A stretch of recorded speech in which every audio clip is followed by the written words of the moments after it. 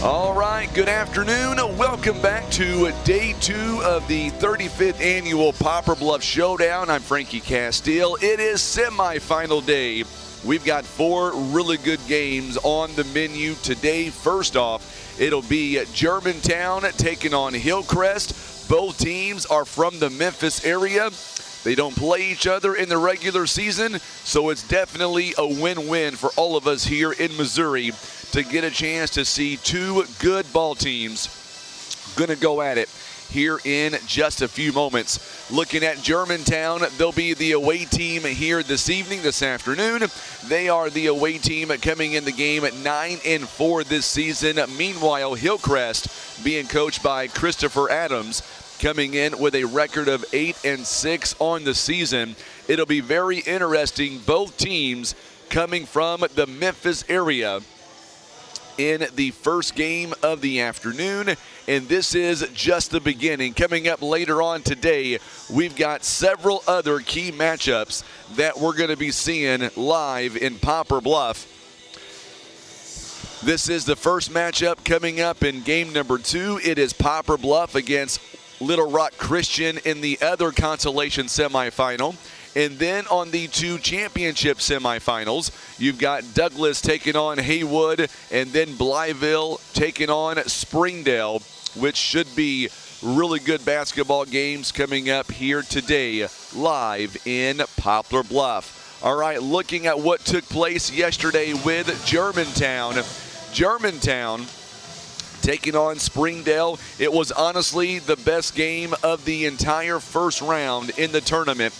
And this game literally went back and forth all the way around. Springdale would actually outscore Germantown 14-13 in the first quarter. Second quarter, it was Germantown outscoring Springdale 21-18.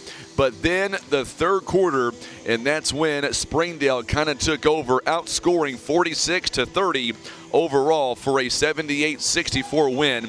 Looking at some of the high points last night from Germantown, they were led by Anthony Medlock, 17 points overall, 11 points each by Ja'Cory Dixon and Cameron Temple. Those 2 guys put up 11 points each. Also, Hugh McFarland, he was huge in assists. He had 6 overall. As Germantown, they would shoot the ball overall 42%. They were 6 out of 20 from downtown, and they were 10 of 13 on the free throw line, coming in at 77%. That was Germantown as they took on Springdale last night. Now looking over at Hillcrest and what they were able to do against a very good team out of Blytheville.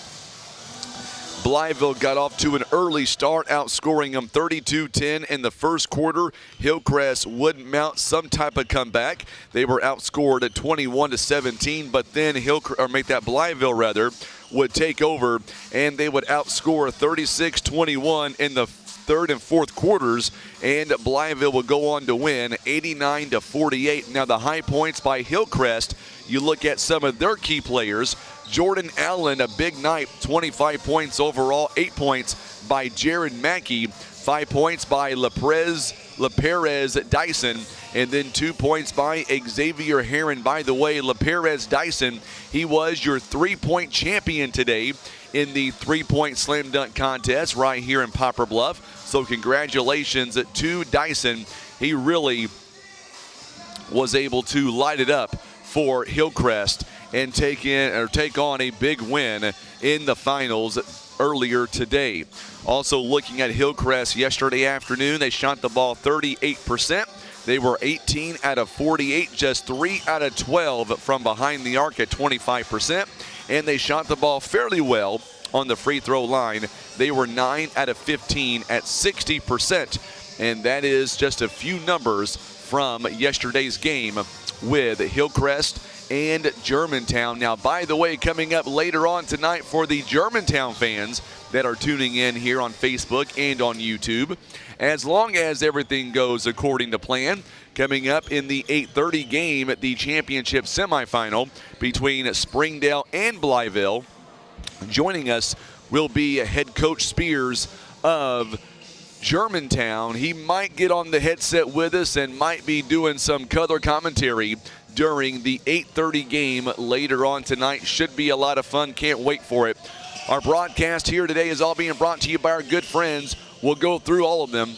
Super 8 Motel, Comfort Inn, Academy Sports and Outdoors, Holiday Inn. Also being brought to you by Sparklight, Hampton Inn, Briggs & Stratton Drury Inn, Robert Rowland Dentistry, Briggs & Stratton. Also being brought to you by the Donut House, Godfather's Pizza, McDonald's, Ozark Total Healthcare. Also being brought to you by Johnston's Steak and Shake, the Mules Booster Club, and of course KWOC Radio. Mike and Zach's Barbecue, Scott Law Group LLC, Papa John's Pizza, Colton Steakhouse, Poplar Bluff Chamber of Commerce, FCA Skeeter Kell Sporting Goods. Also being brought to you by Subway, Walmart, Pepsi, Innovative Orthodontics, Buffalo Wild Wings, Coca-Cola, Las Margaritas, Maya's, also Fairfield Inn and El Acapulco. Just a few of our sponsors here this afternoon for the Poplar Bluff Showdown live in Poplar Bluff. Also McLean Transport Company. Also CE Norton Construction and Plumbing, Poplar Bluff Regional Medical Center, and 10 Box Cost Plus. All sponsors here today of this amazing atmosphere here live in Poplar Bluff. We are coming up on the 8-minute mark. Before we tip it off, we're going to go to a quick timeout. We're going to come back with about 6 minutes to go. We'll give you who we believe are going to be the starting lineups, and we'll come back for the opening tip.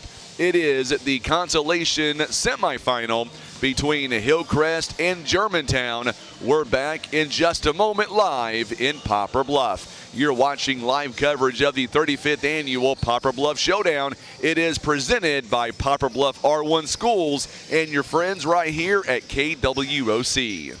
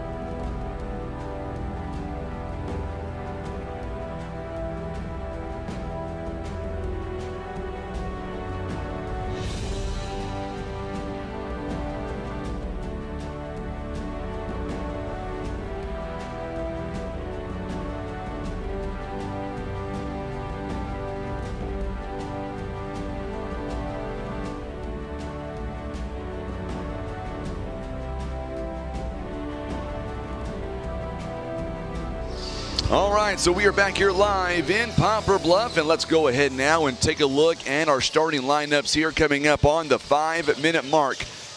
Let's start with Germantown. They're wearing their away black jerseys with the red trim, the red numbering. And coming into today's game with a record of 9-4. Here's who we believe are going to be the starting five. We believe it'll be number 0, Ja'Cory Dixon, a 5'9" junior guard. Also number 2, Caleb Jeffries, a 6'2" sophomore guard. Number 3, Hugh McFarland, a 6'2" senior guard. At number 5, Anthony Medlock. He is a 6'4" senior guard. And number 23, Cameron Temple, a 6'5" senior forward. That's who we believe are going to be the starting five for the Red Devils out of Germantown in the Memphis area. Looking over at the home side, you've got the Hillcrest Vikings coming in, being coached by Christopher Adams in his first season. They've got a record of 8 wins and 6 losses to this point. And here's who we believe will be the starting five. Number 1, Jared Mackey, a 6'5" junior forward. At number 3, Jordan Allen, a 5'11" junior guard. Xavier Heron wears number 4. He is a 6' junior guard. Also number 10, Caleb Campbell, a 5'8" senior guard. And number 13, LaPerez Dixon, a 6'5" sophomore forward. By the way, Dyson, my apologies, not Dixon, Dyson, also won the 3-point competition earlier today, this morning at about 10:30. So there you go. Those are the starting lineups, and both teams are looking to get a win as we get ready for the opening tip-off here this afternoon in Poplar Bluff. Both teams coming off of losses yesterday. Germantown took Springdale all the way to the limit last night. Springdale would get a win, and they would win by double digits. However, it would take all 4 quarters, and they were not able to come back and maintain that win or that lead late last night, as Germantown came up just a little bit short. So good luck to Coach Spears and good luck to Coach Adams from both teams. And we are coming up now about 2.5 minutes until tip-off. We'll come back in the final minute, and we'll get ready for the opening tip-off between Germantown and Hillcrest. You're watching live coverage of the 35th Annual Poplar Bluff Showdown, presented by Poplar Bluff R1 Schools and KWOC.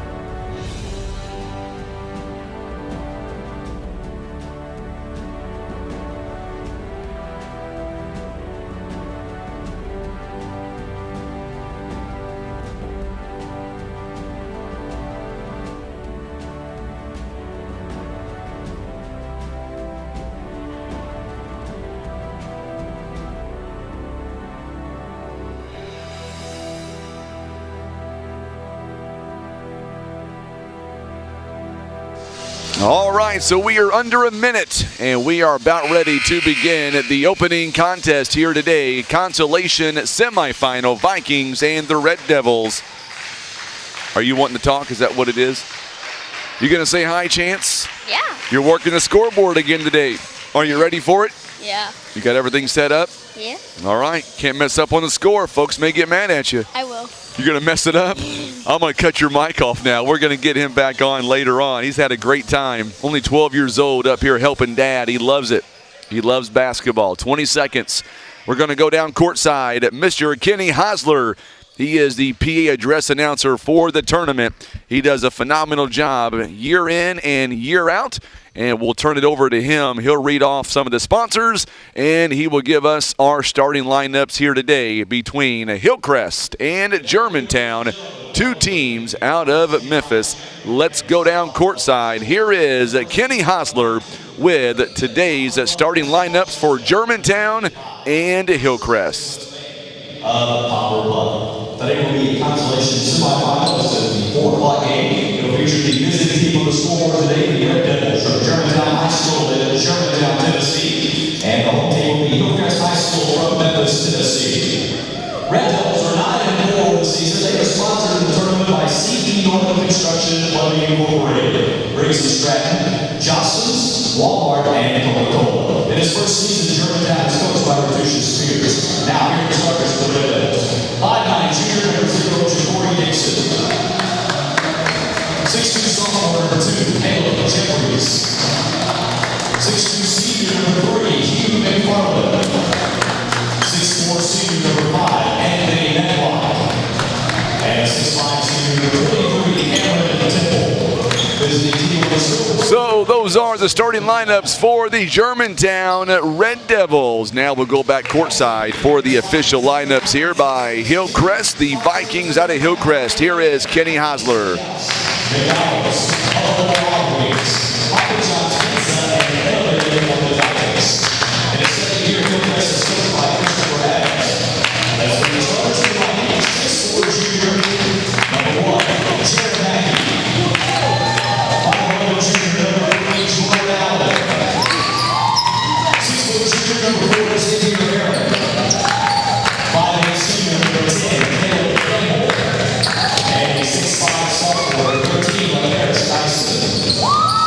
All right, so Perez Dyson wearing number 13 and getting the final introduction here today as we tip off day number 2 of the 35th annual Poplar Bluff Showdown. Tim Hicks on the camera doing a phenomenal job as always. Chance on the scoreboard.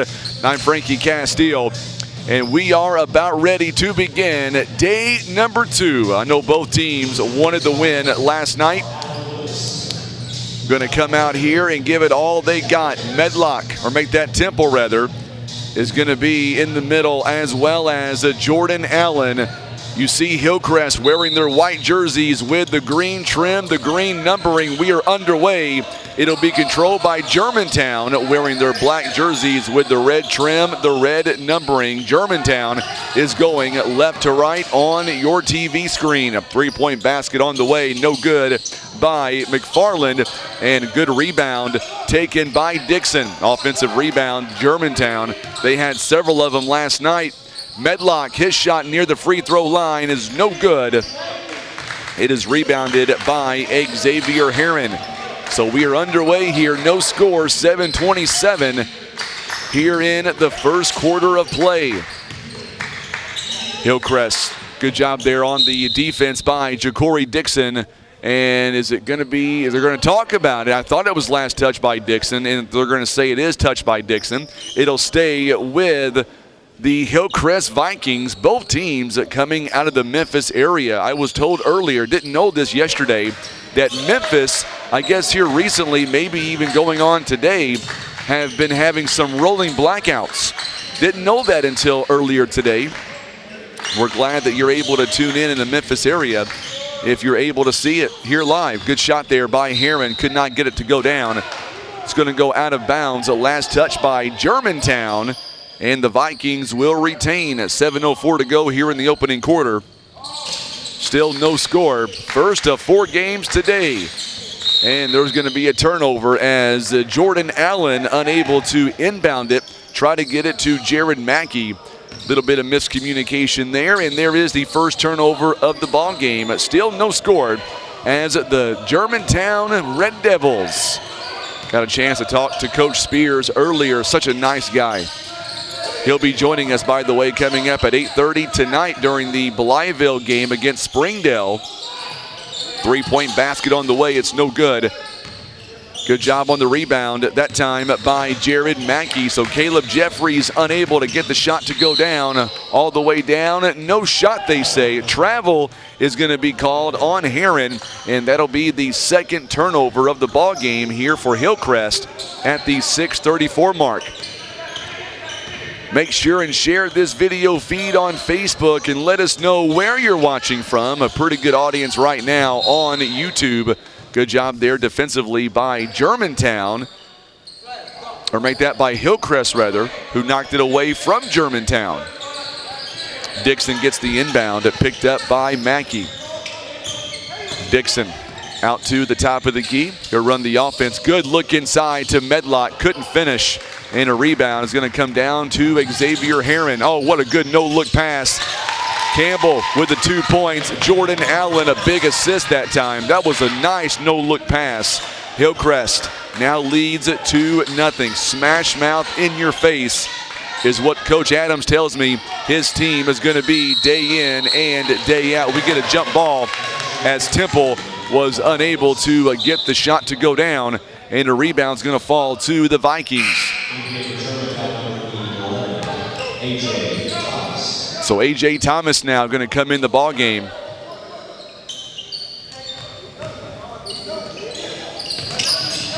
A.J. Thomas in for the Red Devils, and coming out is Anthony Medlock.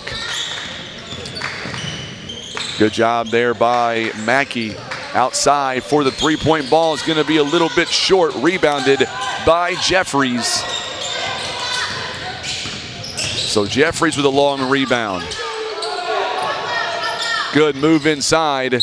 Going up is going to draw the foul. Good job by Caleb Jeffries near the rim. He'll draw contact, and he's going to go to the free throw line. He'll shoot a couple of free throws. Going to be a foul on Jared Mackey, so going to the free throw line is going to be the Germantown Red Devils. They are 10 of 13 in this tournament thus far. First one is up. It's good by Caleb Jeffries. 2-1 now the score. So Jeffries here on the tournament. He is averaging about a point and a half so far. He's 3 out of 3 on the free throw line thus far. Second free throw is no good. Good rebound by Dixon. There's that offensive rebounding we saw last night against Springdale. Three-point basket is up. It's good by Ja'Cory Dixon. So the offensive rebound turns that into points. Good job by McFarland there on the assist. I've got Mike and Pamela Green tuning in from Silva, Missouri. Glad to have you guys alongside. Xavier Heron ties the ball game at 4 apiece. 4-4 the score.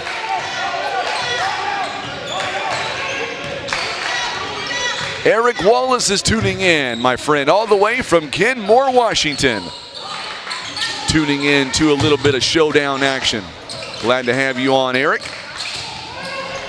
Oh, what a block by Jared Mackey as McFarland unable to get the shot to go down. And we're going to get an offensive foul the other way. This one going to go on Mackey, and that's going to be number 2 on him. So a quick 2 fouls. Coach Adams not happy on the sideline there for Hillcrest, and we're going to see a substitution coming in. Coming in will be Mario Morgan for Hillcrest.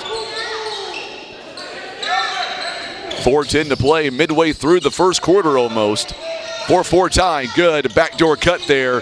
What a move as Ja'Cory Dixon again. McFarland on the assist, and we are down coast to coast. Jordan Allen, he steps inside the paint. And just like that, we are tied again at 6-all. Back and forth here, kind of a seesaw in the first quarter. Good consolation semifinal on the start. 3:42 now. Ja'Cory Dixon, good job defensively there by Hillcrest.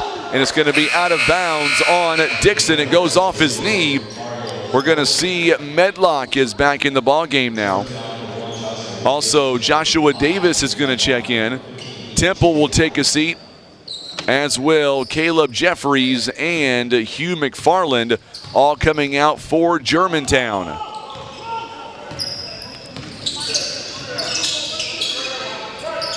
A.J. Thomas will stay in the ball game here for Germantown. Also in the ball game is DJ Allen as well. Jared Mackey, he will come in the ball game here. There's a nice steal by Germantown.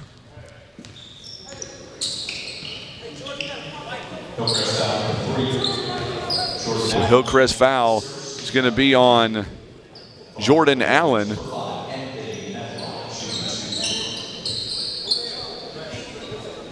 So 3 fouls to none so far here in the early going. Medlock now 6-6 tie.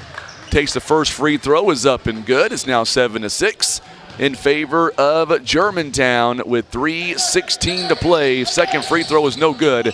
Tracked down by Allen. And here comes Hillcrest on the other side now. Hillcrest, good spin move by Allen, and he's got 4 of the team's 8 points. That was a good spin move there. 8-7 to score. 3-minute mark here in the first game of the afternoon.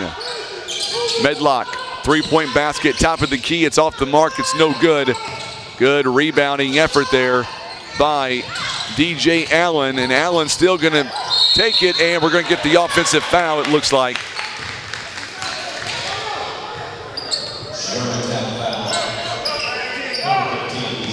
It's going to be DJ Allen, offensive foul, his first.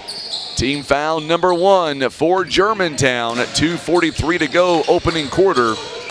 It is an 8-7 ball game now.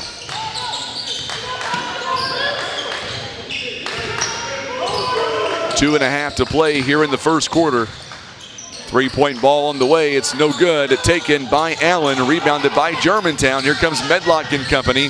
DJ Allen wide open, could not finish. And we're going to get a whistle and a foul coming up. Believe it's going to go against Germantown. It's going to be Joshua Davis. And we're going to see coming over for Germantown, we're going to see DJ Allen and Ja'Cory Dixon all coming out of the ball game. Temple back in, number 23 for Germantown. Hillcrest trying to push the tempo. Good job by Joshua Davis on the takeaway there. Also, Hugh McFarland back in the ball game. Pretty good contest here in the early going. It's a 1-point affair, 8-7 to score. By the way, coming up in the next game, second Consolation semifinal, Poplar Bluff. There's a turnover on Germantown. Joshua Davis unable to connect, and that'll be turnover number 3 in the ball game for Germantown. Hillcrest, by the way, they've got 5 here in the opening quarter. Poplar Bluff takes on Little Rock Christian in the next game. That'll be our second Consolation semifinal. And then we'll switch gears over to the championship side. Tell you what, Douglas Haygood's going to be a pretty good ball game coming up. 3-point basket is no good. It touches the top of the shot clock there by Dyson. It's going to go out of bounds and will belong to Germantown. We're going to see coming in for Hillcrest, Ricky Robertson now. He'll come in for Mario Morgan. Dyson, by the way, our 3-point champion earlier today during our 3-point slam dunk contest. Good move. This one not going to go in by Hugh McFarland, but he'll go in and draw the foul. And he's going to shoot some free throws coming up. I believe it's going to be on Xavier Heron. It'll be his first, team foul number 4 now. 4-2 in favor of Germantown on the fouls. Hillcrest with 4, Germantown with just 2. McFarland now going to the free throw line. He hasn't been there so far in this tournament. He'll get his first 2 right now. First one is up, and it is good. Tie ball game here in Poplar Bluff. Hillcrest has not been at the free throw line yet. Meanwhile, Germantown, they are 3 out of 5 in the early going. Second one, no good, rebounded by Dyson. So, Perez Dyson, 1:09 to play. Kicks it outside, out to Xavier Heron. Heron now Good move inside. Good feed to Jordan Allen, and he's got 6 points. It is now 10-8. Hillcrest leads it by 2. Under a minute to go in quarter number 1.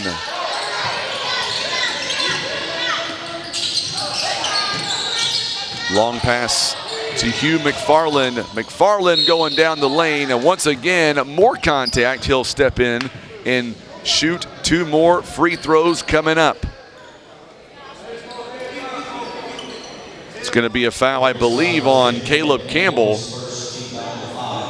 Team foul number 5 now. So Caleb Campbell, and we're going to get 2 free throws by Hugh McFarland. Went 1 of 2 a moment ago. Makes the first one there. So Elijah Vincent going to come in now for Caleb Campbell for Hillcrest.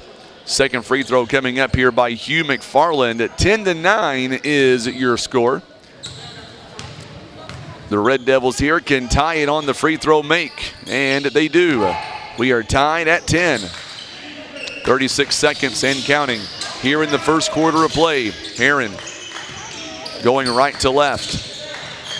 Gets it to Jordan Allen. Allen now going to back out near the timeline. He might be holding for 1 shot. Coach Adams, that's what they're doing. That's what Jordan Allen's saying, playing for 1 shot. 16 seconds now. The Red Devils going to apply some pressure now. We get a whistle and a foul coming up on Germantown. So good move there by Jordan Allen, and this one is going to go against A.J. Thomas. It'll be his first, team's 3rd. They're going to say it was on the floor, not in the act of shooting. Oh, he threw it in off the back of the Red Devils. It didn't work. Here comes Hugh McFarland. Oh, good ball movement there as Medlock is able to score off of the assist by Joshua Davis. We go to the end of 1 quarter. It is a 12-10 score. We're back in 30 seconds. You're watching live coverage of the 35th annual Poplar Bluff Showdown, presented by Today's Talk, KWOC, and the Poplar Bluff R1 School District.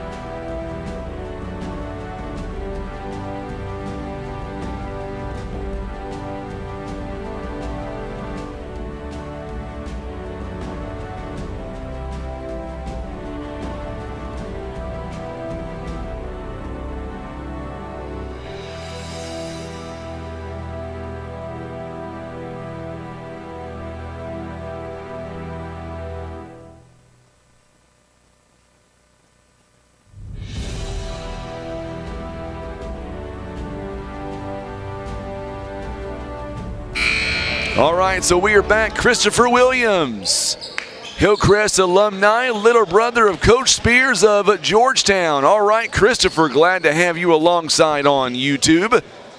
You're kind of conflicted on this game, I would say. Pretty good here to begin. You got to be happy with the output here by both teams. It is a 12-10 ball game right now. As we start quarter number 2, Hugh McFarland, also A.J. Thomas, Cameron Temple out there, Joshua Davis as well, and Anthony Medlock. Those are the 5 on the floor right now. Sean Adams says, let's go Hillcrest. Glad to have you on this afternoon. A pretty good ball game early on. There's a turnover there. Oh, right back to the Red Devils, and couldn't finish by Hugh McFarland. Here comes Hillcrest now. Long 3-point basket by Dyson. He was the 3-point contest winner for a reason. Dyson, a big 3-pointer, 13-12 now.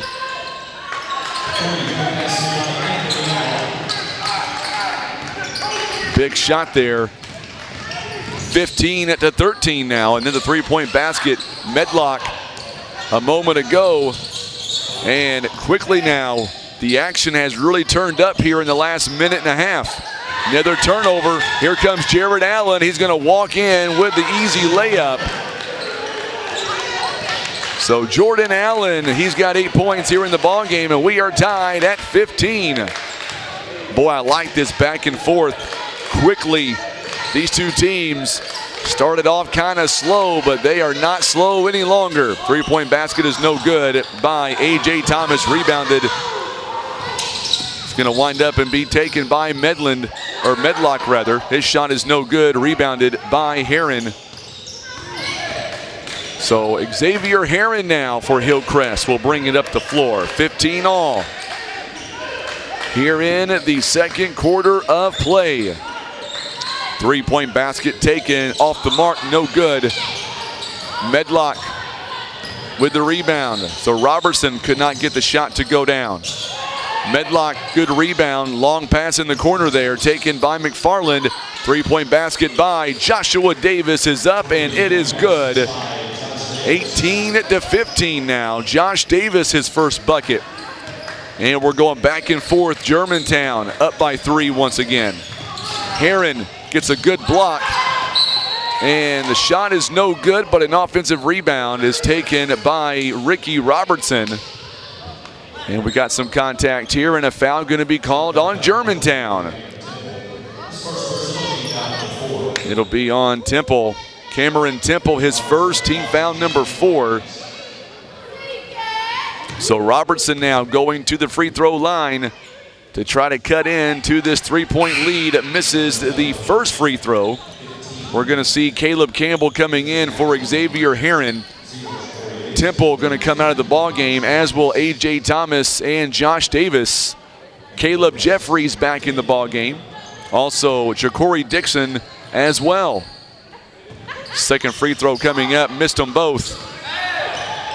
Medlock on the rebound for Germantown.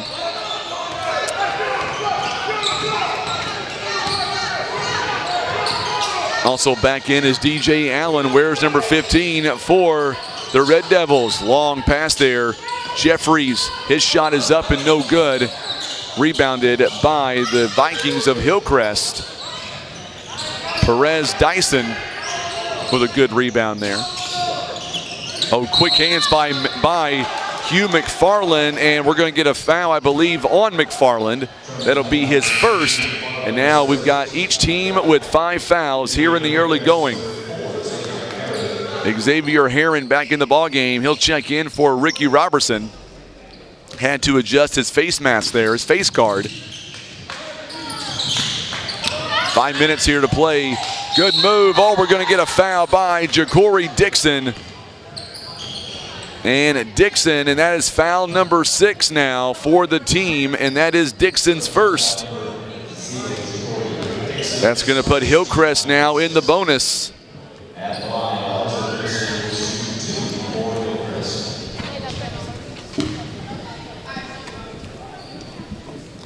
First free throw coming up. It is no good by Vinson. So Vinson goes to the free throw line. Misses the first free throw. Second one is on the way, and it is also no good. Rebound by Anthony Medlock.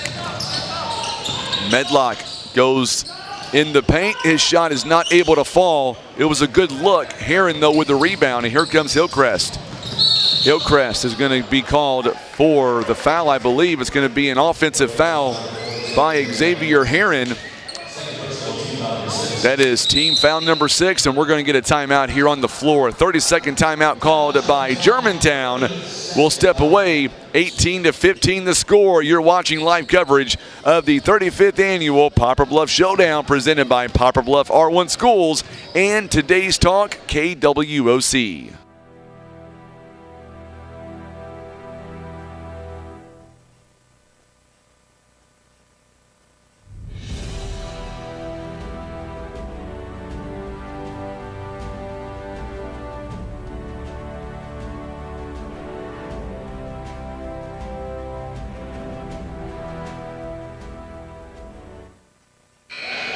All right, 4:42 to go here in the first half. It is a 18-15 ball game right now. Germantown is shooting the ball 26%. They are 5 of 19. Hillcrest, meanwhile, 7 out of 14 50% with 7 turnovers. Basket is no good by Caleb Jeffries. And here we go now. Jordan Allen slips and he falls, and turnover on Jordan Allen. Coach Adams said, wait a minute, where's the foul there? Not going to get a foul this time around. 18-15 the score. Caleb Jeffries in the corner. Man, he was dynamite last night against Springdale. Both teams starting off a little bit sluggish this first contest of the day. Coming up next, Poplar Bluff. They're going to take on Little Rock Christian. Oh, good move. Medlock is able to finish.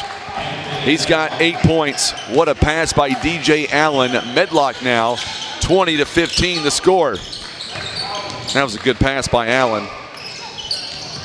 There's a turnover there. Jeffries takes it out of midair. Jacory Dixon now picked up by Xavier Heron. 3:35 to play. Medlock, yes sir, goes back in at 10 points. Good move. 22-15. That must be a saying where they all say, yes sir. I don't know, my son's saying it now. 22-15, 7-point ball game. Boy, Germantown has woken up since that timeout they called. Allen, 3-point, my goodness. How do you defend that guy? What a shot by Jordan Allen, a 3-pointer. And we get a whistle here and a foul. I'll tell you what I like about both teams here in the early going. Consolation semifinal, the way these two are playing, though, you wouldn't think that. Elijah Vincent picks up the foul. Team foul number 7 now. So Anthony Medlock makes the first one. And we're going to see coming in the ball game now is Mario Morgan. He'll check in for Elijah Vincent now. Yesterday, as Medlock makes both free throws, he's got 12 points here in the ball game. Medlock yesterday had 17 points in their game against Springdale. He's already got 12 here in this one. Shot is up and no good by Jordan Allen. It is batted around. Nice rebound by Campbell. Good move getting it to Jordan Allen. No good off the backboard that time. Medlock with the rebound. Germantown out rebounding 14-12. A 3-point basket by McFarland is no good. Good rebound there by Heron. So rebounding is pretty tight right now. Hillcrest is actually out rebounding Germantown right now. 15-12. Foul going to be called on DJ Allen, his second. Both teams have 7 fouls in the ball game now. So Mario Morgan on the free throw line. He has not been there so far today. First one is up and it is no good. So we're going to see Chance Terry coming in the ball game now for DJ Allen. On the other end, you've got Campbell. He'll take a seat. And back in is Ricky Robertson. So Morgan now takes the second free throw. This one is up and it's good. At 24-19 the score. 5-point game. We are nearing the 2-minute mark here in the first half of game 1 of 4 today. 3-point basket, Medlock, my goodness. That's an NBA range at 3-point basket. Stood there right near the mule head.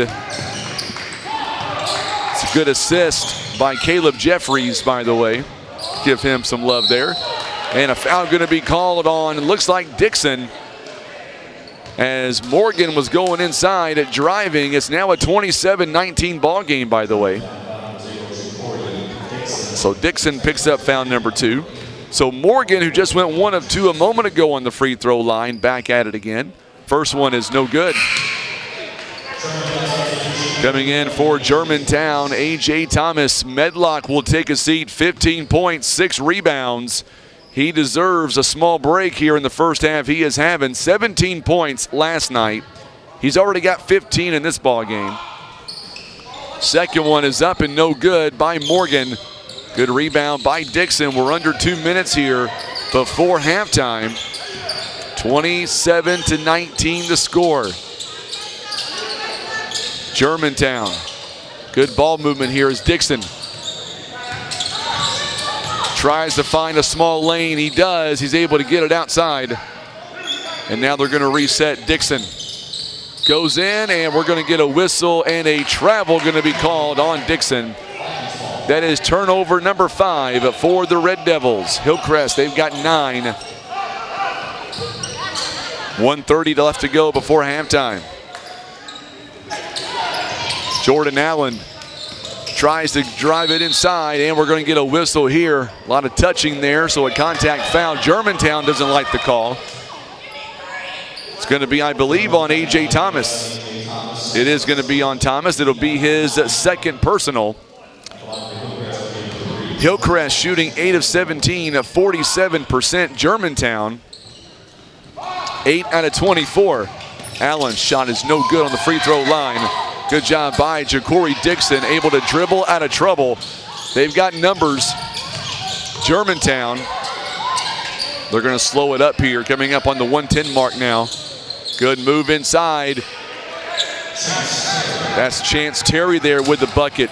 Ja'Cory Dixon on the assist, and now it's a 10-point ball game. All of a sudden, Germantown has opened it up. Three-point basket is no good by Dyson. He's got 1 3-pointer in the ball game. 54 seconds is all that remains here before halftime. Coming up at halftime, Tim and I are going to reset, get everything ready to go for the second half. We thank you for tuning us. Day 2, game 1, semifinal day, Consolation semifinals. Germantown and Hillcrest. 10-point game. Hillcrest trails by 10.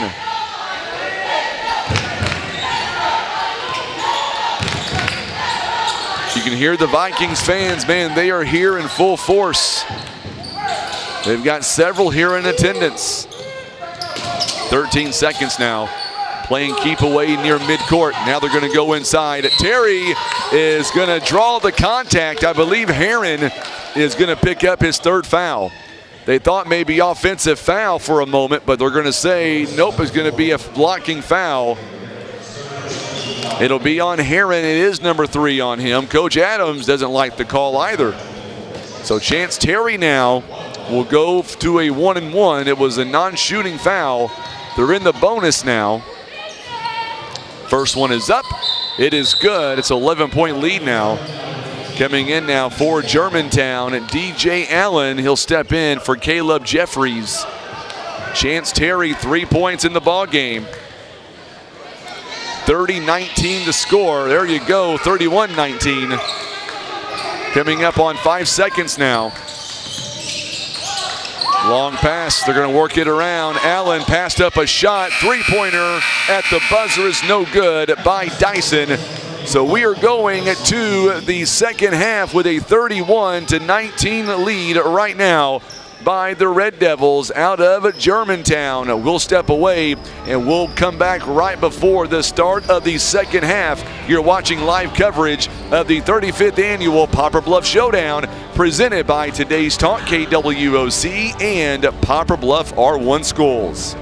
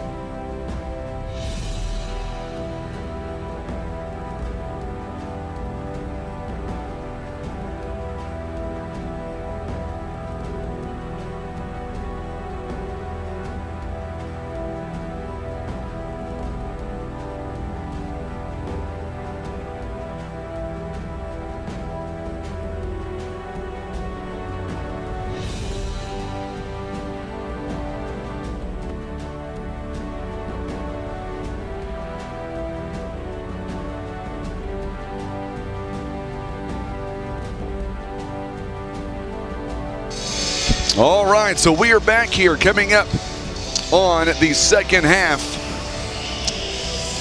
And we're going to get back to live action.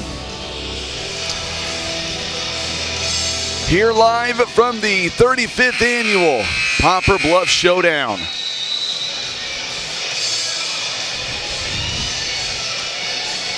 Let's get reset here as Tim and I get ready.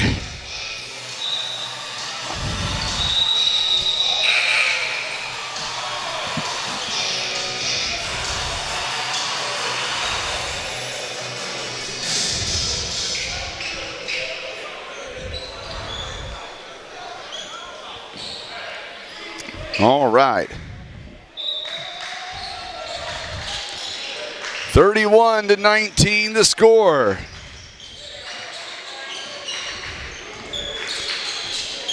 Now we are back to live action here as Heron takes the shot. It's no good. Good rebound by Temple. So Heron's shot is no good. Long pass by Germantown. We see Ja'Cory Dixon. He is out there along with Medlock, Anthony Medlock. Medlock, 17 points here in the ball game. Oh, good job by Jordan Allen to track down the rebound. That was a long rebound he had to fight for. Caleb Campbell was out there. Jared Mackey as well. Mackey kind of surprised by the pass, I believe. And we're going to get a whistle here and a foul. Caleb Jeffries also out there for Germantown. It's going to be on Temple. It'll be his second personal foul. First one is on the way by Mackey. It's no good. So we are back to live action here. 7:07 to go. Second one by Mackey is up and good. It is now 31-20 to score. We are in the third quarter now. Back to live action. Dixon gets it out to Medlock. Medlock's shot is no good. Here comes Jordan Allen now. It's going to go out of bounds. And it's going to be last touched by Hillcrest. So quickly now as Caleb Campbell takes a seat, Ricky Robertson back in the ball game.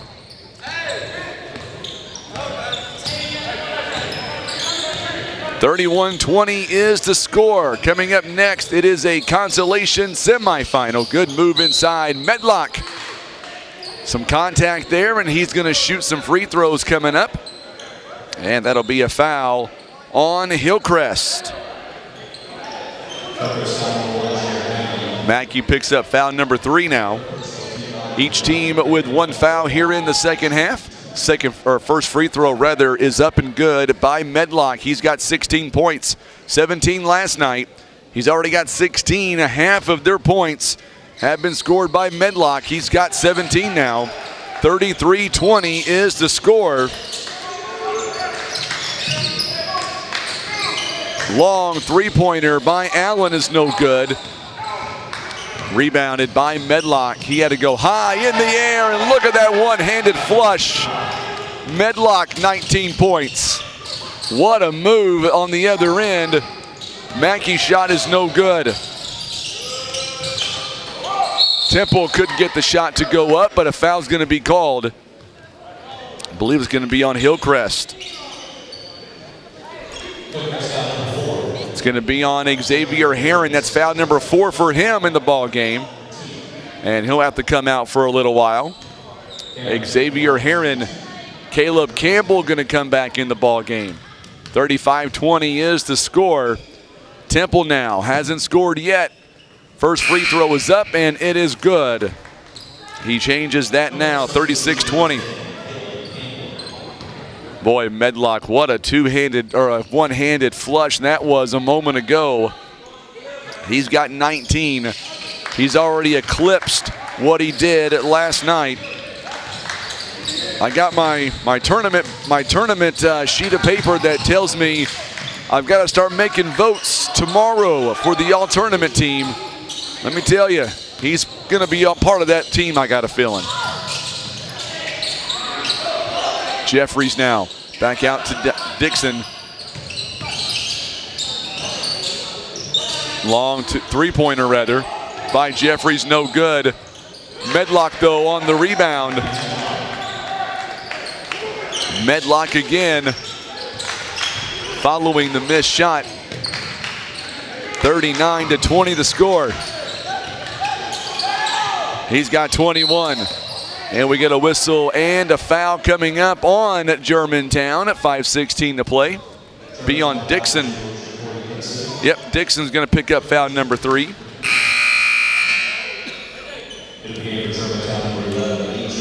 So DJ Thomas going to come in the ball game now for Ja'Cory Dixon. Or make that AJ Thomas rather, my apologies there. 39-20 the score. Each team with 2 fouls here in the second half. Pull-up jumper from the free throw line by Campbell is no good. It's going to go out of bounds. The officials will talk about it, and they're going to say it's going to stay with Hillcrest. They're going to say Medlock maybe tipped it.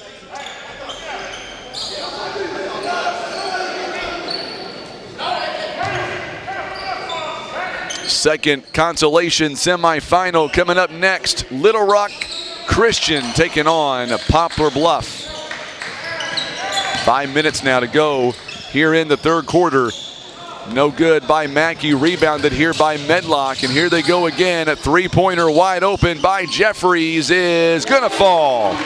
So Jeffries with a three-pointer, and now it is 42-20 the score.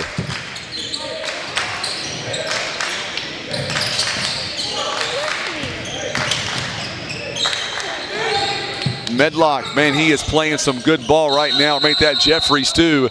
We get a whistle tie up. It's going to stay with Germantown.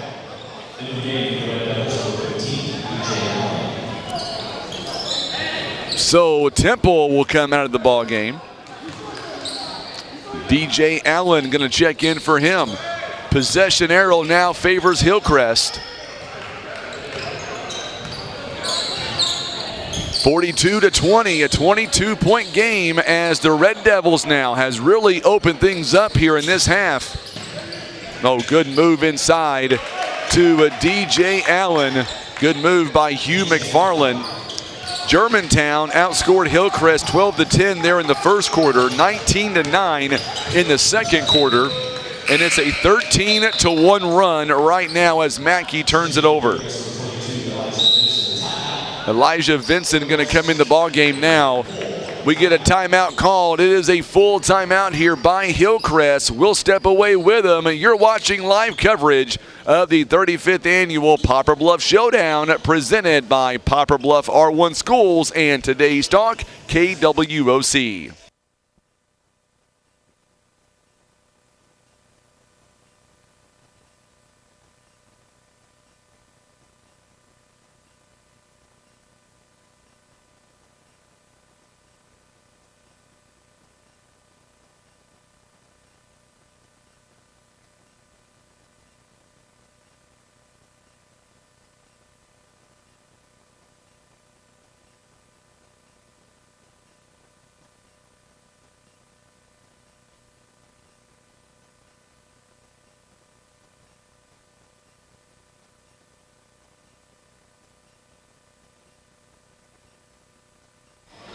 All right, so we are back here as we get ready. 4:03 following the timeout. 4-minute mark here. It is a 44-20 ball game. Coming up next, Poplar Bluff. There's a good steal by Hillcrest. Allen on the steal, could not get the finish. And here comes Germantown up by 24. Hugh McFarland, nice move inside, and a foul going to be called. And Coach Adams, he thought there was a travel that should have been called, but the officials say otherwise. Hillcrest fouls on the 22, It's going to be on Elijah Vincent. It'll be his second personal, team foul number 3 now. First one is up. It's no good by DJ Allen. So Joshua Davis back in the ball game now for A.J. Thomas. Second free throw coming up here by Allen. It is up and it's also no good. Rebounded by Jared Mackey. And Mackey goes inside. He'll draw contact and shoot a couple of free throws coming up. DJ Allen picks up his third personal foul. Each team now with 3 fouls here in the second half. 3:22 to play. First one is on the way. It's up and no good by Mackey. Mario Morgan coming in the ball game now for Ricky Robertson.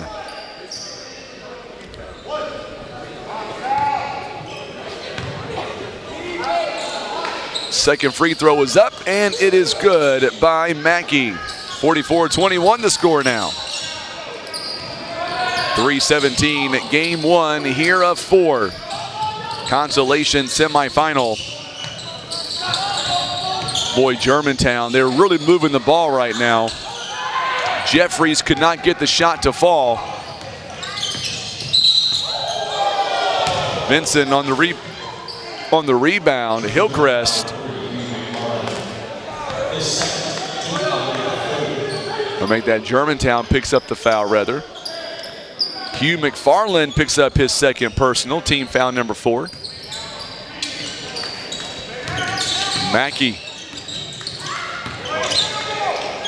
Mackey with a long 3-point basket. This one is going to go up and over the backboard. It's going to be out of bounds.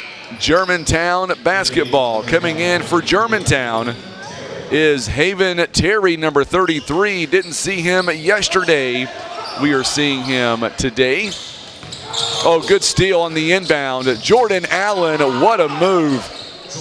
As Medlock turns it over, Allen's got 13 points. 44-23 now to score. And we get a whistle here.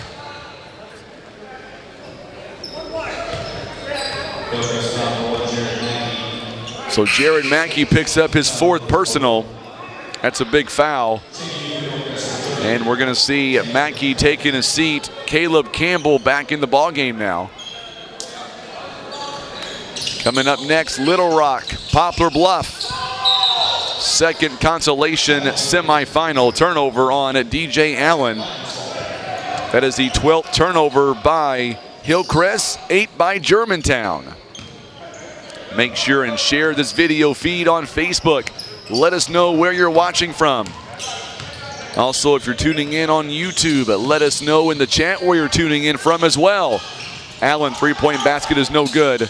Good rebound by Hillcrest. Good move taken there as Vincent with the long rebound.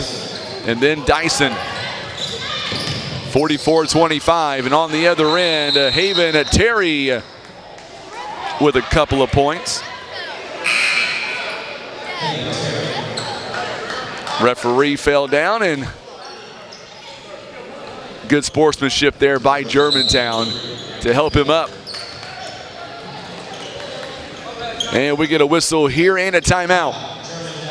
Timeout Germantown, a 30-second timeout. We'll remind you, coming up following this game, we've got our second Consolation semifinal coming your way. Poplar Bluff against Little Rock. Tim Simpson is tuning in all the way from Jacksonville, Florida. I know yesterday he was telling me about the forecast up here in Missouri, Tim. We're going to get a lot of rain starting tonight. Looks like rain tonight and then again Monday and Tuesday of next week. But at least it's not 30 degrees below zero.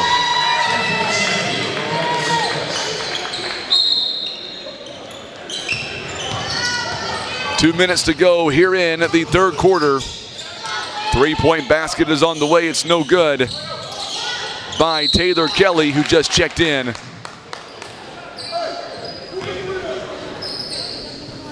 So Taylor Kelly, who just checked in, three-point basket was no good. We get a whistle and a foul, though, on Caleb Jeffries. And that's going to put Mario Morgan on the free throw line. First one is up, and it is good. 46-26. It is now down to 20 points. So Jeffries takes his seat. Josh Davis back in the ball game now. Second free throw coming up here by Morgan. Knocks them both down at 46-27.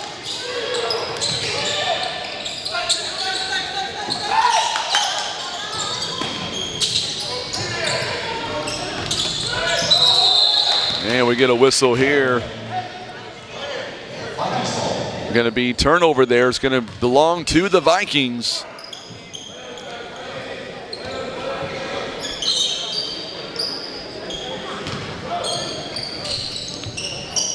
Terry on the travel call. Oh, good move. Taylor Kelly had a small window there, just couldn't finish. It'll be on Caleb Jeffries. It'll be his second personal.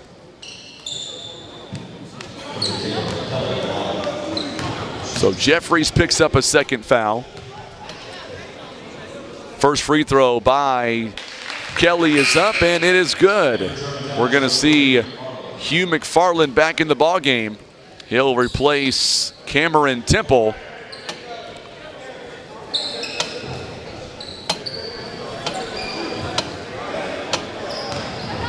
Second free throw coming up. And this one's no good. Rebound here by Medlock.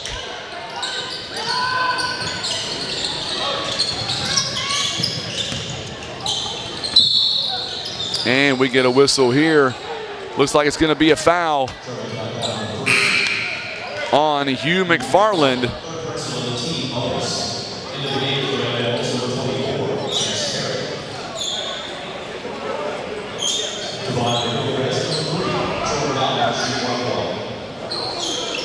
So shooting 1-and-1, Jordan Allen knocks down the first one.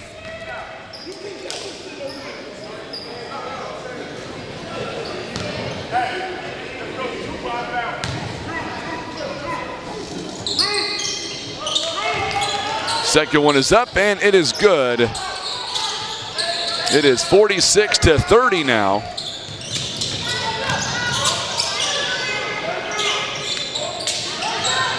Three-point basket by Jeffries in the corner is no good. On the other end, Kelly. He's got a bucket now. There's a quick steal, nearly a steal rather. 46-32. Oh, what a move, what a block by Jordan Allen. 46-32. Boy, the action has really started to come alive. We get a whistle and a foul coming up, as Morgan had a wide open shot, just could not connect. And that'll be a foul coming up on Morgan. It'll be his first. Team foul number 5 now. A little bit of water on the floor. Going to clean that up before we start. It's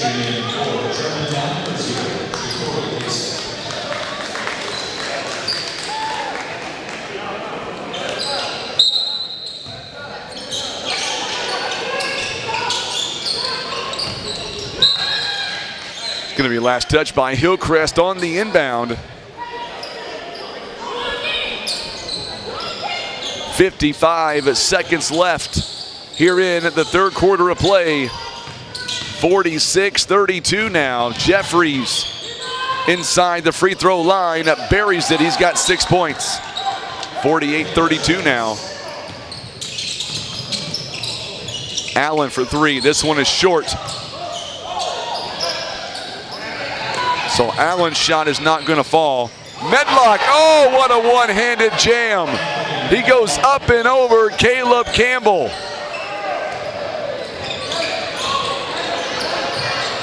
Oh my goodness. 50-32-23 by Medlock. What a one-handed jam. 14 seconds left.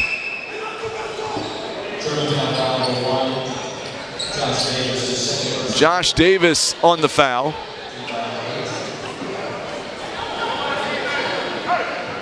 Oh my goodness. Medlock with a one-handed flush. That's his second jam of the game. Free throw was up and good by Jordan Allen. He's got 16 points. 50-33 now the score.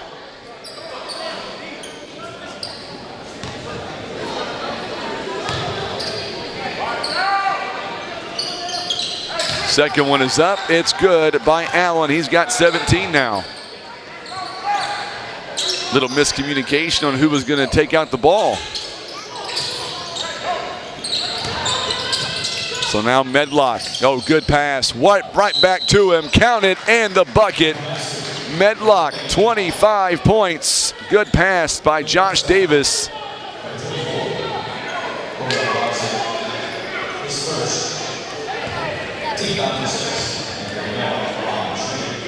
And Medlock, his shot's up and good.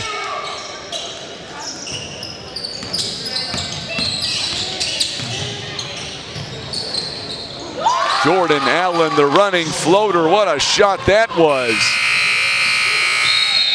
So Jordan Allen, 53-36. He's got 19. Medlock, he's got 26. We're going to come back in about 30 seconds. You're watching live coverage. It is the 35th annual Poplar Bluff Showdown. It is presented by Today's Talk, KWOC, and Poplar Bluff R1 Schools.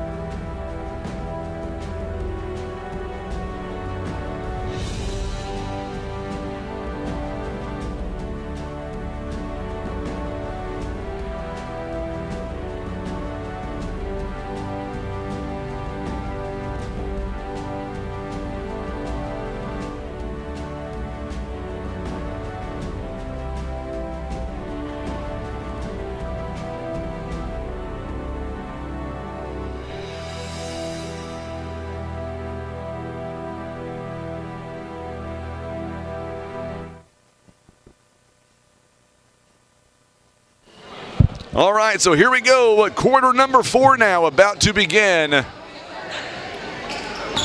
We are underway, 53-36 now. There's the offensive foul by Jordan Allen, and that'll be number 2 on him.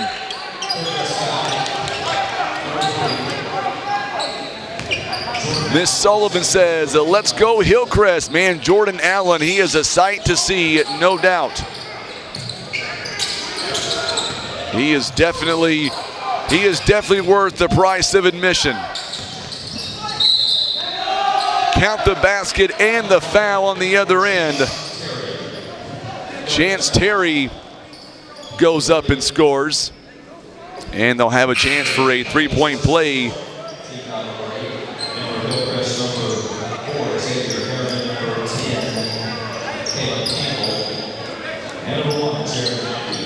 Got a foul coming up now on Taylor Kelly. It'll be his first, team foul number 8. So both teams now with 8 fouls here in. Chance Terry going to the free throw line. He'll get a chance for one. Misses the free throw. Rebounded by Dyson. 55-36 now the score. So back in the ball game now is Heron. His shot is no good. And we get a whistle here. Another foul coming up. Oh no, I'm sorry, it's going to go out of bounds. No foul. It's going to belong right back to Hillcrest. So Heron on the inbound.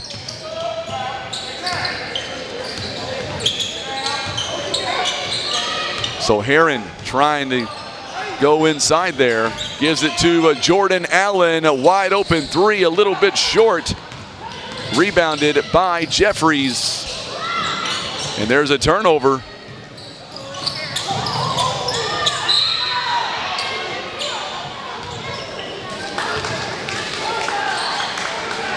So 7:05 to go here in the ball game.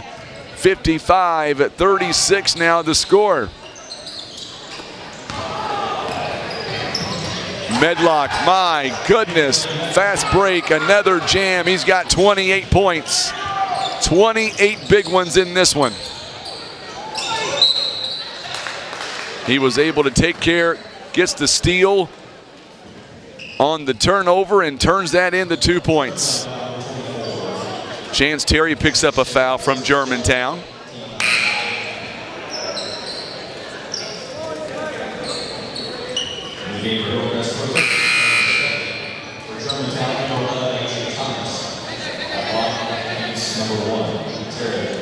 So as Terry, or I should say Josh Davis, takes a seat, A.J. Thomas is back in the ball game now. Jared Mackey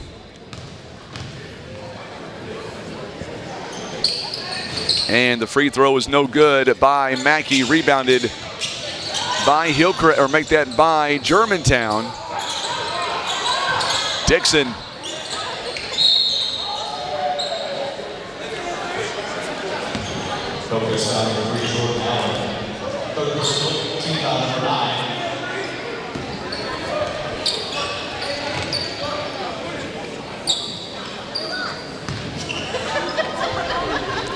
Foul going to be called on Jordan Allen, his third.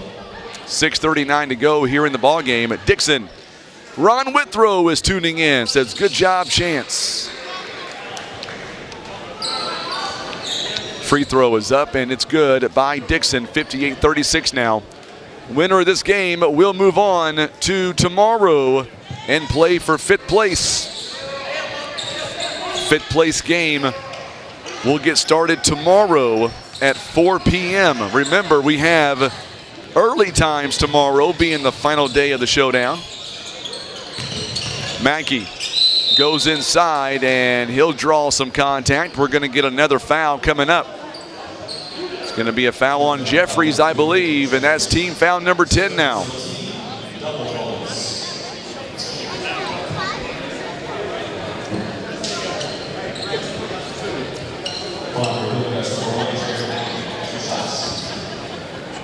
At the free throw line, Jared Mackey now, 2 points in the ball game. First one is up, and it is good. 59-37 now. Mario Morgan back in the ball game for Campbell. On the other end, Hugh McFarland checks back in.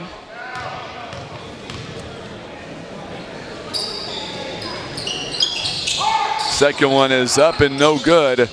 Ball batted around. Good job by Hillcrest to fall on the rebound.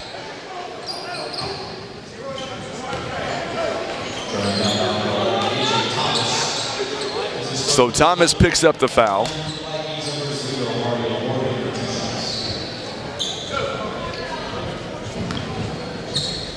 Third foul by A.J. Thomas.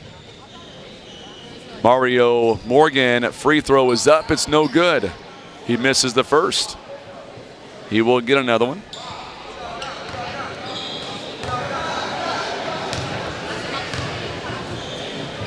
Second one is up, and it is good. 59-38. Still have 6:22 to play here in the ball game. So here comes Medlock. Medlock with 29, or 28 rather, in this ball game. 2 points away from 30. Oh, Medlock goes behind the back, and a travel turnover going to be called on Germantown. That's turnover number 11 now. So Dyson back in the ball game. Morgan takes a seat. Also Taylor Kelly as well. Coming up on 6 minutes. Three-point basket is no good on the other side. Good job by Dixon. We've got a foul. I believe it's going to be on Campbell. If it's on Campbell, it's number 2. It is going to be on Campbell. Double bonus now the rest of the way. I see Poplar Bluff. They're out and about from their locker rooms. Little Rock as well. Of course, the Mules will be the home team in the next game. Little Rock will be the Mules are home. Little Rock will be away.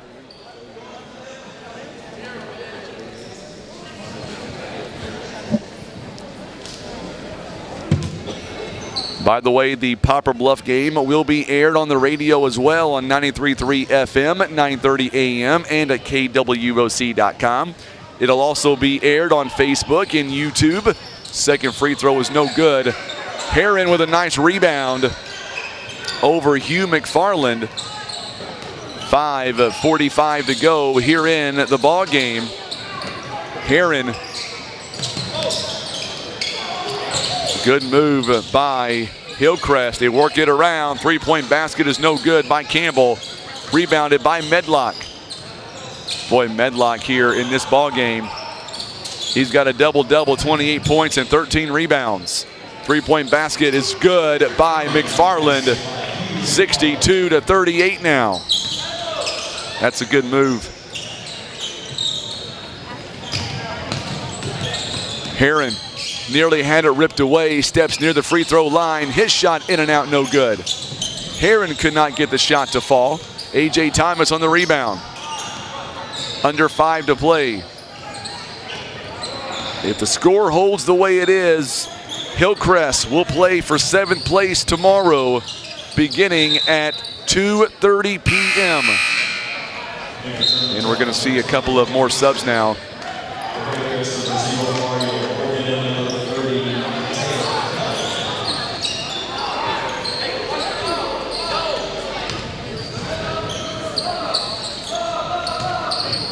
So now Germantown going to inbound.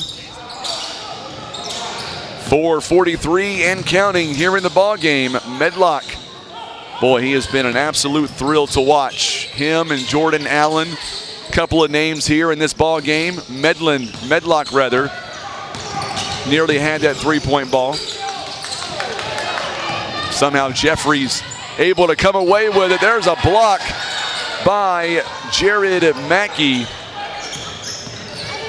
Dixon.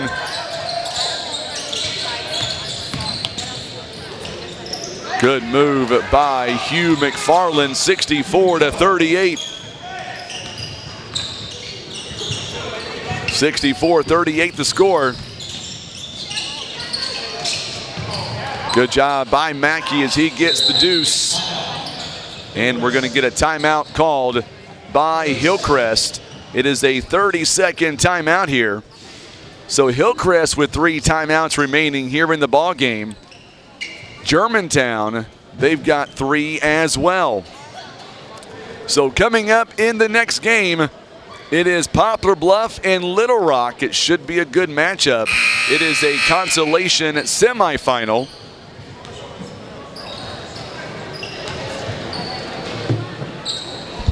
We'll have that game live on the radio too as soon as it begins. A 24-point lead here by the Red Devils.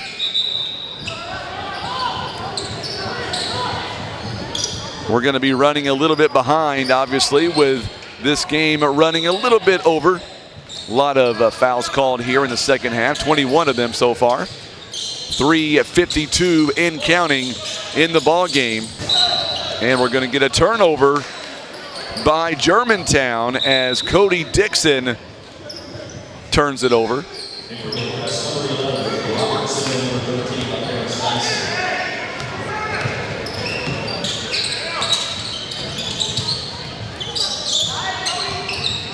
.342 now. Heron kicks it outside to Mackey for 3. It's no good. Mackey's shot is no good. Good offensive rebound by Ricky Robertson. Another offensive rebound as Allen's shot is going to be tipped outside to Heron. And once again, Mackey goes up top and he'll get the offensive rebound and score it. 64-42 now. Boy, Hillcrest, man, they're not going away. You gotta like that.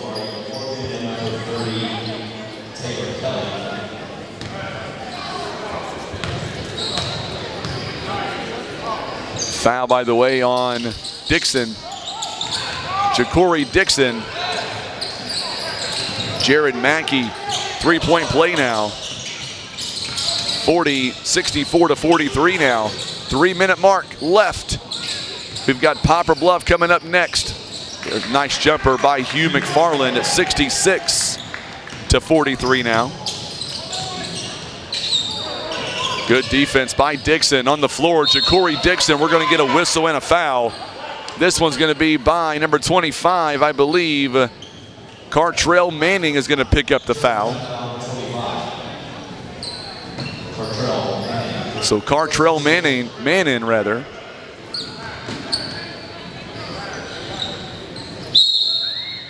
And we're going to get a whistle. Timeout here by Germantown, a full timeout. They're going to have 2 timeouts remaining, so we'll step away for 30 seconds. 66-43 the score.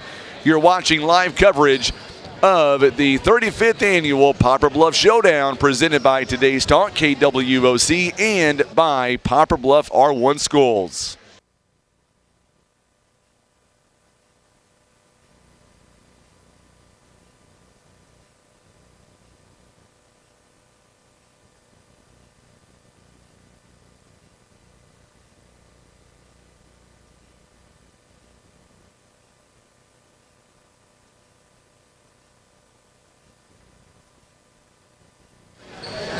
All right, so we are back here.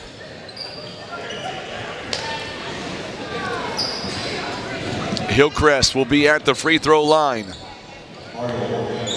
Mario Morgan going to the free throw line. First one is up, and it is no good. So first one no good.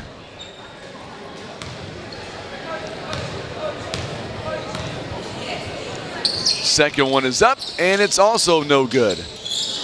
Good job by Josh Davis on the rebound. Here comes Hugh McFarland and company. Ja'Cory Dixon now. He gets a little bit of space outside to Medlock for 3. This one is off the mark. It's no good. Boy, he doesn't miss a whole lot, does he? Oh, there's a one-handed jam by Mackey. And we're going to get a timeout called by Hillcrest. It is a 30-second timeout. Hillcrest now is down to their final 2 timeouts. 66-45 the score with 2:29 to go here in the ball game. Yes, Tim, a chance is on the scoreboard again tonight. I'm pretty lucky. He wants to hang out with dear old dad, at least for right now. 66-45 the score.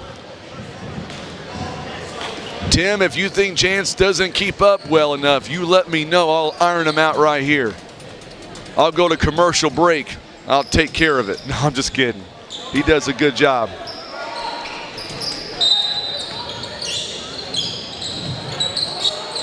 So on the inbound now, Cody Dixon.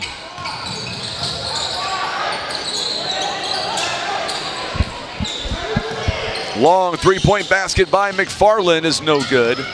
It's rebounded. Here comes Jordan Allen, and Allen's shot is no good. They want contact, not going to get it.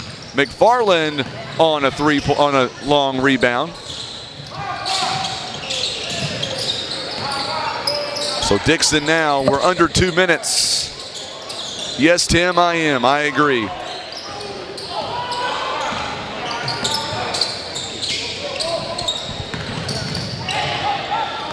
I'll enjoy it while I can. Being 12 years old at some point, Dad's going to be not cool enough to hang out with. Three-point basket, good job there by McFarland on the offensive rebound as Haven Terry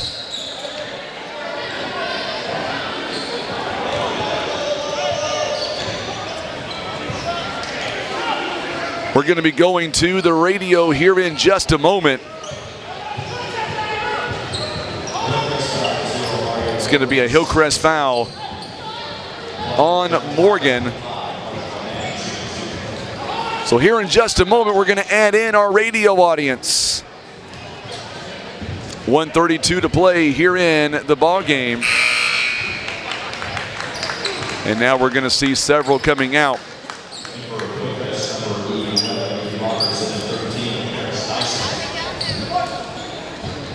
67-45 the score as Manning.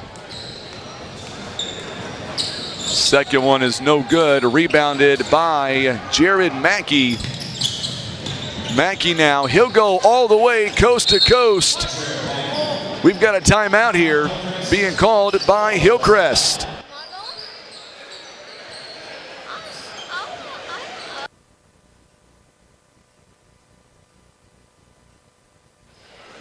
We're going to be joining our radio audience here in just a moment with the timeout. So bear with us, and we'll welcome in our radio audience for the next game, Poplar Bluff and Little Rock.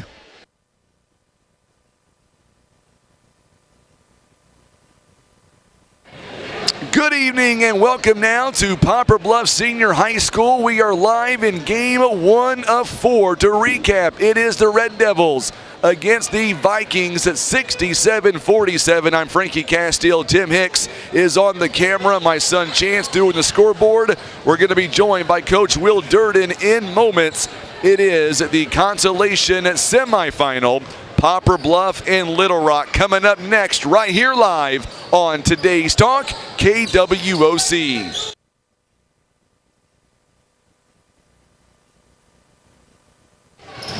All right, so we are going to wrap up here the first of 4 games here this afternoon. And for the Germantown Vikings, DJ Allen could not get the shot to go down. And on the other end, Heron misses the shot. Here comes DJ Allen again, and he's going to make that one 69-47. So it looks like, as of right now, Hillcrest is going to play for 7th place coming up tomorrow afternoon, and that game will be at 2:30. And as far as Germantown goes, they're going to play at 4 p.m., and that's going to be for 5th place. Germantown will play either Poplar Bluff or Little Rock. Medlock unable to get the shot to go down. He's got 28 points here in the ball game. Going to get a whistle here and a foul, so we'll stop the clock here with 25 seconds. So tomorrow afternoon, we will start early, and we should end a little bit early as well.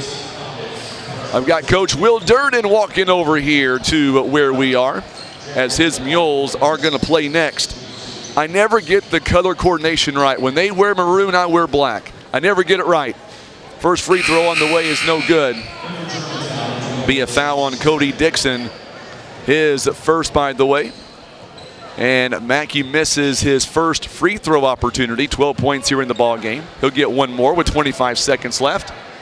We'll welcome in Coach Durden here in just a moment. 69-50 the score.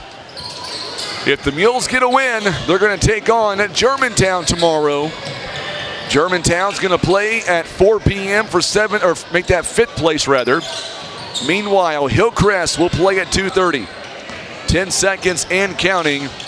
And it looks like Germantown just going to run the clock out here. As this game, there's a quick steal. And Allen will go in and score at 23 for the ball game as this one goes final. With that being said, we're going to welcome in Coach Will Durden for Poplar Bluff. And Coach, man, this tournament, it gets tougher every single year, and your game yesterday was vindictive of that. Douglas was trailing most of the ball game, but they come out second half and got a win. So to get at least one win in this tournament, it's pretty tough. It is tough, and you know, here we are tonight, and you know, you have an emotional game yesterday, and you know, I felt like we played a really good 3 quarters and subpar quarter, and then you play Little Rock Christian, who was one of the teams that was picked to play in the finals. So, you know, it's an interesting tournament, and again, we knew going in that, hey, we got to use this as a measuring stick for our team, and use it to get better. prepare us for the rest of the year, and that's what we're going to do. You know, we like I said, we played well for most of the game last night, and we just lost a little concentration there when you can't do that against good teams. What was the biggest factor in your mind last night in the second half, and what adjustments were able to be made by Douglas to give them a little bit of a momentum going into the fourth quarter? Yeah, Douglas has played a really tough schedule so far, and I think that played a part.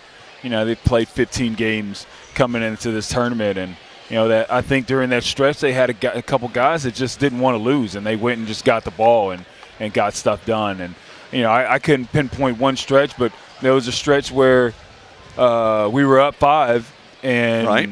And we 6 gave point up swing, yeah. 2 or 3 offensive rebounds on free throws and kept fouling, and then they hit a 3, and then you know we go from being up 5 to tie ball game, and I think that was really where we started struggling severely then. Let me ask you this, because I know you'll never comment it on yourself because you've got a lot of pride, obviously, and you don't like doing that. But, man, what about your son last night? That one-handed jam, were you expecting that from your kid?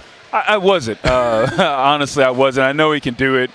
You know, he just kind of had a little adrenaline about himself, and he wanted to be one of the first kids in the family to dunk, and he did. But one of the things that I like about him and a couple of other kids that we have is they play so hard. And if we have all 5 guys playing that hard the entire game, then we'll be all right. Where was he at today for the slam dunk contest? I thought I had money on him winning the whole thing. Yeah, no. So he's not there yet. He's not there yet. So let's talk about Little Rock here. And, man, they were one of the favorites here to be in the finals. It doesn't get any easier looking at Little Rock. They've got multiple players. I want to pinpoint on Landon Blocker, a 6'5 junior. He's already got multiple D1 offers, including Mizzou and TCU. What about this kid? Oh, by the way, J.J. Andrews, only a freshman, and he's also got offers from Mizzou and Ole Miss. They're good. I mean, they, both of the kids are really good, really skilled.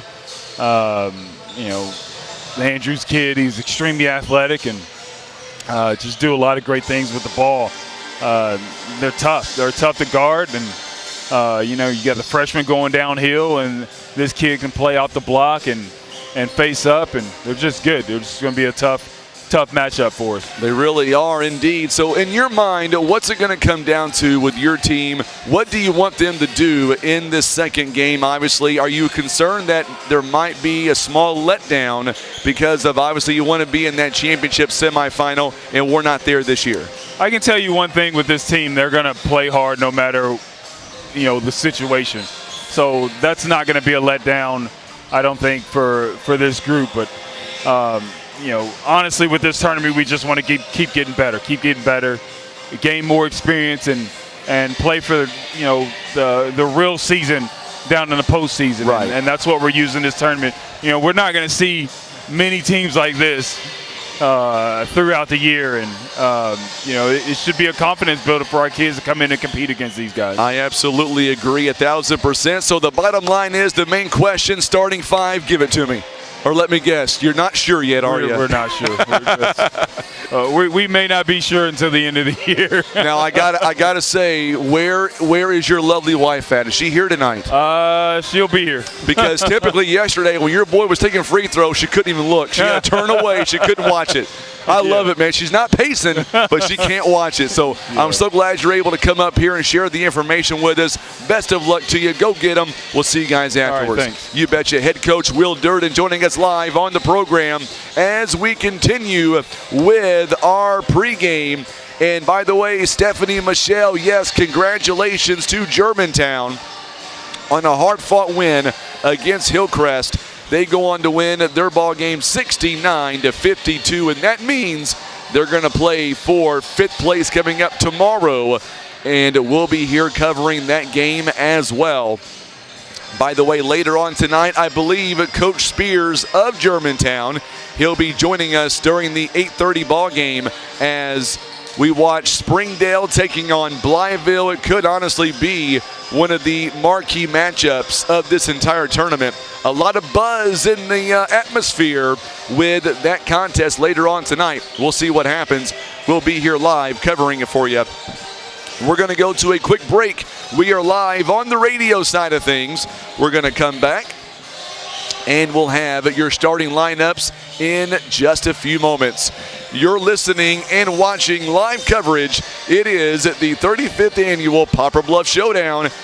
This is the Southeast Sign and Graphics Mules Radio Network. Evans Auto and Tire is a family-owned one-stop shop for fast, friendly, and affordable automotive services with the latest tools and technology, as well as their time-tested automotive knowledge. They're guaranteed to get your vehicle fixed without breaking the bank.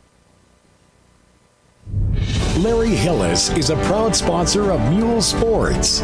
Local sports, local fans, and local business. A winning combination. Patriot Auto Glass offers chip repair or glass replacement. They provide fast quality service done by experienced technicians. Ask about our veteran and first responder discounts. Call Patriot Auto Glass today at 573-840-5027. And remember, Patriot Auto Glass will come to you.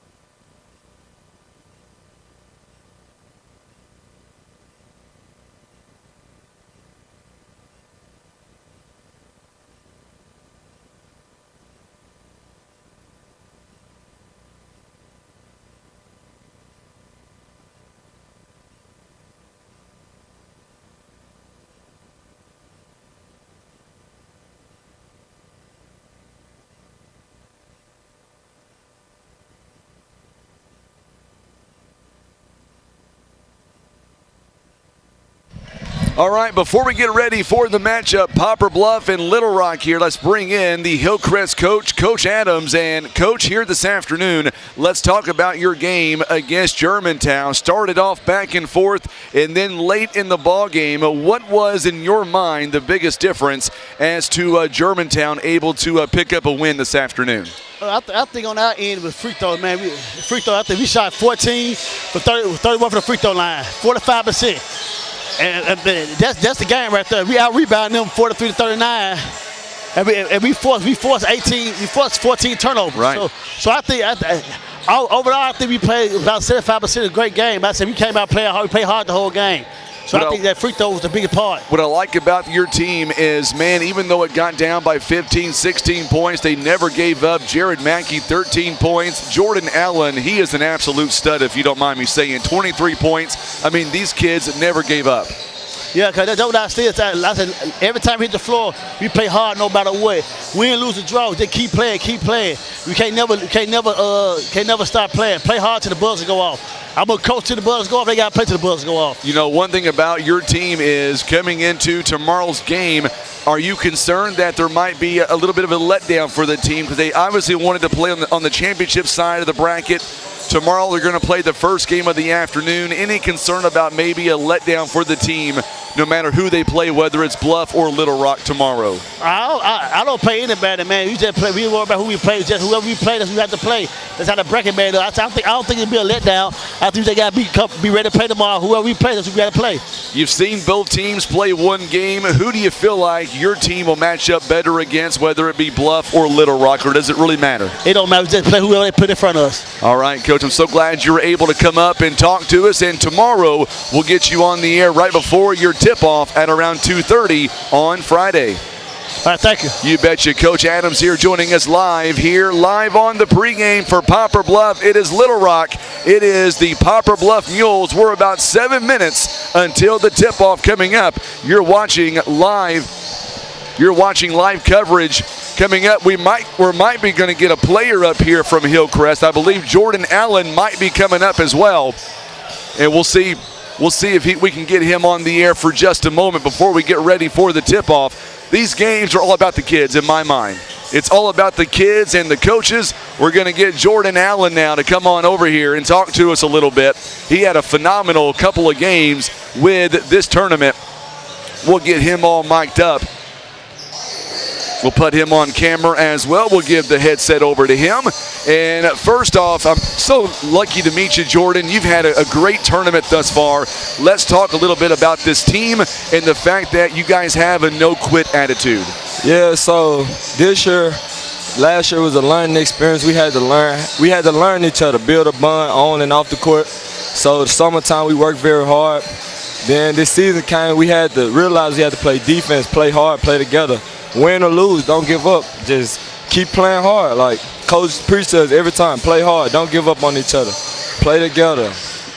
Let me ask you this. What's the biggest difference playing Tennessee basketball coming up and playing Missouri basketball? So Tennessee, they let us play more. Like some of the fouls called in Missouri might not be a call in Tennessee. So. Gotcha. Okay. And what's amazing is I didn't realize how close you guys really are from Germantown to Hillcrest. You guys are pretty close, obviously being in the Memphis area, but don't play each other in the regular season.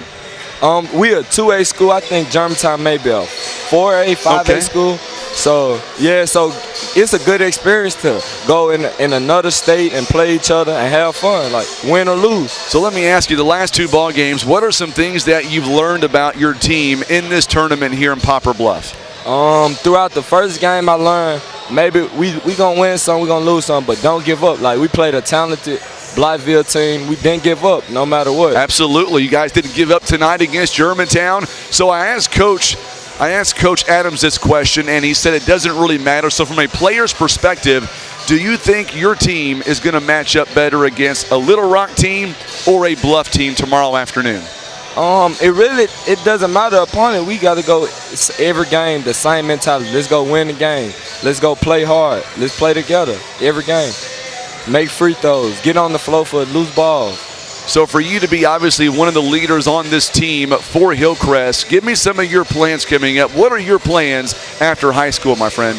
After high school, I'm planning to go to college, academic and athletic career, and do great. Any offers yet for schools? Yeah, I got 2 Division II offers from Fisk University and Tougaloo College. I've got a feeling a lot more is going to come your way. You're a great player, my friend. Thank you so much for the opportunity. I look forward to seeing you coming up tomorrow afternoon at 2:30. Okay, thank you, my guy. You betcha. Jordan Allen, absolutely. Jordan Allen joining us live with Hillcrest Class Act all the way. Love having him on, and we'll have them back on coming up tomorrow as well. All right, so we're gearing up. We've got the second Consolation semifinal on the way next. It is Poplar Bluff, it is Little Rock, and it is on the way next. You're watching and listening live coverage of the 35th annual Poplar Bluff Showdown. This is the Southeast Sign and Graphics Mules Radio Network. We're back in 90 seconds. Scott Law Firm is experienced in estate planning and the preparation of documents like wills and trusts. Let the Scott Law Firm help you protect your family and pass along your estate according to your terms. Call Scott Law Firm today at 785-4688. Southeast Signs and Graphics of Poplar Bluff can handle all of your printing needs, from t-shirts, wall displays, banners, and so much more. Call their team at 573-772-5566 or get to southeastsignsandgraphics.com.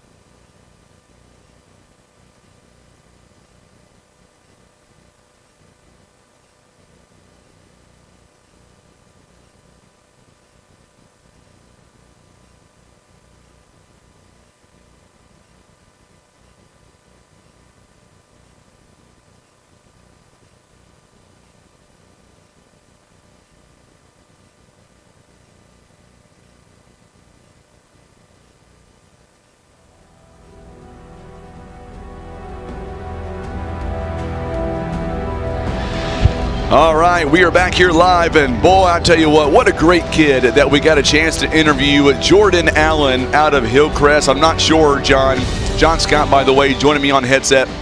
I'm not sure if you were able to listen to much of that interview. I'll tell you what, that kid from Hillcrest, top-notch all the way in my book. Oh, yeah, really nice, Frankie. Good to hear. I did get to catch a little bit of that interview, and, yeah, really a super individual to be able to come up here and do that. Absolutely. Yeah. You know, they were super nice all the way. And tell you what, we've added a new addition tonight. I want him to introduce our new camera right here. We're going to put you on camera. Yeah. I see that, Frankie. I didn't know about that. Yeah, we decided that we're going to. There you are. You're on camera. Yeah. You want to wave to anybody back home? I'll give a good thumbs up. How about that? I've got my pure ginger right here in this little bottle. I've got my other big detox drink right beside me. Amen to that. You realize when this day, or I should say tomorrow's all said and done, Tim and I, you ready for this? I'm ready. 38 basketball games in the month of December. Tell me how we're still going. Is that a record, Frankie? It might be a record. There we go. Right on. Hall of Fame business right there. I hope so. Maybe one day. All right, we're going to go down courtside. We've got the national anthem coming up in just a moment. And joining us is my son, Chance. He's back on the scoreboard. He was also ball boy earlier during the three-point contest. You were also doing some judging. We'll go over that in just a few moments. Let's go down courtside. Here is the playing of our national anthem. We'll come back with starting lineups.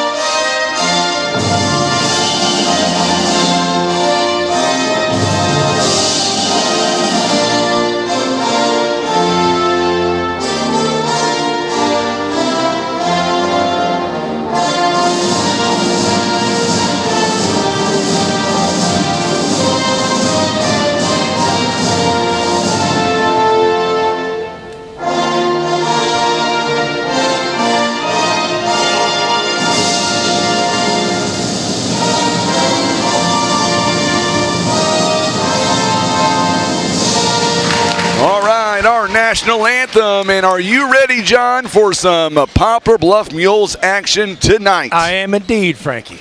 Good for you. In that case, folks, thank you so much for tuning in. We'll see you tomorrow. That's right. You'll read about it.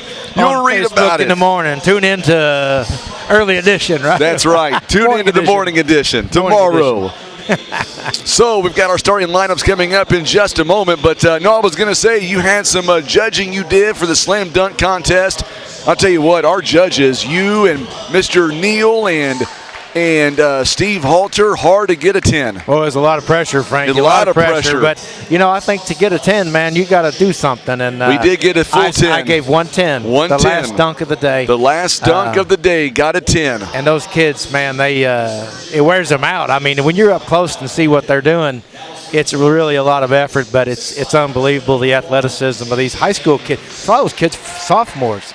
Some of them freshmen out there just hammering dunks. Absolutely. It was crazy. Our starting lineup here coming up, J.J. Andrews, Jamil Wesley, also Landron Blocker, T.J. Watson, and Ben Fox. And we've got a lot of folks here that we're going to be talking about during the course of this ball game. One guy in particular, John, is Landron Blocker.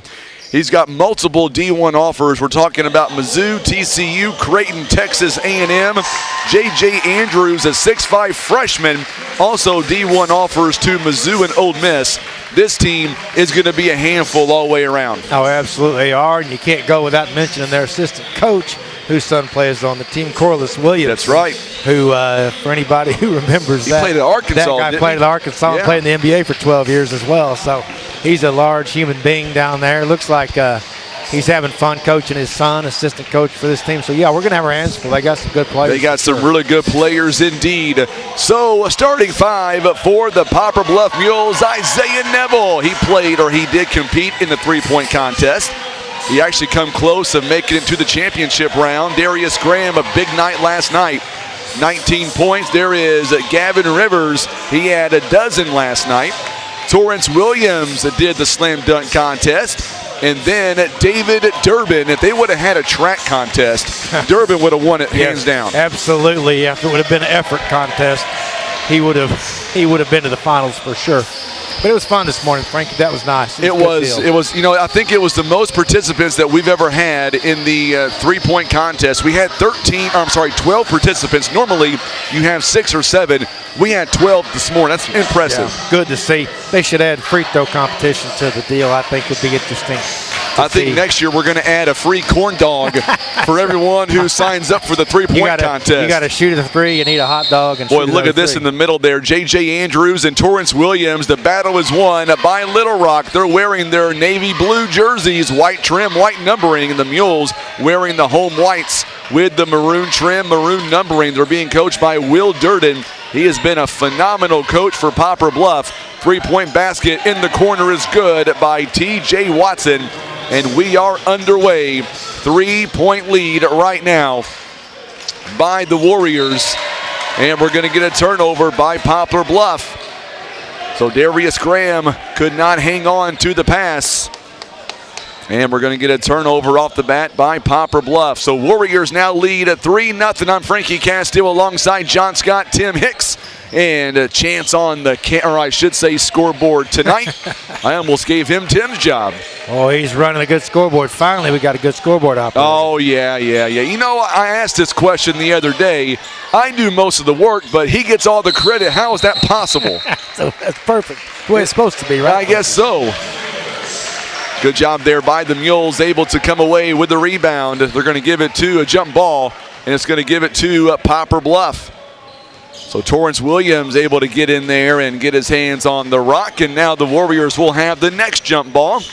It is 7:06 now. Isaiah Neville, he is averaging about 12 points, or make that 9.8 here in the season. Williams lost the handle.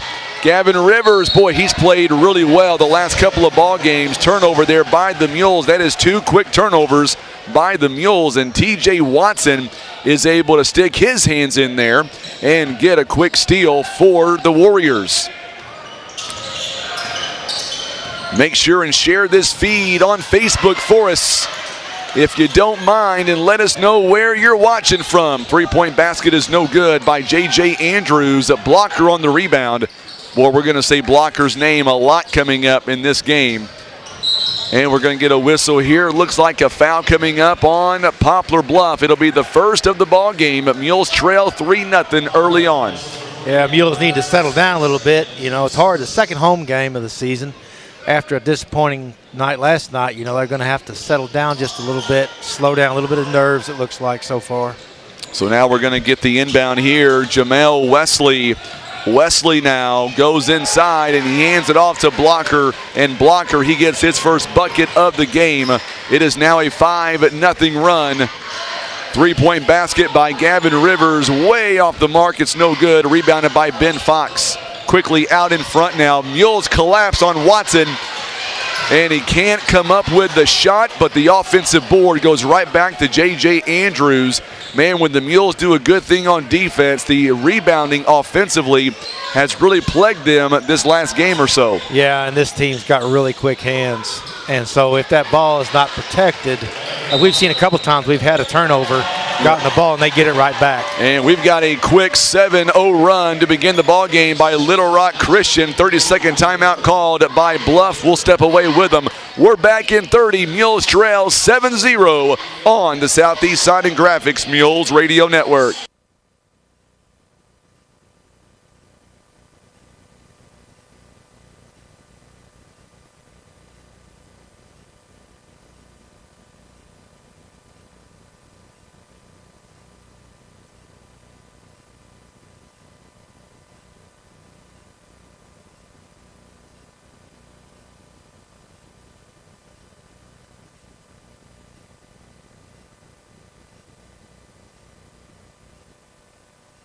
All right, so here we go. Mules right now find themselves down at 7-0 early here, John. The good news for Poplar Bluff is still a lot of time as we see Marlon Hittman-Roberson check in for the first time. Roberson, Durden also in the ball game for Poplar Bluff. Mules are going to turn it over. A steal by J.J. Andrews. Oh, Andrews is going to turn it right back over to the Mules, or make that blocker rather, is going to turn the ball over. So Bluff gets a little bit of a bonus there as Brendan Durden checking in for the first time in this ball game, as is Marlon Hittman-Roberson. Gavin Rivers also stays in the ball game, and Torrance Williams. So Williams gets it out to Roberson, and now Gavin Rivers. Boy, the Mules so far early on. There's another takeaway there as blocker just looks like Roberson handed to the wrong person. Oh, good move by Andrews. Running floater 9, zip right now, Little Rock. Well, we have room to improve, Frankie, it looks like. Yeah, their defense is really stifling. We're not doing much. We're trying to pass it around, but, man, these guys are quick and they're up on the ball. Gavin Rivers' this shot going to be partially blocked. Make that Roberson offensive rebound. Boy, I tell you what, Little Rock, they come to play here in the early going. It's quickly a 9-0 lead right now. Corliss Williamson Jr., by the way, is in the ball game. It's going to be a foul on T.J. Watson. We'll see Ben Fox come back in momentarily. So Roberson going to go to the free throw line. He is 9 of 17 on the season. This one is up and gives the Mules their first point of the ball game. 100% tonight. 100%. Also back in the ball game, coming in at Trey Howard, blocker, and Watson is going to take a seat on the other end. Torrance Williams is going to take a seat, as is David Durbin. Second free throw is no good by Hickman-Roberson. Ben Fox with a big rebound that time. Jack Scott checks in the ball game, as does Preston Moore for Poplar Bluff. 9-1 the score. No problem, Frankie. No problem. 3-possession game. Mules now, Ben Fox working it around. Jamel Wesley. Boy, Little Rock team, they are poised to come in and get the win. No doubt, good rebound by Preston Moore there. Well, Preston's gotten good this year. He He's really improved has. his game. He has come a long way in a very short amount of time. Brendan Durden had that big flush last night and a turnover by the Mules. And right now, Poplar Bluff not doing themselves any favors as Graham comes back in. Poplar Bluff already 5 turnovers here in the early going. That's 5 turnovers in 3 minutes, 4 minutes. That's but hey, we got time to settle down. Plenty of time. Get the jitters out here and realize this team is mortal. Get some points on the board. Connor from South Wilby is tuning in. Good old South Wilby. You know, Frankie, there's no North Wilby. There's no North There's Wilby. no Wilby either. It's just South Wilby. Gavin Rivers on the other end. There we go. Good rebound by Jack Scott. Outlet. But yeah, that's weird. There's no Wilby or North Wilby. Just South Wilby. Not sure about that. And we got a turnover on the other end. So just like that, Gavin Rivers, 9-3 now the score. And now the Mules will have it right back.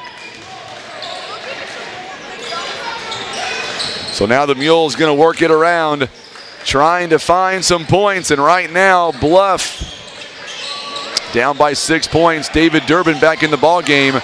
Could have been some contact there by Williamson Jr. And they're going to say last touched by Little Rock. Oh, here comes the big guns back in the ball game. Blocker is going to come back in, as is T.J. Watson, Andrews, and Wesley taking a seat. Blocker's the one with all the offers? Yes. One of the two that has all the offers? One of the two, yes. You'd be looking at the Mizzou uniform. We'll talk about that Kentucky game later, Frankie. I feel like we're going to. Somebody told me that I think he's going to Kansas. No, I'm just kidding. I'm kidding. Passing through. Passing through. Headed to Colorado. Jack Scott outside the Darius Graham. 4-3. This one is no good. Rebounded by Trey Howard. Going the other way now. Roger Faith is tuning in from beautiful Crystal City, Missouri. Biggest city in Missouri. Ben Fox, three-pointer is no good. We get a whistle and a foul coming up against Poplar Bluff. rebounding is an area we could improve upon. We don't block out real well. Get that position you got to get on a team like this. You got to get in position. Brendan Durden picks up the foul. Roger Faith is tuning in. Is it raining up there just yet, my friend? It's going to be raining down here fairly soon. We're going to see Gavin Rivers back in the ballgame. David Durbin taking a seat. A little short on that free throw, Frank. Little bit. It starts raining. We got to pull the plug and get home. That's right. We don't want to get we don't want to get the equipment wet. Free throw is up and good at 10-3 now. 7-point game again. Boy, I think MoDOT's in attendance here. Double dribble by Poplar Bluff. Our student section wearing their MoDOT uniforms, Yes. it looks like. Right. Good to see the kids out on their break.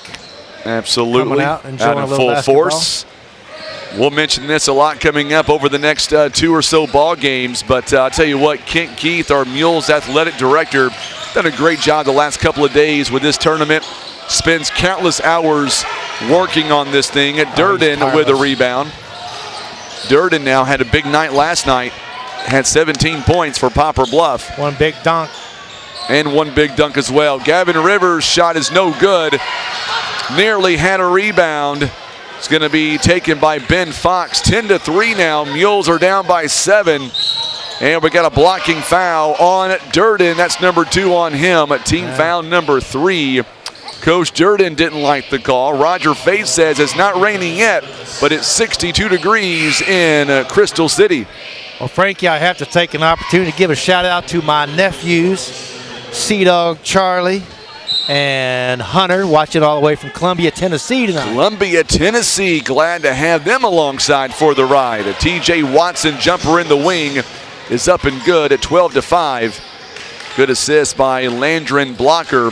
12-3 now. It's back to a 9-point margin. Isaiah Neville, Darius Graham along the outside. Graham, I was talking to Coach Durden before we got started, and he told me very simple, to get one win in this tournament is very hard to do. Gavin Rivers cannot get the shot to go down. Good rebound by Jack Scott offensively. Gavin's shot is no good. It's going to go out of bounds, and it's going to go to Little Rock. Boy, right now the Mules are struggling when it comes to shooting all the way around. Yeah, offensively, it's just this team's defense is stifling us. Quick hands down there, quick on the ball, and we just can't get any buckets to go down. And I knew playing Little Rock was going to be a task. It was going to be tough. 1:03 to play here in the first. Still a 12-3 score. Coming up next, it is the championship side of the bracket. Ben Fox, three-point basket money all way around. 15-3 the score. Mules have 6 turnovers.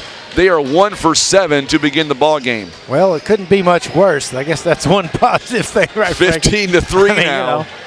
12 points is nothing. Going to get a whistle here and a foul on TJ Watson. It'll be his second personal. It's going to be hard to run with this team. Yes, it is. It's going to be hard to do anything with this team, but somebody got to step up and hit a couple of shots. We need somebody to just hit a couple outside shots. Maybe a 3 right here from Marlon. Nope. Preston Moore back in the ball, or make that. Hickman Roberson comes in. There you go by Darius Graham. A good shot by him. 15-5 now the score. Make sure and share this video feed for us on Facebook. I was looking over some of the numbers from yesterday, and let me tell you, our numbers in day 1 was absolutely amazing from the showdown. Yeah. Facebook and YouTube was incredible. Oh, high arching shot by Jamel Wesley. Right now, everything falling for the Warriors. They are shooting 7 of 14. We're back in 1 minute. Mules trail 17-5 on the Southeast Sign and Graphics Mules Radio Network.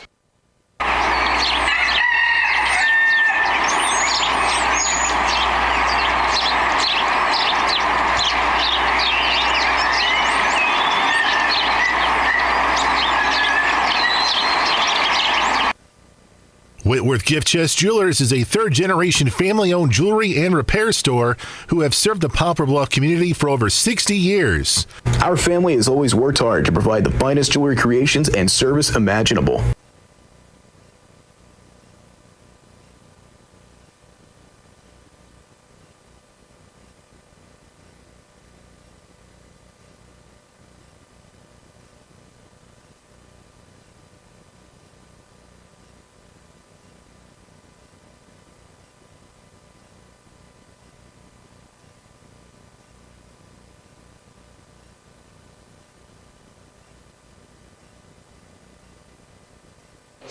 All right, so we are back, and don't forget, tomorrow we've got a 2:30 start time instead of 4 p.m. We're going to get done a little bit earlier.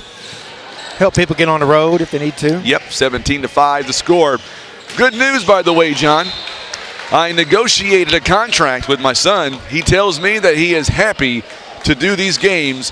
All he wants is all the cookies he can stand. Yeah, we'll talk about that. We need to throw a little ice cream in there, too. Little ice cream in there. As long as I get my cut. That's right, your cut. Finder's fee for I got John. my agent fee on that. 7:43 to go here in the first half. Gavin Rivers, 17-5 is the score. Mules can't buy a bucket. There's a turnover by the Mules. Quick hands. This team has such quick hands. Shot is up and no good by Blocker. Here comes Darius Graham out in front. There you go, big fella. Darius Graham with 4 points. That was a good move. You know, they've scouted this pretty well. That blocker down there, he really shot that high off the glass because he knew Torrance was our shot blocker. That's right. Interesting. 17-7. Gavin Rivers doing a good job defensively. Three-point basket is no good by Wesley. It's going to go out of bounds. The last touch by Blocker. It's going to stay with Poplar Bluff now. 10-point game. We get it down to a reasonable number here in the second quarter, Frank. We can play with this team. We're just going to have to get a little confidence. Michelle White is in the stands watching us in the showdown here tonight. She says the Mules have got to get it together. She is, of course, the Nana to Isaiah Neville. Boy, it's amazing. I saw this last night, and I thought, I didn't think it was true, but it was amazing because last night during the games, I would just see random people, and they would have their phones out watching YouTube or Facebook, and it's incredible. I like that. Another turnover there by the Mules. Ben Fox, three-pointer, saw that one go in. Kid can shoot the ball. The moment it left his hands, at 20-7 to score. Mules need 2 touchdowns here to get back in the game. There's your football analogy, John. Put that down on paper. That's right. Isaiah Neville he gets fouled on the front. It's going to be a foul on Ben Fox. We're going to see Durden back in the ball game now. Also, Isaiah Neville will take a seat. Preston Moore back in. Boy, it's good to see Mules fans coming out here on a home game. I know it's not going the way that we want. Another turnover there by the Mules. Boy, the turnovers have really hurt us. Three-point basket. This one is no good. Offensive rebound by Blocker. Oh, my goodness. Oops. 22-7, and that gets some of the fans riled up. Yeah, that's one of those poster deals there. Yes, it is. I'll give the man credit. Now I can see why he's got a lot of offers. Yeah, I see why. Lord. I see why Mizzou is hard after him. And we're going to get another turnover, it looks like, on Poplar Bluff. Well, if he likes to beat Illinois and if he likes to beat Kentucky, then Mizzou would be the place to go. And we're going to get a timeout called at Poplar Bluff here. Oh, my goodness, 22-7. It is a full timeout. We're going to take a 1-minute timeout and come right back. Actually, we're back in 30. Mules trail 22-7 on the Southeast Sign and Graphics Mules Radio Network.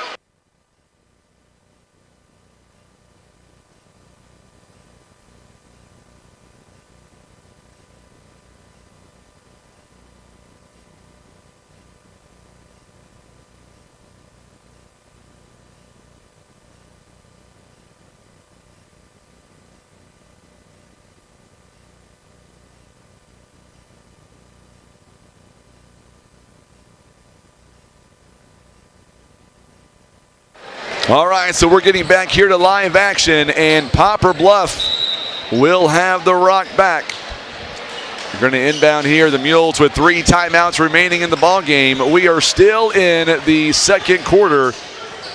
Gavin Rivers' shot is no good. Good job there by Torrance Williams to get the offensive rebound. Boy, that was good all the way around there by the Mules. Darius Graham pull-up jumper is short. And we're going to get a foul, I believe, by Gavin Rivers there. I mean, this team is so quick on defense. Quick hands, quick arms. They get the pass. They deflect the passes. I mean, they're an intense defensive team. We're really struggling to even do anything with the ball offensively. We really are right now. And, hats off. to Coach Pennington out of Little Rock as we get an offensive foul away from the ball. This one's going to be on Jamel Wesley. Got that extended arm there a little bit there, John. We're going to see Hickman Roberson back in the ball game. Well, I guess this might be a good time real quick here as we have just a quick moment to be the first to tell you, John, some breaking news. Well, not really breaking news, but the first to tell you, I want to say Happy Easter to you. It's an early Happy Easter for you. Well, I appreciate that. Christmas time is over now. Well, you got to have your St. Patrick's Day too. That's right, you do. You got to leave your Christmas tree up till St. Patrick's Day. You know, I got to get with Jerry Lawson with Poplar Bluff City Street Department. We got to get our first ever, how does this sound, River Radio's first annual St. Patrick's Day Parade. We see an offensive foul by Torrance Williams there. We had the Christmas parade early December. What about a St. Patrick's Day parade? What do you think about that? I think that would be an excellent thing, Frank. It'd be nice for the downtown. Good time of year. Get some local downtown establishments involved. I'll tell Jerry Lawson it's sponsored by Scott Law Group. I'll put in for something. I won't say it on the radio or on the air, but yeah, we could have a little downtown. I'll buy the green food coloring. How about that, Yes, Frankie? I love it. We can do with it what you wish. Watching from Oklahoma, let's go Little Rock. Yes, we got some Little Rock fans watching us right now on YouTube. And let me tell you, this team of Little Rock, man, they are hammering down. 30-second timeout here by Little Rock. 22-7 to score.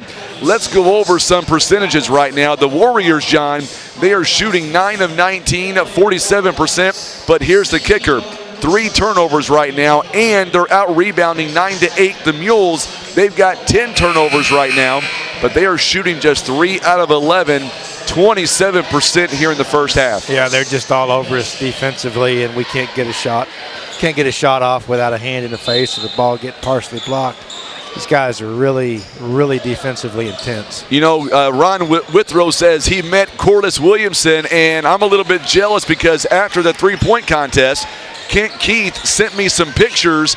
He got to take a picture with Mr. Williamson after I was already gone. Yeah, I was disappointed. He was up there last night. I saw him. I didn't recognize him, of course, but 12 years in the NBA. Absolutely. I guess Wesley he was coaching for the Suns recently. Yeah. Big shot there by Wesley. 24-7 to score. Boy, the Mules come in here and they've gotten steamrolled here in the first half thus far. And good job by Brendan Durden. It's going to go out of bounds. The last touch by Williamson Jr.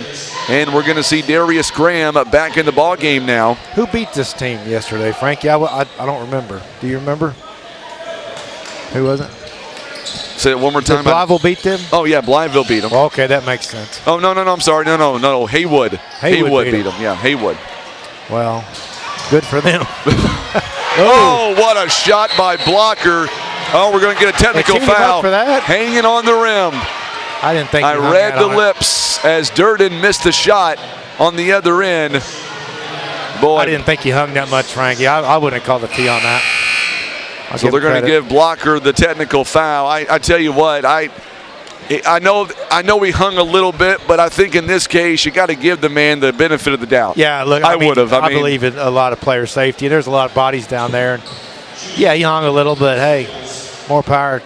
Not necessarily in this game, but more power to anybody who can do that. Absolutely. I would hang on the rim every time I could. There is no way I could even get half as high as Blocker did on that last play. Free throw was no good by Brendan Durden. And I'm looking at Mom over here beside me, Miss Faith, and she can't even watch. She got her head down, can't look. Well, she has a hard time with it. She does. I like her. She's a good lady. But yeah, Frankie, if I could ever hang on the rim, man, I wouldn't be hanging on it right now. I'd get teed up every time I got the ball.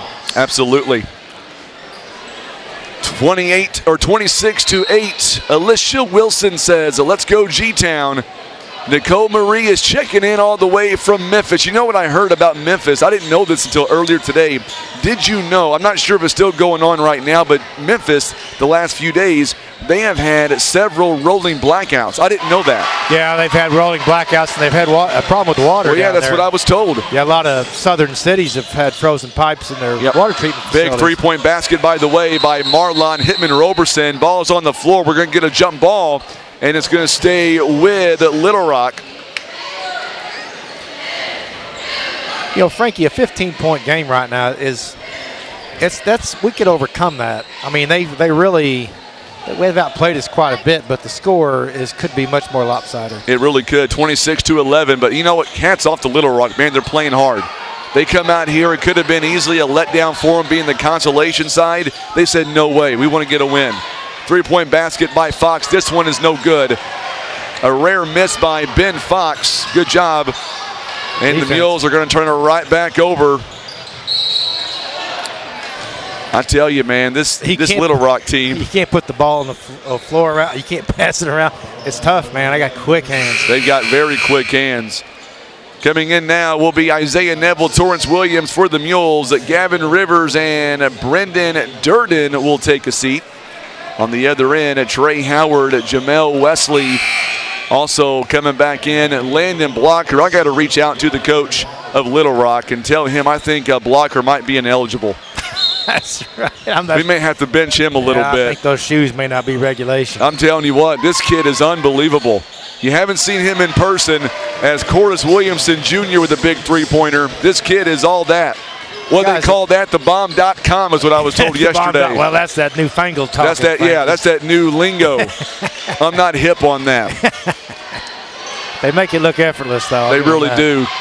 Three-point basket is no good by Roberson.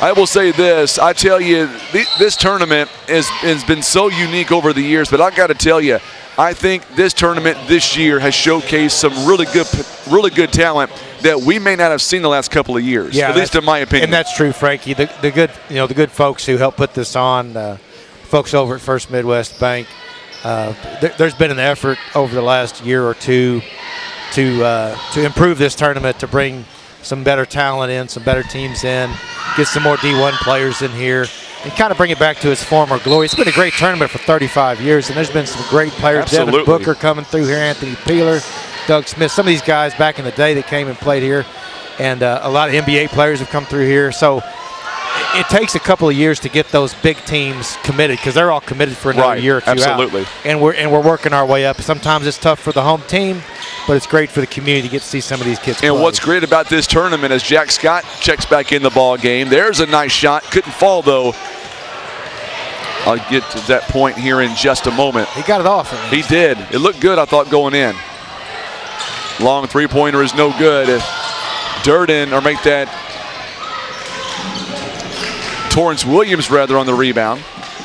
I was going to say, I was talking to Kent Keith earlier, the Mules athletic director. He tells me that he's already gotten several calls already from new teams who are going to be trying to get in this tournament next year, and that tells me this tournament is back on the rise. It really is. And that's a great thing for not only our community, but just the school district in general. Well, in this team we're playing tonight, they were not part of the original lineup. They were not. And one team ended up going to San Diego for a tournament, and these guys stepped up. And that's talking about the defending champions, Fayetteville. Yes. They were going to be here this year, but they got invited to California. That's a prestigious tournament out there. Well, yeah, you're going to fly me to San Diego. I'll go. I'll be there, Frankie. You. Sorry. I'll be here next year if somebody gives me a deal like that. I'm just telling you, Tristan Watson picks up a foul. Nicole Marie says the rolling blackouts are finally over. That is good news. And their boil water advisory ended today as well. Good news down there. Well, I sure hated to see Kansas lose in triple overtime last night at the Liberty Bowl. That was even better than getting blown out. Marlon Hickman-Roberson got the, after Torrance Williams misses the shot there, good rebound by Hickman-Roberson, and a turnover on the other end by Jamel Wesley. Under 2 minutes to go here in the first half.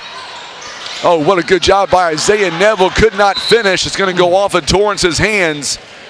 You know, I got to tell you, the Mules, I know they're down by 17, but the way they're playing, it's almost like they're down by 4 or 5. Well, they don't quit. One thing about Coach Durden's teams, they may lose some games, but they will not quit. They're not going to quit. And they'll play hard the entire time. They absolutely will. Lonnie Taylor, by the way, going to join us coming up at halftime. Going to talk about the amazing things going on at the Showdown. Blocker, he misses the one-handed dunk. That was a little too much. It goes over and hits the top of the backboard there. They're going to take him out on that one. I think the coach wanted to foul. Pennington said he wanted to foul, but he's not going to get it. That was a little too much. So Wesley and Williamson Jr. will take a seat. We're going to see Brendan Durden back in the ballgame. Trey Howard also going to come back in. Ben Fox. Torrance Williams, his shot is no good. Mules have had trouble scoring in this first half. Ben Fox is going to be fouled. Lisa Pfister chimes in. Mule pride. Mules down at 30-13. No matter how bad things might be, I still like the fact and I appreciate the fact that we've got some loyal fans that tune in to watch their Mules no matter how bad things might be. Yeah, you don't catch too many fair weather fans. You got to have fair weather for that, Frank. You really do. It's a true statement. You have to have fair weather to have a fair weather fan. So we're going to see coming back in now, Darius Graham takes a seat. Brendan Durden is in. Fox on the free throw line at 7 points. Lonnie Taylor, he'll step in next following once we get to halftime, 32-13. I'll be down in the hospitality room getting some of that hospitality. First question I'm going to ask Lonnie is, how many cookies you going to feed my son this week? Things are pretty bad when he leaves his post to go down and see Miss Diana for a cookie. You know things are bad. I know where I rate at that point in time. But you know what? If she's going to give me a free cookie, I'm out too. Hey, I get it. Roberson now, double team. Boy, Little Rock, they've got so quick hands. There we go. 44 seconds and counting. Torrance Williams. There's a backdoor pass, behind the back rather, to Brendan Durden. Came out of his shoe. That's happened before. It has. He's lost his shoe and he got the shoe right back on. Roberson three-point basket is good. I think he should lose his shoe more often. If I was that guy putting my shoe on, I'd be calling a timeout. An injury timeout, so I put my shoe on. 10 minutes to get my shoe You're not kidding. Right now. 15 seconds and counting. 8 seconds, 32-16. It's down to 16. Blocker now near the elbow. Oh, what a good move inside to J.J. Andrews. That was a nice cut toward the basket. No doubt about it. 34-16 the score. We've got Lonnie Taylor going to join us. He's going to come over here. Matt Winters is chiming in. He says, John, don't leave just yet. Matt Winters, our city manager, says, a St. Patrick's Day parade. He loves the idea. What have we gotten started? Oh, I think we can do it. It'll happen. City's committed. We got commitment from the city now. Inaugural St. Patrick's Day parade. Yes. I've got Lonnie Taylor. He is going to join us. We'll get him on the mic now. And let's talk to our wonderful friends right now from the hospitality room and Lonnie Taylor, who does a phenomenal job every single ball game. We're going to get him on camera too. I want to introduce you to a guy named Lonnie Taylor for those that are watching on Facebook and YouTube. Lonnie, I got you on camera for this interview because you do such a great job with our hospitality room, you and your wife. And if it wasn't for people like you, I'm not sure what we would do. Well, we try to do a good job. We got Wanda Gabler and Anita. That's Gates, right. And her two kids helping us. So we've got help, and it works pretty well. So for you watching on Facebook and YouTube, you can also watch our Palm Squad here tonight as they're going to be performing. We'll let Tim kind of zoom in on that as well. We can't let the music play over the speakers because of copyright stuff. So in the meantime, we'll talk to Lonnie Taylor. And what's going on back there tonight, my friend? Well, I want to thank our sponsors. We got a bunch of stuff here tonight. We have stuff from Donut House, Godfather's Pizza, McDonald's, Steak and Shake, Mike and Zach barbecue sandwiches, coleslaw and beans. We have Chartwell's, which is food service here, Subway, Walmart, Pepsi, Buffalo Wild Wings, Coca-Cola, Maya's, Las Margaritas, El Acapulco, 10 Box Grocery Store, Papa John Pizza, and Lemonade House Grill. I got to tell you, so many wonderful things to choose from back there. And, you know, I was talking to Tim up until last year. I always got a chance to go back there multiple times and pig out, so to speak. You're doing these games up here like we do, we go back maybe one time a day. It's kind of crazy how things work out. But I will say that my son, he is so happy to come up here. Your wife takes good care of him. I'm so glad that I was able to introduce him to you guys a few years ago.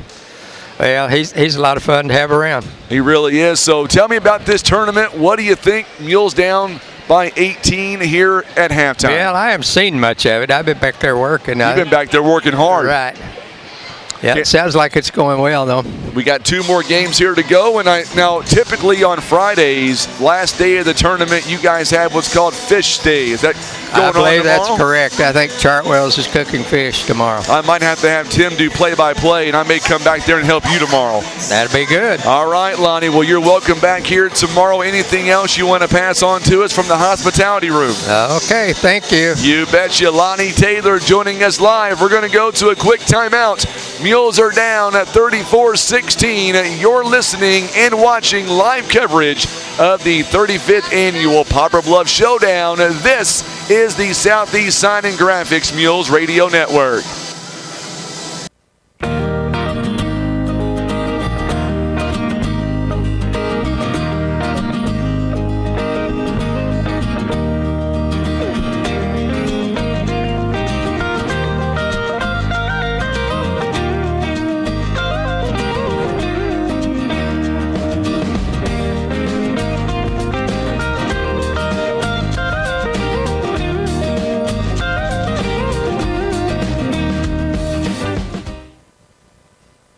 Caring for those you love also means taking good care of yourself. At Poplar Bluff Regional Medical Center, our healthcare providers take the time to identify your health risks and help you prioritize good health. Regular checkups and age-appropriate screenings are important to be healthy now and stay well in the future. With same or next day appointments and online scheduling, we make it easy to make an appointment right now. You can even see us from the comfort of your own home via telehealth. Put your health first today by making an appointment by visiting pbrmc.com and searching online scheduling.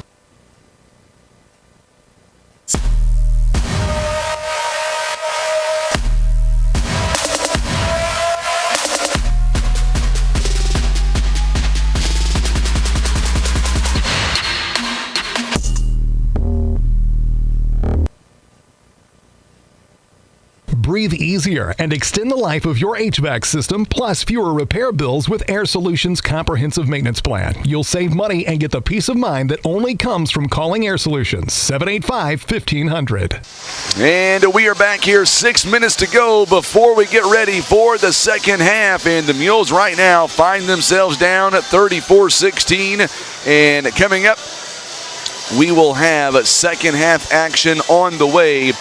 I want to go right to our YouTube comments. Let us know where you're watching from, whether you're watching us on YouTube or on Facebook. 5:40 left before we get into the second half, and make sure and hit that share button for us.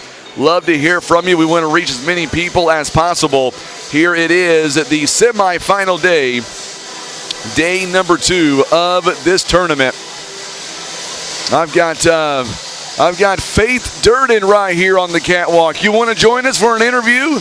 She's like, absolutely not. And I got to tell you real quick, I won't put you on the air, but your son does a great job. He was helping out Chance earlier in the three-point contest. You want to grab a headset and talk for a little bit? You want to talk for a second? Oh, I'm going to get her on. She's got to do it. She's the coach's wife. She's got to do it. Oh, we've got to get her in here. He's going to flip over this one. Oh, my goodness. We're going to hit that camera, too, there, Tim. Tim. No, I don't want to be on. You're going to be on. Oh, no. So, Faith, I've been trying to get you on for 11 years now. So let me ask you first off.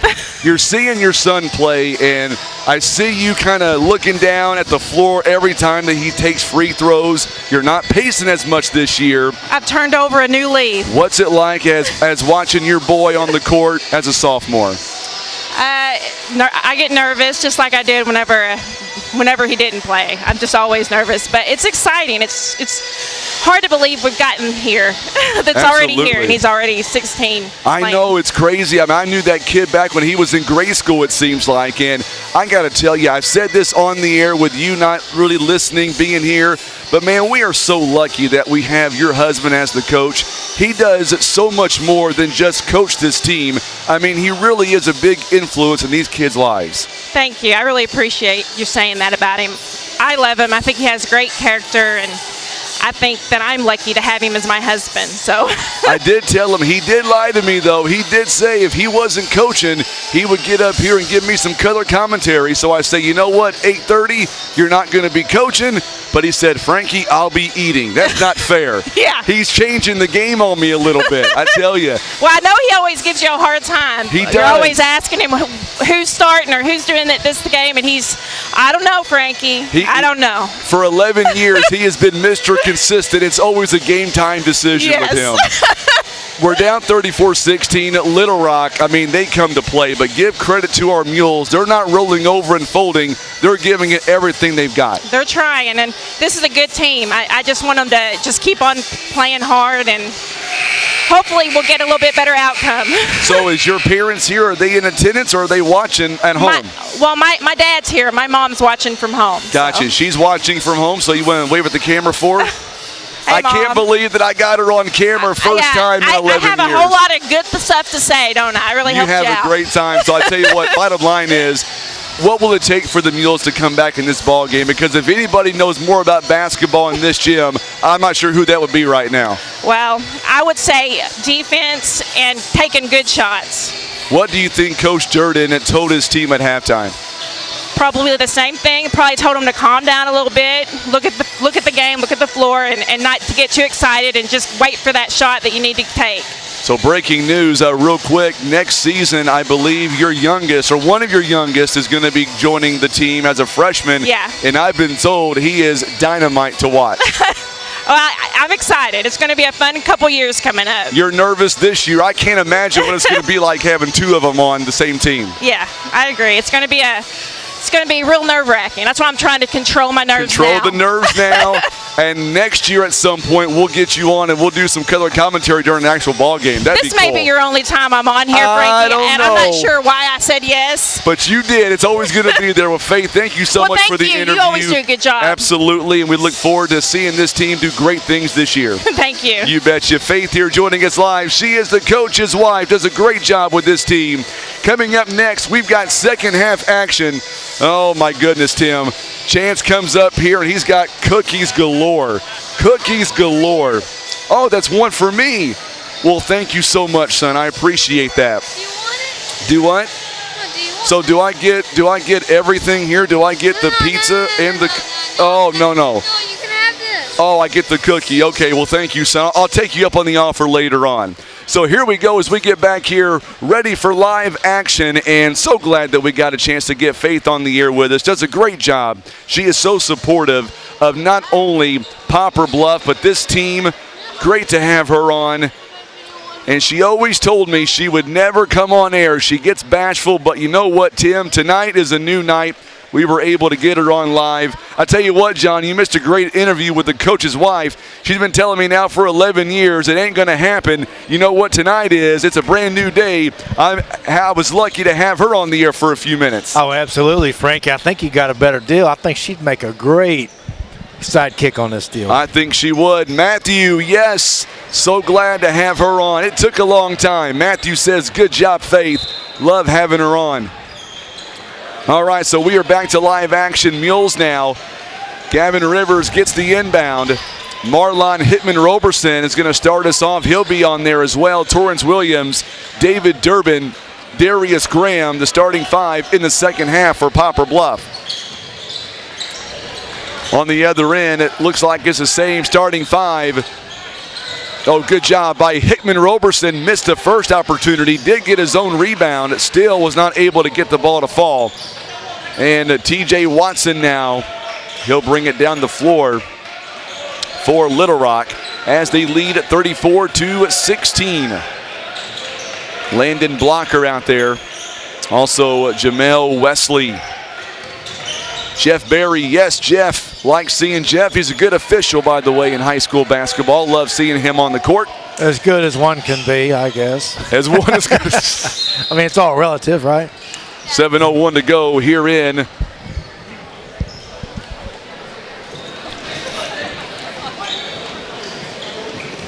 Yes, Coach Pennington was in Russellville last year, made a good run toward the state tournament. Let me tell you, this Little Rock team, man, they are impressive. It'd be a fun game, fun tournament tournament to go watch. What, Hot Springs, where they play the I think so. I think so. I think that's what they said. Blocker with the free throw, 35-16 the score. I mean, there's some good teams here from Arkansas this year. Springdale, Blytheville, those two teams are going to hook up later on tonight. Little Rock, second free throw was no good. Boy, Darius Graham is so quick on the floor. Plays football, basketball, good player, good athlete all around. We get a whistle and a foul coming up. It'll be on Little Rock.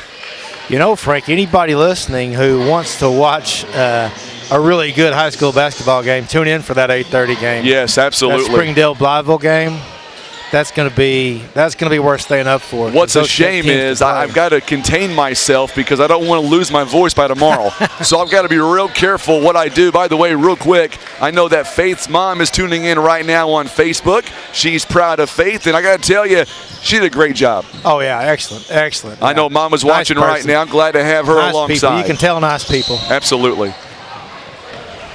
When I talked about this on the air, and even Faith confirmed it for me after 11 years of knowing Will. One thing about Will, every game he takes a starting five very seriously, and I usually find out maybe 3 minutes before tip-off. Yeah. He's very consistent. Got to make those adjustments. That's right, making those game time adjustments. There's a good steal there by Gavin Rivers. Gavin Rivers. Ooh. Oh, that should be goaltending. Yeah. It is going to be goaltending. Good job by the official there. Blocker thought he had a block. No siree, not this time. That's the other thing I would do. If I could goaltend, I would goaltend every time. I can't even reach the net, and I'm 6'3". I'd be the worst goaltender ever. 6'2", 6'3". 35-18 the score, 6:29 to play here in the third quarter. Coming up next, Haywood takes on Douglas. That should be a good matchup too. Oh, what a move by J.J. Andrews. Nice unselfish play there. A little pass, Mr. Blocker. We're going to see Brendan Durden checking in now for Bluff. We'll see who he comes in for. Looks like Darius Graham. Was you here yesterday for the Haywood ball game? I was. I saw most of that game. Did you see the cheerleading staff they've got? Did. How loud it got? They got after Something tells me it's going to be 10 times louder coming up in just a few minutes. They brought the spirit. They're going to bring it again, I got a feeling. I really do think the last two games of this tournament here tonight are going to be really good. I really do. Oh, yeah, good. Well-matched teams and some powerhouse teams. Yeah. I was going to say powerhouse is definitely the word of the day. Shot is no good by Wesley. Good job there by Gavin Rivers. I like how the Mules are not giving up. Gavin Rivers now from the free throw line buries it, 6 points. Well, Gavin's a solid player. He is. Oh, look at the steal by David Durbin. So Durbin, Mules could not benefit from that shot opportunity there. 3-point basket on the other way. Boy, 13 sneaky over there. Ben Fox. Yeah, he shoots the ball. Well, he's sneaky like a fox. He definitely is. He's in a hen house on that one. 40-20, our broadcast presented by Taco John's. Also the Scott Law Group, LLC, Briggs & Stratton. Also Larry Hillis Dodge, Eye Care Specialist, Christian Automotive and Tire, Patriot Auto Glass, and Poplar Bluff Regional Medical Center.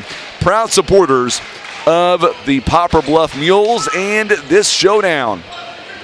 Kenneth Pennington, state finals are in Hot Springs. Thank you, Kenneth, for the update. We appreciate that. He is also watching from Greenwood, Arkansas. Says, go Warriors. All right, Kenneth, where exactly is Greenwood, Arkansas? Help me out with that. Is that a suburb of Little Rock? I don't know Arkansas all that well, especially once you get to the central part of the state. Is it anywhere close to Bald Knob, Arkansas? I'm not sure where Bald Knob, Arkansas is. I know where Little Rock is. I've been there a few times. Been through Little Rock. But I don't know where Bald Knob is. We'll get back to Kenneth here in just a moment. Also, Kenneth, is there a relation between you and Kyle? That's the other big question we all want to know. Something tells me the answer is yes. There's probably a yes in there. There's a yes somewhere in there. 40-20 now the score. Timeout called on the floor. Durden, good move inside. goes up, and we're going to get a foul. Boy, a little offense there, actually. That was good to see. That is good. This kid is so fun to watch. I did ask Faith about her middle son, who will be in 9th grade next year. I can't imagine having 2 sons on the same team playing. It'll be a junior and a freshman. They'll be fun to watch. Oh, yeah, they will be. You know they'll be able to play the game. Brendan's really come on this year from where he was that first game over in Marion, Illinois with the fancy uniforms. And from where he is right now is a 180 for him. I tell you what, Brian Jackson, he's getting me excited. He says Blytheville is about to turn up the heat. I believe he's right. Yeah. I'm telling you, he's probably right. I can't wait for that ball game. I'm excited. Make sure, Brian, tell all your friends to come back and watch that game coming up at 8:30. J.J. Andrews buries it 42-21. Ed Norton says Mules need a hot streak. Durden, there's a nice jumper on the other end. 4 points for him. Ed needs to be up here. What's he doing? 42-23 now the score.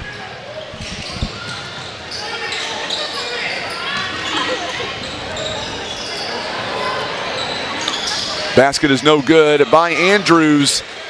Blocker. Oh, good job by Jack Scott down there with the block. He blocked that D1 guy's shot. Yes, he did. Another steal, but he got it right back, didn't he? He did. They don't quit, man. Goodness. They don't quit. They do not quit indeed. That is impressive. 44-23. Let me tell you, this Little Rock team, man, they are hopping here tonight. Oh, yeah. Outside of Fort Smith, near the Oklahoma border. That's where it is. Thank you so much for letting me know where that is. Good Steve Earle song talks about Fort Thank Smith, you so Arkansas. much, Brian. Brian shared this broadcast. He's getting ready for his Chickasaws to come up later tonight. Wow. I got a chance to interview Coach Pierce yesterday. Man, he's a class act all the way. I loved having him up here. Yeah, we got a good group of coaches this year. Good group of teams.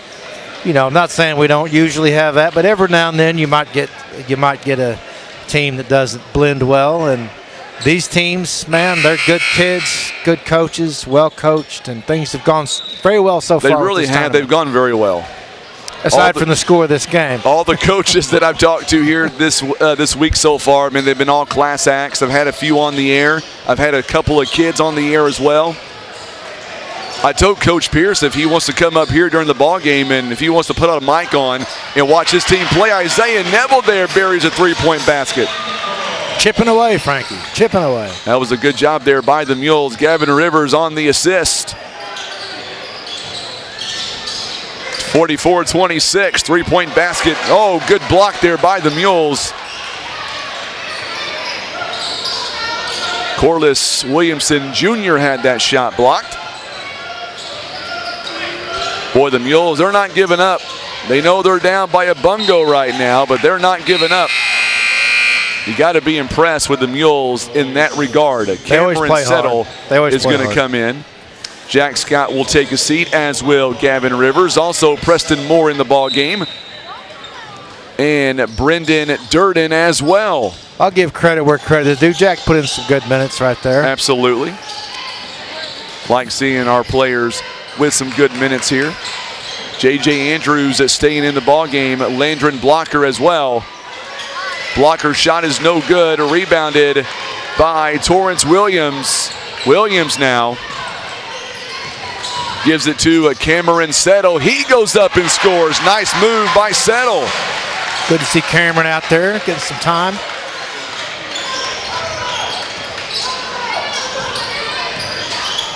Going to have to use my influence on these officials and tell them that I think that Blocker and maybe Wesley are all ineligible.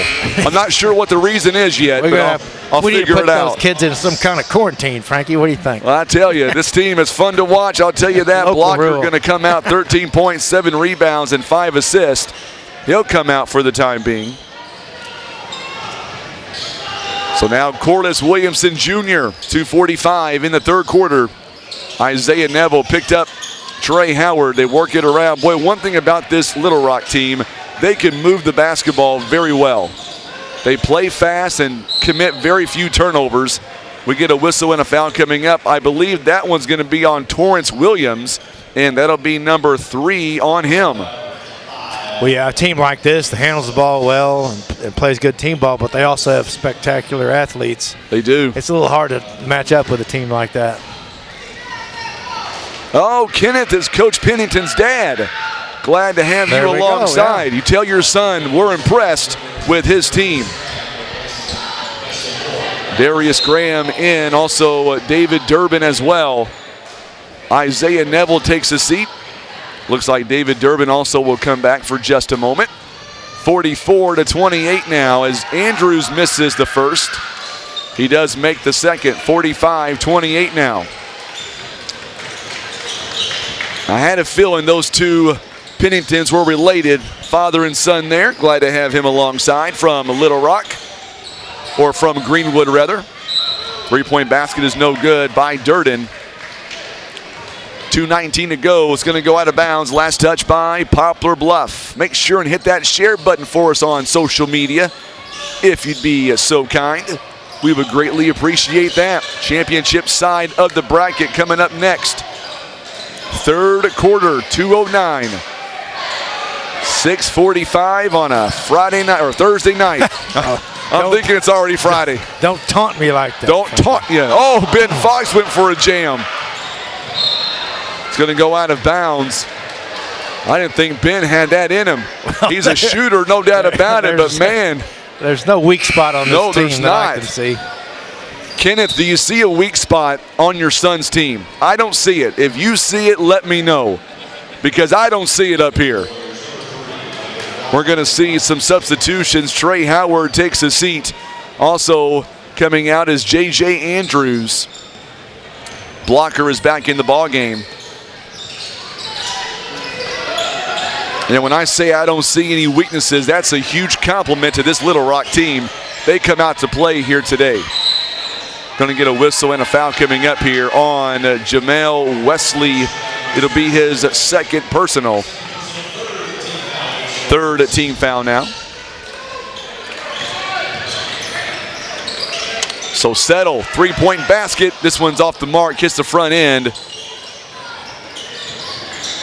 Ball still being batted around and taken away by Ben Fox. Fox now, or make that TJ Watson. Boy, Watson only 5 points, but he is so quick. Oh, what a move. A 3-point basket by Jamel Wesley. Did you see that crossover? I don't know what the hip term for that is, but it was pretty good. That'll be Jamel Wesley with a steal. I'm going to go ahead and say it. That kid is the bomb.com. That's a good use of that word. My goodness, what a move. That was some play right there. That was some play. That's why I love this tournament, man. This tournament is no small schools being beat up by big schools. Darius Graham with a quick steal. He'll go in for the 2 points. He's got 6. It's only 18-point game, Frankie. It is. Let's see. That's 6 times 3. Six possession game. Had to do some math. 3-point basket by Cordis Williamson Jr. No good. There's an offensive rebound by Ben Fox. 25 seconds and counting here in the third quarter. Grandma Jackie tuning in tonight back on W Highway in Poplar Bluff. She don't have YouTube or dog Facebook. May starve out. I tell you what, the dog may be sleeping outdoors tonight. And that dog is not an outside dog either. Blocker now. Nice jumper from the wing, a little bit short.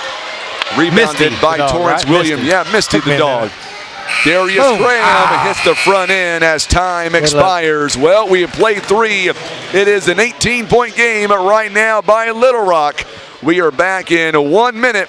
You're watching live coverage of the 35th annual Poplar Bluff Showdown. This is the Southeast Sign and Graphics Mules Radio Network. Want a career and not just another job? It's waiting for you at Briggs & Stratton. Great pay, great benefits, and continuing education. Everything you and your family deserve. Go to careers.basco.com and look at Poplar Bluff job openings. Christian Automotive and Tire. Quality name brand tires that you know and trust. They also have ASE certified mechanics that have the training, tools, and knowledge to fix your vehicle right the first time. Business 67 South in Poplar Bluff. Eye Care Specialists is committed to the protection and the preservation of the precious gift of sight. Nothing is more important than your eyesight. That's the way the doctors of Eye Care Specialists see it.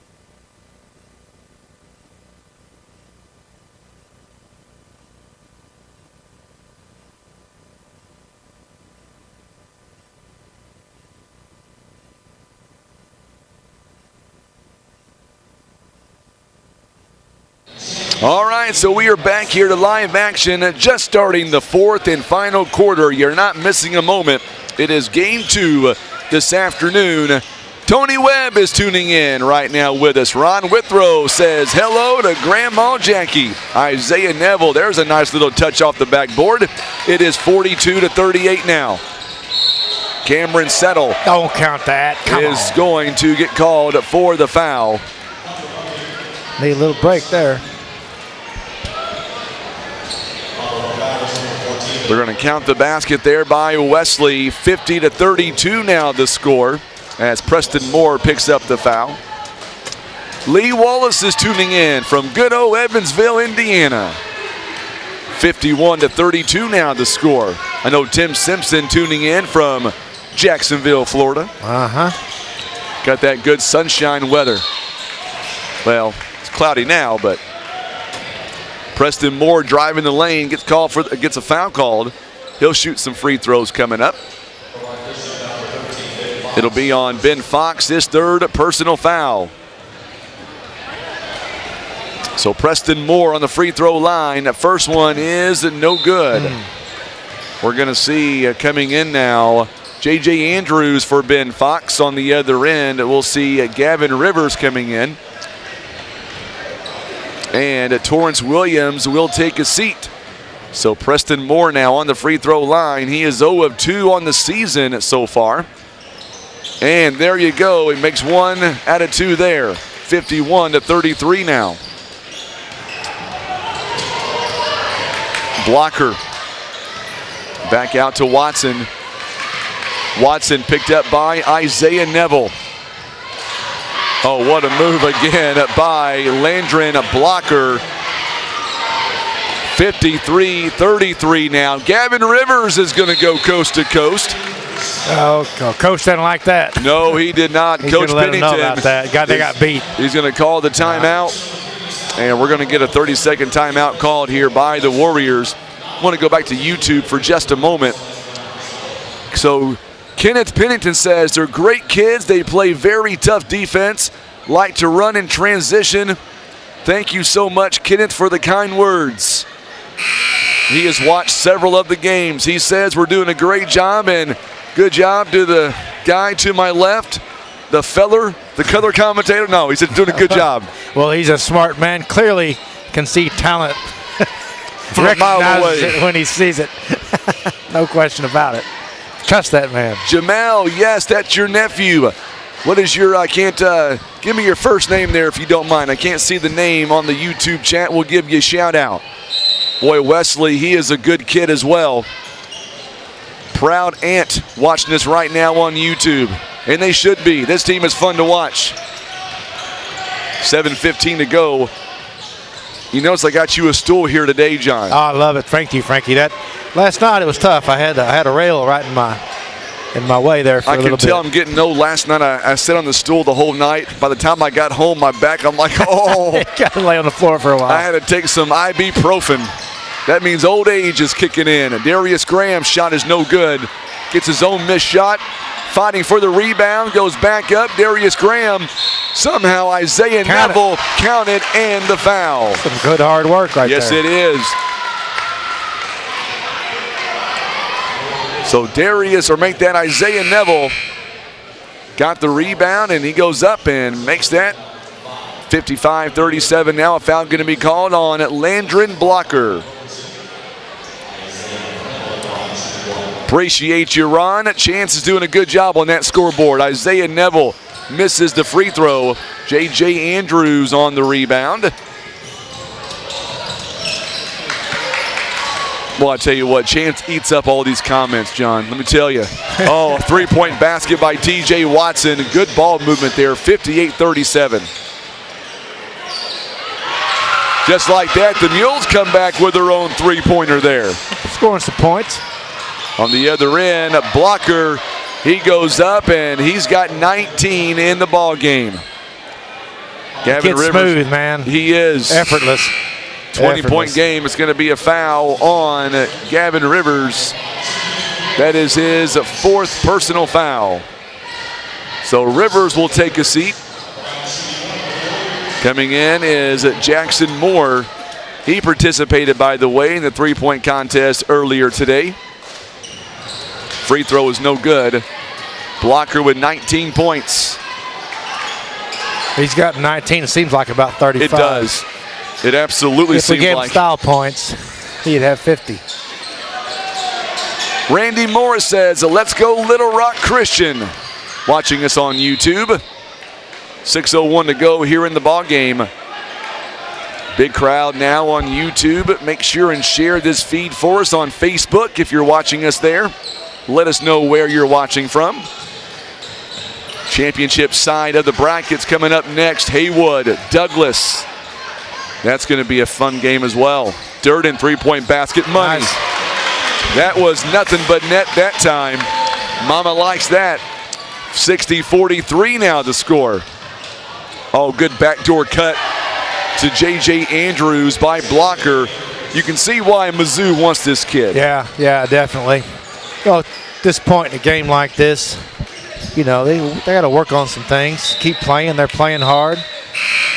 Play some ball. Learn from it. We're going to see Torrance Williams now coming in for Jackson Moore. Nope, Moore's going to stay in the ball game. Gavin Rivers also going to come in the ball game. David Durbin, Isaiah Neville comes out. Nice to see Jackson Moore getting some playing time here. Three-point basket is no good. What an offensive board by Gavin Rivers. Quick hands, man. They're just on the ball. They are. Guys. Wow. Turnover there as Ben Fox is able to steal it away. And we're going to get a whistle here and a foul coming up. Be an offensive foul. Be on J.J. Andrews. Yeah, you play a team like this, it'll help the Mules going forward. It will. More realistic teams that we're going to play the rest of the season. I'm going to give you a name and tell me if you know this guy, all right? He's a good guy, so no wisecracks. Gavin Rivers, three-point basket. 14 points for him. Travis Gowan, go ahead. Travis Gowan. He's tuning in on Facebook. Yeah, right on. Hi, Travis, yeah. Also, Morgan McIntosh is tuning in. Yeah, good guy, Morgan. Morgan is the lady from downtown Poplar Bluff. Oh, that Morgan. I was thinking of a... No kidding. I know a Morgan McIntosh I played basketball with back in the day. Okay, gotcha. We used to go to First Baptist and play. Sorry, Morgan. Yeah. That Morgan McIntosh. That she's Morgan terrible. McIntosh. She's a terrible person. No. By the way, Morgan's fine. Hey, that reminds me, Mason-Dixon Chili Cook-Off coming up February the 20th. She'll know it, the last weekend of February. Yes. Morgan has helped running that this year. I was told that I've got a spot on the judges table. No kidding. You got to start practicing up, Frankie. I'm already ready for it. Free throw is good by Wesley. And by the way, Morgan, I started a vicious rumor that I've got the city's permission now. We might be doing the inaugural St. Patrick's Day Parade in downtown Bluff, sponsored by Scott Law Group. What do you think about that, Morgan? Timeout called by Little Rock. It'll be a full timeout. I've been told, Frankie, there is scheduled a St. Patrick's Day 5K already on the book. There is. Which would be a nice conjunction. I want to talk about somebody here in Poplar Bluff. I know he's tuning in right now. I want to get your take on, in 3 words, sum up a guy by the name of Lanny Corchamilia. Go ahead, go. 3 words. Well, this is a family show, right, Frankie? A nice guy. How about that? He is a nice guy. I had to go down the list of words, and I finally got something that was nice. There you go. Lanny does a great job with Parks and Recreation. He should. Where are you at right now, Lanny? Morgan, where are you and Lanny at watching this game?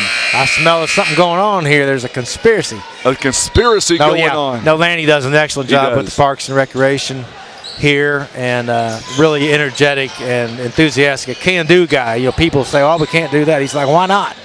I talked to his wife the other day, and oh, what a good three-pointer by Darius Graham. That was nice and smooth at 64-59. It's a 15-point ball game all of a sudden. They're going to talk about this, Frankie.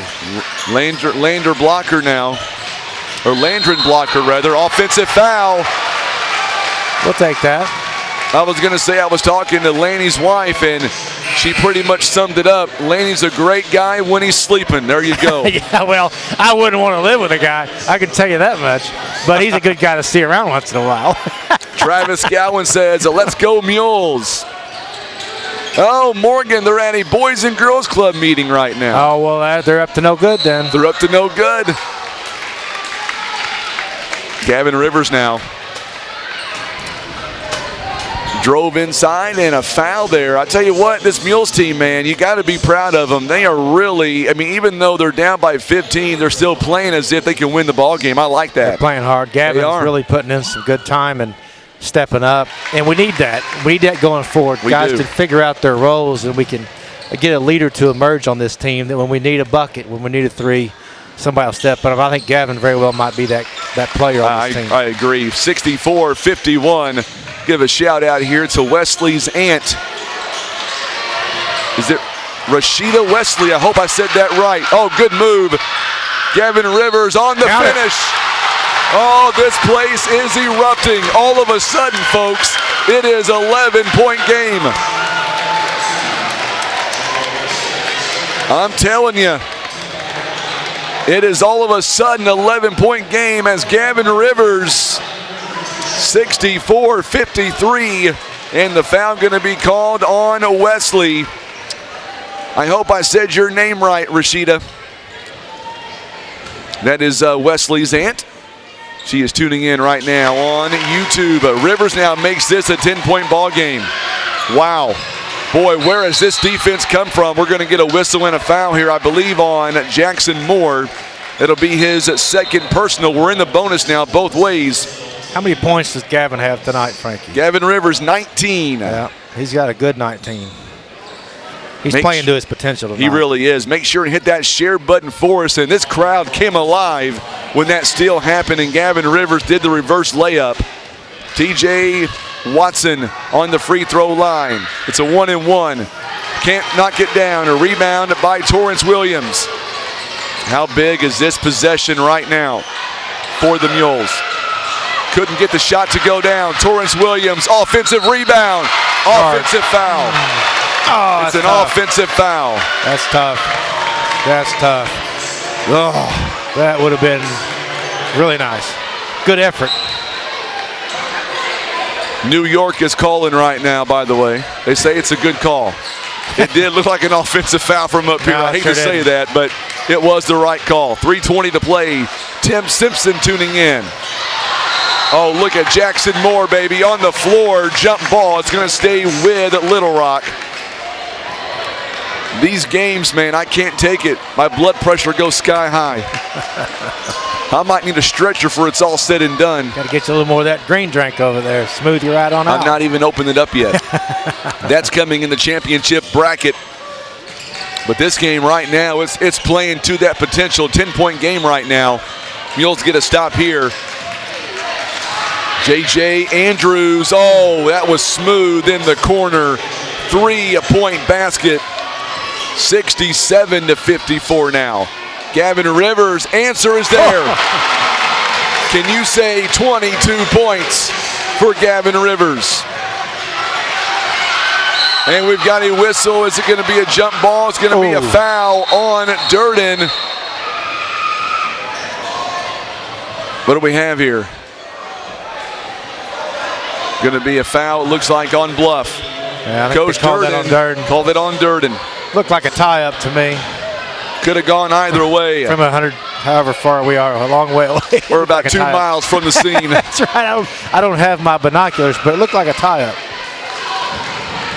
You know, you got to be impressed with the way Bluff is playing right now. We've got a whistle here, and it's going to be a 1-and-1, I believe. It should be a 1-and-1. I've got 19 fouls apiece, 1-and-1. Trying to pull some trickery on us. Some of that Arkansas business. Got to watch out for that. So it's Arkansas credit card. You know what that is? DJ Watson on the free throw line, 8 points. He is 0 for 1 tonight, and he makes that one. 9-point now for him in the game. Ann Miller is tuning in. She finally gets to watch. Glad to have you alongside, Miss Ann. Misses the second one. Here comes Darius Graham and the Mules now. 11-point game. Oh, the Mules get some space. Darius Graham. We've got a timeout. 3 minutes to go in the ball game. It is now a 9-point ball game. We're going to stay here, I think. It's interesting. I don't know where this is. I don't know. I like it. I like what we are seeing. We've definitely stepped up the intensity. But hard to put a finger on it. I think Little Rock's just kind of resting a little bit, and all of a sudden things get interesting. Who do you know a guy by the name of Sea Dog? I know Sea Dog. You know Sea Dog? Yeah. He says he's your biggest fan, best announcer ever. Hey, I like that. You can believe anything Sea Dog says. He's quite a basketball player himself. Something tells me conspiracy is in the works. Hey, I'm not. That's not my burner account. Sea Dog is real. Okay. I've already got some fans on here from Blytheville, by the way, not taken away from this game, but this Blytheville bunch, they're going to be fun to watch in a couple hours. Yeah. Oh, yeah, that's a good game. Anybody watching this game, if you can't sleep, whatever, if you want to tune in and watch some good basketball, watch that 8:30 game. Micah Dawkins is ready for the Blytheville Chicks. Tell you what, Micah, make sure and tell all your friends to come back at 8:30 and watch that game against Springdale. While you're on with us, tell me, has Springdale played Blytheville this year? Or better yet, they played them in recent memory? All right, under 3 minutes to go here in this ball game. A 9-point game. Mules are stretching it out as much as they can right now. Going for the steal. Boy, Mules playing some really good defense right now. Yeah, they caught him off guard with that press just for a minute. I got a feeling that Little Rock's going to kind of tone it in right here. They are. You never know. Oh, good backdoor cut. Torrance Williams takes away the steal. I'll tell you one thing, Arkansas, they've got the shot clock, so they're used to that shot clock. Missouri don't have a shot clock just yet. It's coming at some point. By the way, I know why the Mules are catching fire right now. Let's hear it. They had inspirational words from Ed Norton, that's why.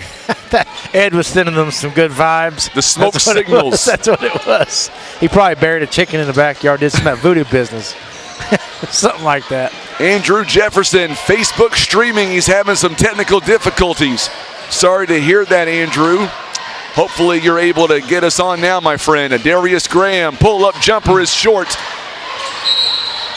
And we're going to get a whistle here. I'll tell you what, win or lose this game, you got to be impressed with the way Poplar Bluff has played, come back in this ball game. Oh yeah, Frankie. What were they down? 25 at one time? At one point. They got it all the way back down to 9, and I hate that. You know, we've had a couple of really good games against really good teams, and New Madrid comes to mind. We got within 4 with a couple minutes left. So Will Johnson says that Springdale is in a 7A school.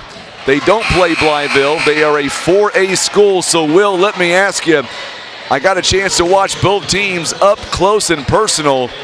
Who do you have in that 8:30 game? Who do you think is going to come out on top there? So he's saying that Blytheville plays in the bigger. They're playing the bigger school tonight. I got you. They're playing. Springdale's a bigger school. Yeah, Springdale is a bigger school. Yeah, got it. Free throws, no good. Mules now not going to be able to pull off a shot that time. Good job there by. It's going to go out of bounds.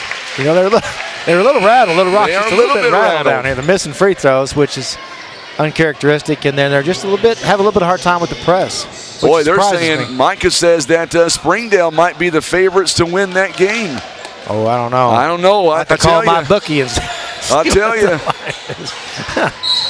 Yeah, I'll tell you this much. I know that we're centralized in Poplar Bluff and that we are obviously from Bluff, but I tell you what, Springdale and Blytheville, they've got 2 new fans sitting right here. Yeah, no, they're both really good teams and good kids and fun to watch.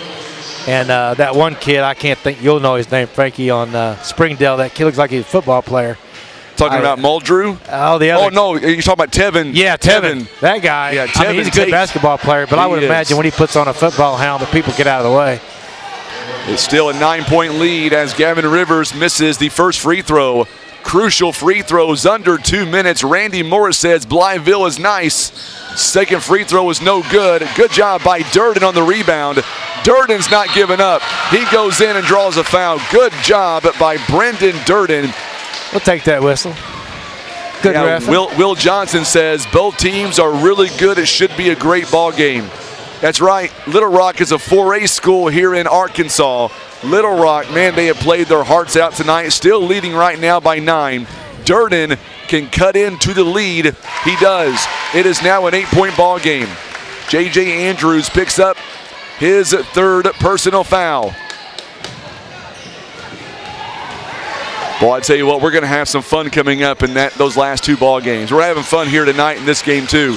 Little Rock is the real deal. Mules have cut it down to 8 points. TJ Watson, fast break points there. Good job there by Watson to get away. Oh, another turnover there by the Mules. They're saying that it was blocked or partially touched by the Mules, which is why they're not going to call the double dribble there. I will tell you this, Mules gave Little Rock, you better believe Little Rock had a little bit of anxiety for a moment, but then their defense just turned it up one more notch. Yeah, definitely got it down to 8 against this team, gain their respect in that regard. A minute and a half, anything could happen. But yeah, hats off to the Mules for not giving up. They could have gave up a long time ago, and they fought this all the way to the end. Blocker, first free throw. No good. He's got 19 points, sitting on 19. Misses the second one. Gavin Rivers. Charlie Brinkley is Sea-Dog. Yeah, that is Sea-Dog. Charlie Brinkley. Watching in Columbia, Tennessee. Glad to meet you, Charlie, for the first time. Middle school basketball player down there. Durden, a big 3-point basket. Where did that come from? It is now a 7-point ball game. Still got a minute 10 to go. I'll tell you one thing, after this shot, Blocker is gonna get the shot off, and a foul gonna be called on the Mules. It'll count the basket and the foul. I will say this about Little Rock. Normally when a team is up by 9 or 10, you see them kind of stall in the final minute. Right. Not Little Rock. I respect that so much. They're going right after Poplar Bluff. Full steam. I like that. Full steam ahead. They've got my respect. No doubt about that. 21 points here by Blocker, by the way. He's got offers to go to Mizzou. He's got to shoot better free throws. No, he's a great player, but he's missing free throws. That's odd. I may have to talk to him about Three Rivers. What do you think? Oh, he'd be a good one. Boy, he'd be an excellent player up here. He'd be so much fun to watch. Foul going to be called here against, I believe it's going to be against Wesley. It is going to be on Wesley. It'll be his 4th. 9-point, 3-possession game, Frankie. With a minute, that's no problem for a team like the Mules. No problem. Darius Graham, 11 points in the ball game. We'll be here to see it. Got to go back to Facebook here. I've neglected Facebook for a minute. I've been on YouTube talking to good folks out there. David Harris, what about Douglas? Yes, they're coming up next. That's going to be a fun battle. Haywood and Douglas, absolutely. Douglas got their act together in that second half yesterday, John. Oh, absolutely. And they took it right to Poplar Bluff. Yeah, they just defensively, there's too much to handle. And they ran 4 corners there at the end, ran a lot of time, shot a lot of layups. A lot of layups. Make sure, David, tell your friends there that Douglas is coming up next. We'll be happy to cover that game. David Durbin, I thought he had a steal. It's going to go out of bounds. David Durbin playing like a football player right now. Boy, that turnover was caused by David Durbin. 7-point game, 50 seconds to go. Lisa Pfister says the Mules keep it interesting for sure. Darius Graham. Boy, these are some big points possibly. Foul going to be called. Darius Graham. He's going to shoot some free throws here, John. Well, we need them. We need them for sure. Make sure and hit that share button for us on social media. We are reaching a lot of people tonight. We're only in game 2. It's already 7 o'clock. You know, it shows a team like this, they're going to learn that any time in the game, you get down. Every bucket counts. Every second counts.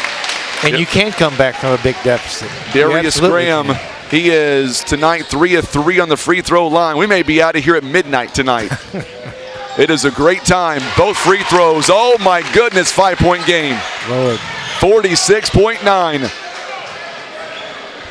Let's hear it, Mules fans. Let's hear it, Little Rock fans. No matter who you're going for, let's turn it up on social media. What do you say? Picked up his dribble. Mules going for a steal. Uh-oh. Oh, Mules. TJ Watson again. Watson breaks that press. 74-67. Gavin Rivers now. Gets it out to Jackson Moore. Darius Graham for the 3. It's short. somehow gets his own rebound. It goes back Oh, up top. Look at that shot. Give him a 10. If buries I had it. one of those cards, I'd throw a 10 up. It's still a 5-point game. How many's he got tonight? He's got 17 points. Gavin Rivers, 22 on the night. Oh my goodness, what a game this has turned out to be. Now coming up, we won't be able to have a post game because we've got to get back on track for our next game. We're going to quickly transition from the post game into the next game between Douglas and Haywood. It'll give us an opportunity to kind of reset ourselves.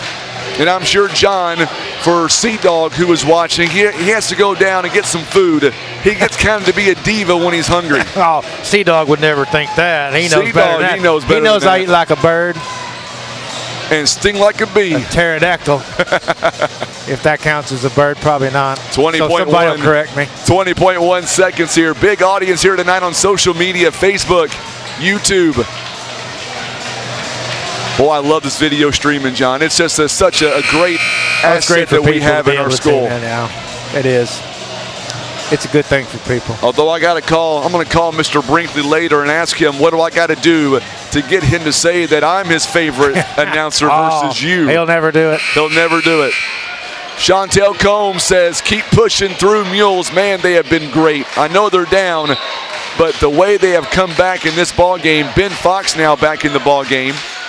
They've got to get it in. 5 seconds. Oh, a timeout. A timeout just in the nick of time by Little Rock Christian. We'll step away on the radio for just a moment. 30-second timeout. Mules are down by 5 on the Southeast Sign and Graphics Mules Radio Network.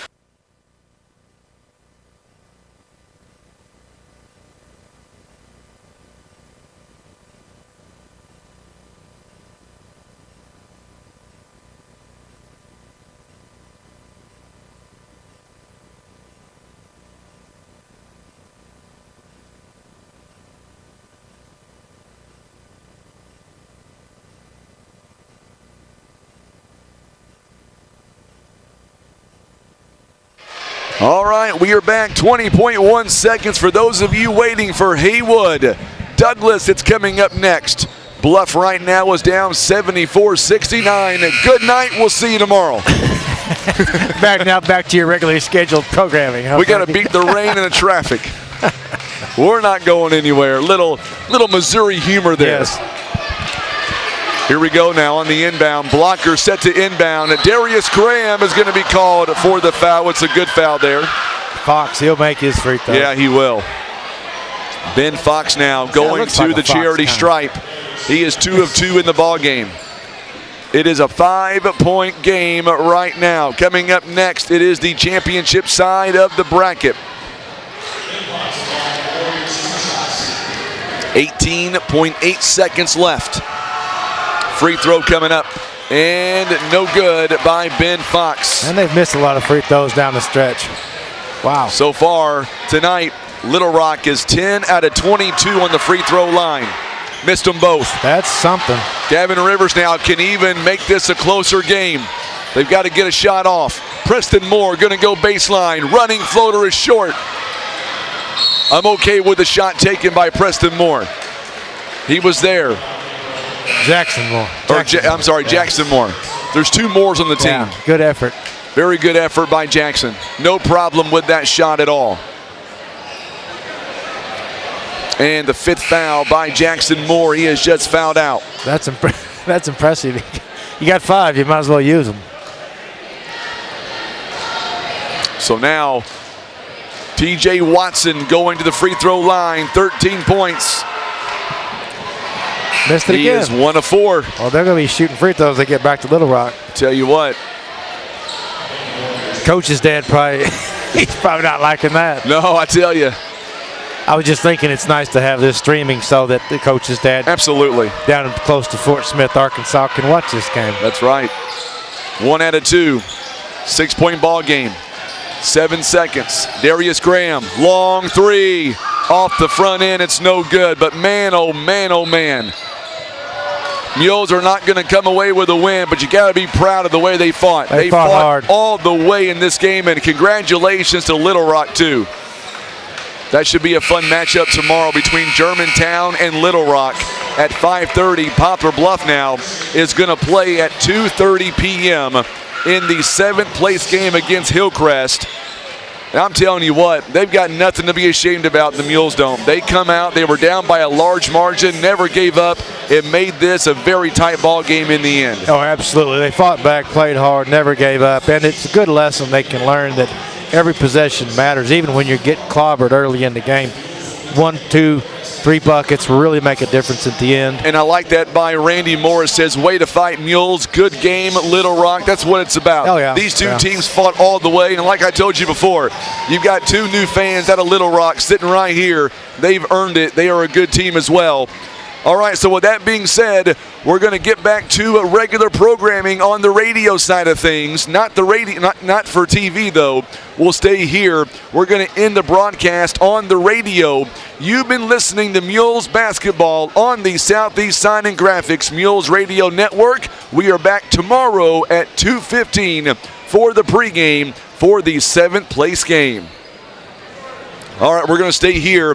Now for us on the TV side, we're going to reset as they sweep the floor. We're going to reset and get ready for the championship side of the bracket. Don't go anywhere. It is Douglas. It is Haywood.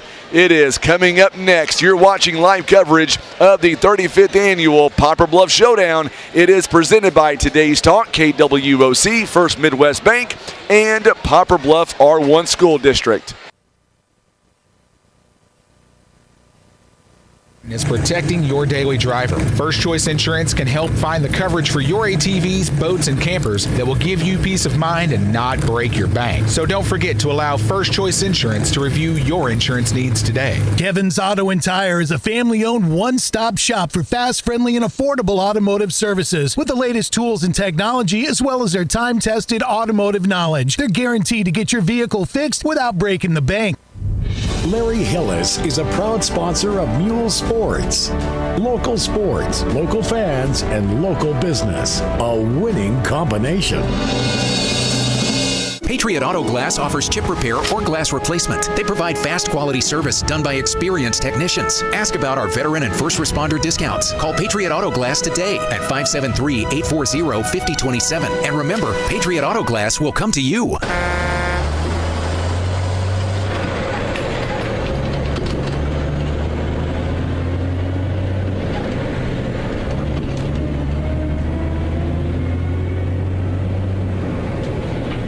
Scott Law Firm is experienced in estate planning and the preparation of documents like wills and trusts. Let the Scott Law Firm help you protect your family and pass along your estate according to your terms. Call Scott Law Firm today at 785-4688. Southeast Signs and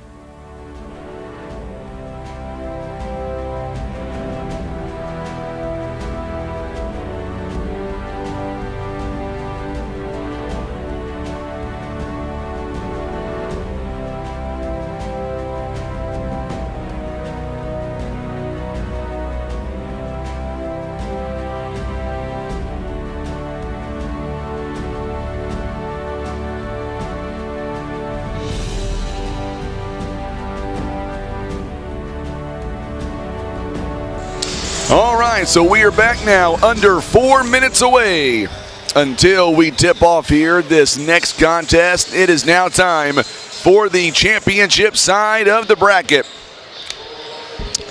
Let's go, Tyler. That's my grandson, Tyler Chapman. Let's go, Haywood. All right, thank you so much for tuning in. I can't see the name, so if you want to type in your name there, I'll give you a shout out for Haywood. A lot of folks tuning in now. Let's go, Douglas Red Devils. Janice Johnson with us. I see a lot of fans on here now for Douglas too. I love it. Love the fact that the next 2 ball games, we've got no dog in the fight. We're going to see some really good basketball coming up tonight. That's what I want to see. Shantae Campbell, let's go Haywood. You know, speaking of Haywood, we're going to take you down courtside when we see their cheering section. They've got a great fan base who's traveled. Same with Douglas. I see a lot of maroon and white in the stands for Douglas. About 2:22 to go before we tip off here at the championship side of the bracket. So let's reset. In the 7th place game tomorrow, Hillcrest and Poplar Bluff. That'll be at 2:30. At 4 p.m., 5th place game. That's going to feature Germantown and Little Rock. And now we wait to see who's going to play in the 3rd place game and the championship game. Tiffany Estes, let's go Haywood. Miss Williams says, go Douglas. I love it. We're going to have a big crowd tonight, Tim. Tim's on the camera. Chance is on the scoreboard. All right.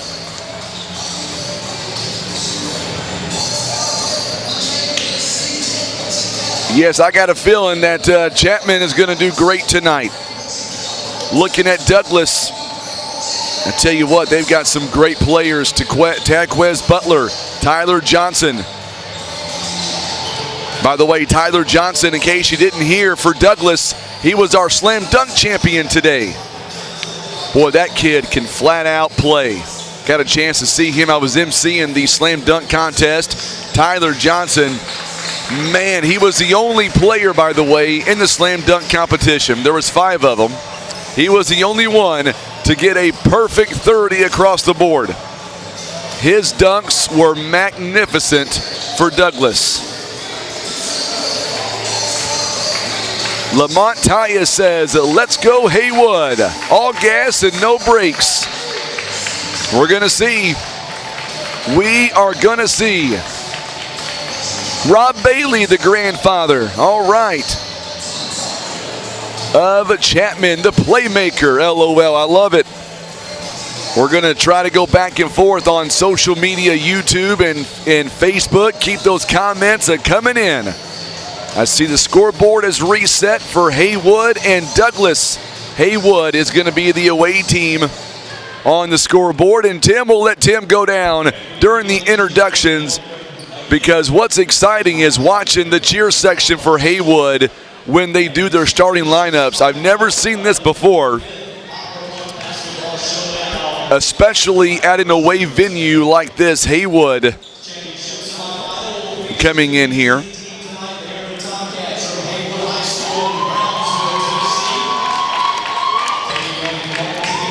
Lots of Haywood fans tuning in on YouTube and Facebook, same as Douglas. Haywood Tomcats.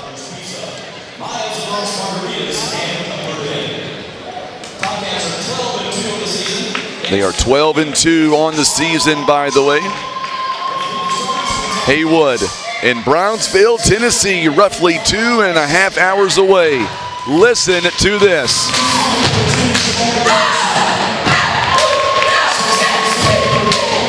Tylen Chapman getting the first introduction. Jamari Person. Also, J.B. Snipe. Boy, he is somebody to watch. Also, that's J.B. Sniper, the number 13. Janarius Snipe is number 3. And Jakari Comage, number 22. And now we turn our attention to the Red Devils out of Douglas. Jason Chapman joining us. He says, let's go Haywood. Siona Brown, let's go Douglas. Get it, Tyler Johnson. Boy, he's somebody. He gets out in open space. He's going to be hard to deal with. Demario Johnson. Taquez Butler. Tyler Johnson.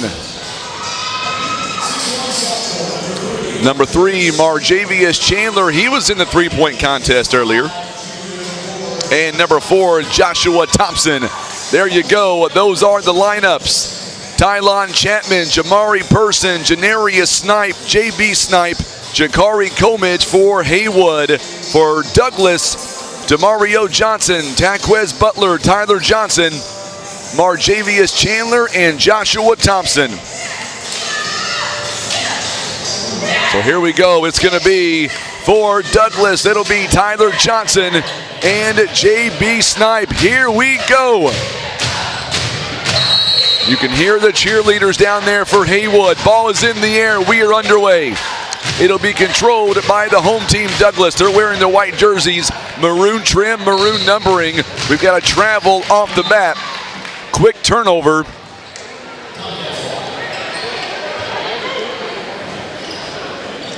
So a quick turnover there by Chandler, and the Haywood now wearing their away jerseys. Purple jerseys with the white trim and the white numbering. Chapman pull-up jumper. It is good. Good shot there by Tylon Chapman in the corner.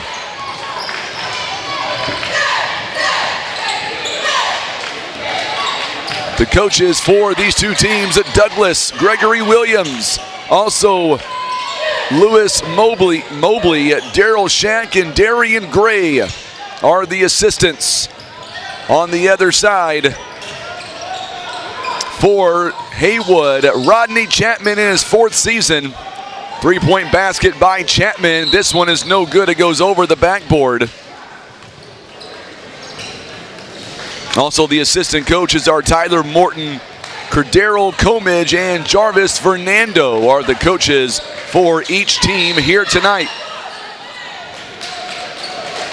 7:03 to go. 2-0 right now. Tomcats, we get a whistle and a foul on Haywood. It'll be on Chapman, his first. Team foul number 1 now.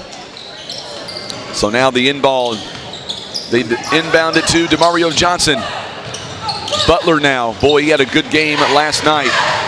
Butler against Poplar Bluff. 26 big points on the night. He is not wasting any time. Misses the first opportunity. Offensive rebound by Thompson. He goes up, and we are tied at 2.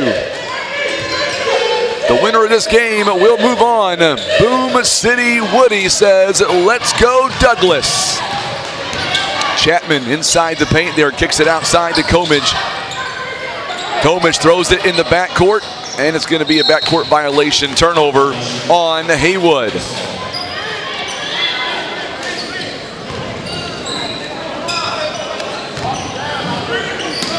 So a quick turnover there by the Tomcats.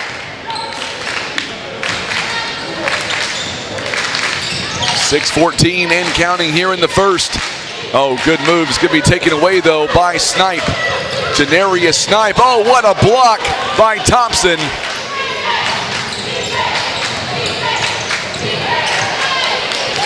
Bucket is up and good. And now it is 4-2, Red Devils. Going to be some fast pace action here tonight. That was a good move inside a moment ago. Tyler Johnson gets the easy bucket. Offensive foul by JB Snipe. And that is team foul number 2 now for the Tomcats. Red Devils trail, or they lead rather, 4-2. I was going to say the Red Devils trailed Poplar Bluff the majority of the game yesterday. But man, Coach Williams had his team ready to go in that 4th quarter. Tyler Johnson, step back jumper, it's off the mark, it's no good. Rebounded by Janarius Snipe. Snipe is a 6'7" senior.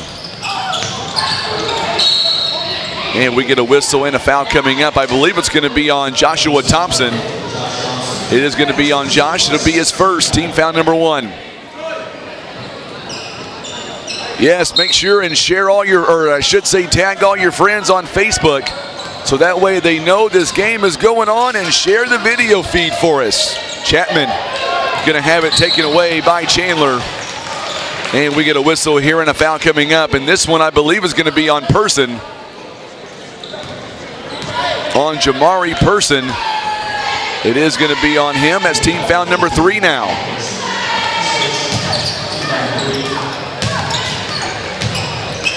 So 3 team fouls by Haywood, 1 by Douglas.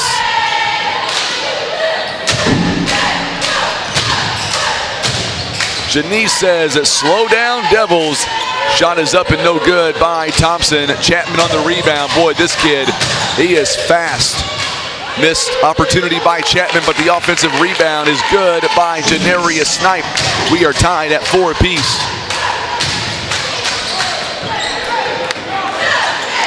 4-4 the score now. 4:27 and counting here in the first quarter.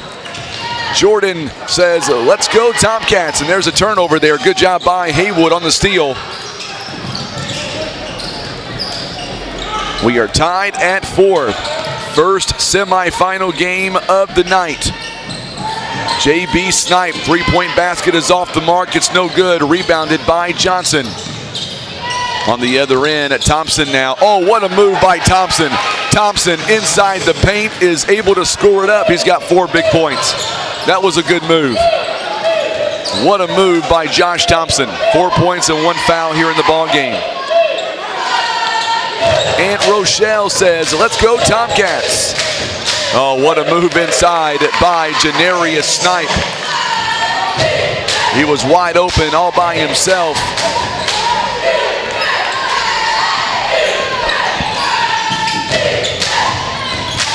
Double team there as somehow Johnson able to get away from it. What a move by Tyler Johnson. It rims out on him.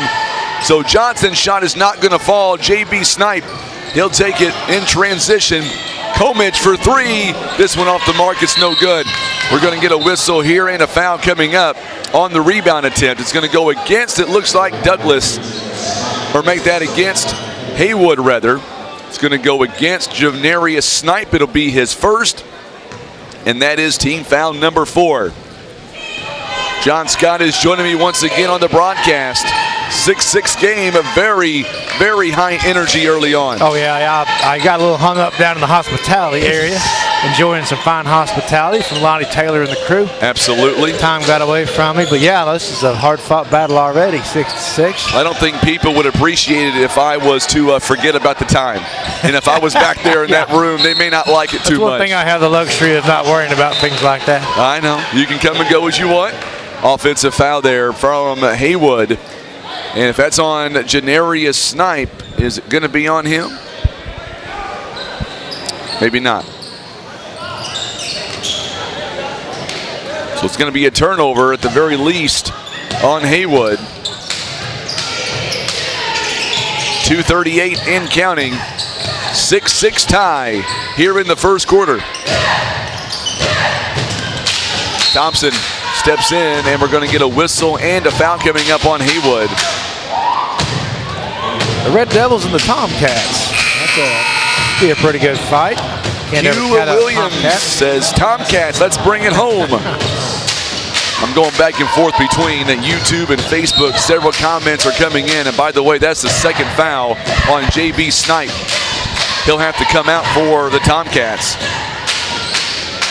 That's a big foul. Good. And we're going to get a whistle here and a steal from Comich. And I believe it's going to be a foul on maybe Tyler Johnson. It's going to be on Johnson, his first. Team foul number 2 now.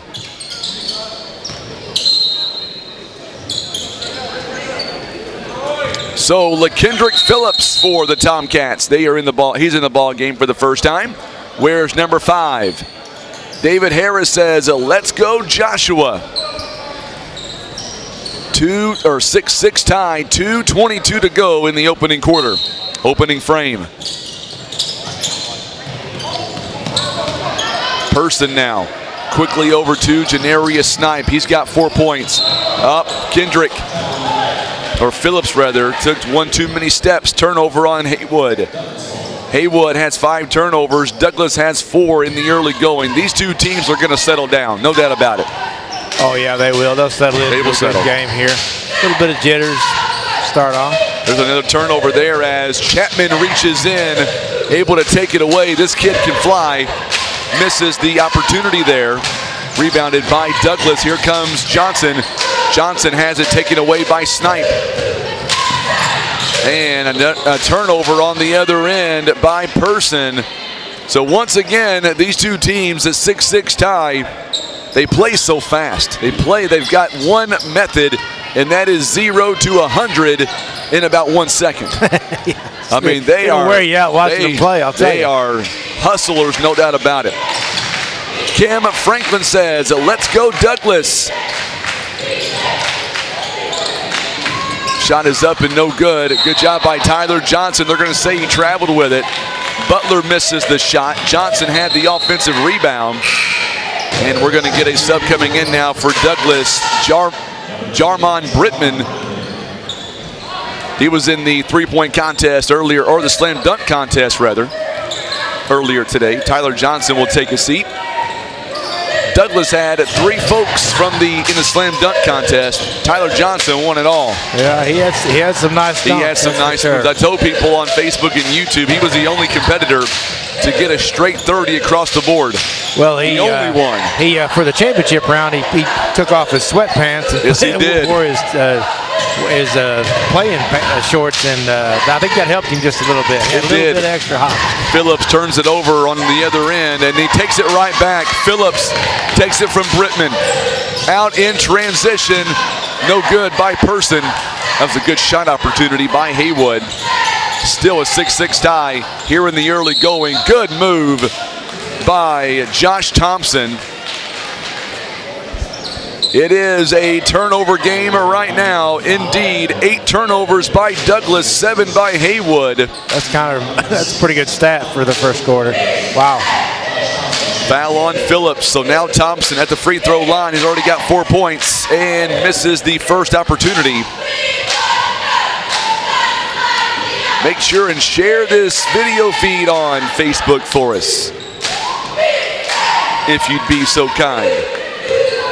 Second free throw opportunity coming up now for Thompson.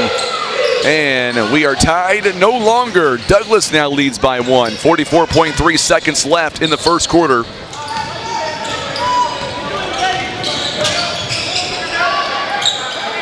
Chapman, he's got 2 points here in the ball game. Goes in the paint, and I believe a foul's going to be called. 33 seconds remaining here in the first.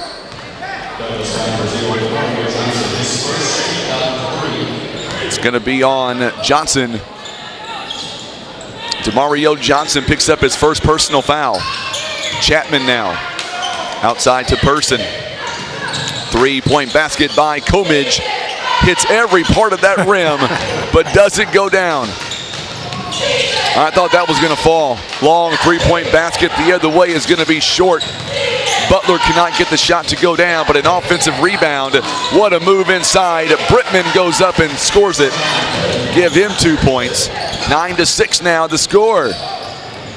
I appreciate you, Boom City Woody. 9-6 now the score, so we played one. It's going to be a battle all the way around. Oh, it is, Frankie. It's kind of an ugly game so far. 9-6, good football score starting off here, but I kind of want to blame, is that Pat Sarda down there reffing? Yeah, he's one of them. It's his fault. It's his fault. We're going to the second quarter now, a 9-6 ball game. So these two teams, one out of Memphis, one out of Brownsville. We have been back and forth all night long. Cam Franklin says, let's way to go Devils. Tell you what, we're going to be in for some exciting basketball all night long. Well, we saw last night that Douglas they started off a little bit slow against the Mules. But man, they got going in the second half, yeah. They turned it around in a heartbeat. So now Chapman's going to come out now. He'll be in the second quarter as we see Phillips back out. Also, Comidge, Person is out there, and Janarius Snipe for Haywood. On the other end, Demario Johnson, Taquez Butler, also Jarman Brittman, Tyler Johnson is all out there for the Douglas Red Devils. And we are back underway as we start quarter number 2. A 9-6 ball game right now. What a move. It's going to go out of bounds. The last touch by Douglas as Person could not get that shot to fall. I'll tell you what, the Tomcats are getting some good looks right now, just unable to finish for the moment. There's a three-point basket for you. Chapman with a long two-pointer rather. 9-8. He's got 4 points here in the first quarter, or in the first half. Foot was on the line. There's a steal taken by Person. Person, oh, what a block. Oh. What a block by Johnson.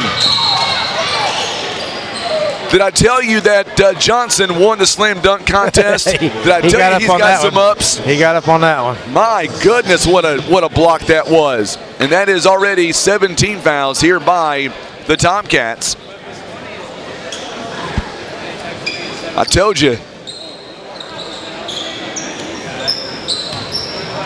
Trey says Douglas all the way. That was a nice block by Tyler Johnson. Free throws coming up here as Comidge got called for the foul. First free throw is up and it's good. Butler makes his first point of the game at 10-8. The Red Devils right now 4 out of 12 at 33%. And they make both free throws there. It is now a three-point ball game, 11-8. JB Snipe still on the bench right now with foul trouble. He had 2 fouls in that first quarter. I'm seeing Braden Durden for Poplar Bluff got a ice pack on his wrist. I hope he's okay. Iced on his right wrist. Oh, good move inside by Janarius Snipe. Cam Franklin chiming in on that block. She's got the emoji with the smiley face with a face mask over. It tells me it's a sick block. Is that what they call it? Is that what that is? I don't know. I'm asking you. I get an emoji like that. I gotta Google it and see what I gotta see what it means. Go on the Emojipedia. Yeah. I'll tell you what. Make sure somebody's not trying to start a fight with me. I'll tell you what. That was a good block earlier. The ball goes out of bounds. 11-10 now to score. Chandler, I could see this game going down to the fourth quarter. I really could. Yeah, a lot back and forth. Equally matched teams, at least so far. Yeah, evenly matched. So we know Douglas really backcourt violation. Yep, backcourt by Chandler. Interesting. Had 1 foot on the line by accident. Janice says, "Let's focus, Devils." Tamika Williams says, "Let's go Haywood." Tuning in on YouTube tonight. A lot of folks in Brownsville, Tennessee tuning in, as well as Memphis. Good move inside. Janarius Snipe. He'll go up. He's got 8 points here in the early going. It's now 12-11. I know folks from the Memphis area tuning in, and so glad to hear that the blackouts are out, or they're back in session now. A bit of regular weather down there for a change. Going to get a foul called, by the way, on Tyler Johnson. He'll come out of the ball game, back in at Josh Thompson.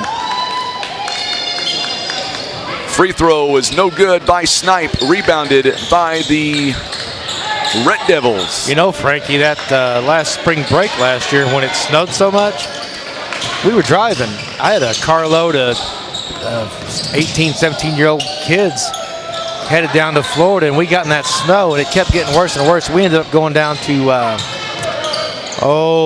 Central Barbecue in Memphis there. Nice. And I thought, well, we'll go in here and it'll ease my nerves, but man, it was nerve-wracking driving that snow. And of course down there, they don't have a lot of road graders or anything like that. And that trip from Memphis on down, we were headed to Birmingham, so we were going down to wherever it is.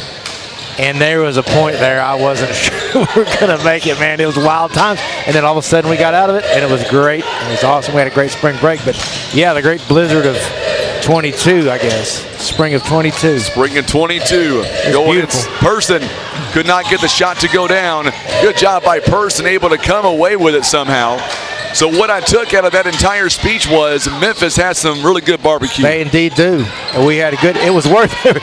Well, we were crossing the bridge there coming out of Arkansas, and I told the boys, I said, if we go off the side of this bridge, roll down your windows real quick. That'll at least give us a chance. And but we made it, and yeah, we stopped, had a good time. Absolutely. Had a big old plate of barbecue and made it to Birmingham. And Josh Thompson picks up a foul, by the way. Janarius Snipe on the free throw line. He's already got 8 points here in the ball game. He's 0 for 1 though on the free throw line. Well, I tell you what, I'm not sure. I don't want to start a war here, but I do want to know who's got the better barbecue. Is it going to be Memphis? Is it going to be Blytheville? Well, I like the Dixie Pig. We've established they're still in existence. The barbecue sauce they have is a good vinegar-based, I think they call that a Carolina sauce, but it's good. But, you know, Memphis, you got a lot of options in Memphis for some good barbecue. I thought you were going to say Kansas City or Memphis. That's where you want to get a fight going. Oh, okay. So because Kansas City's got some awful good barbecue. Okay. But you know what, Frankie? It's all good. It's all good. Here we go.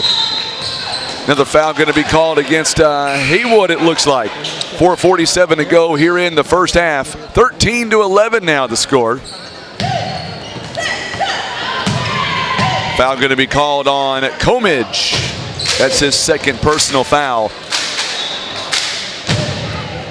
Tim Simpson says Memphis barbecue is second to KC. Uh-oh, what did you get started, John? Well, you mentioned KC. That's going to get him going. Q93. Q93, I think, is the place. Cam Franklin says that Memphis I had some good barbecue in Kansas City. Has the best barbecue, hands down. Well, Memphis does have some good barbecue. I guess they're going to call that a technical foul.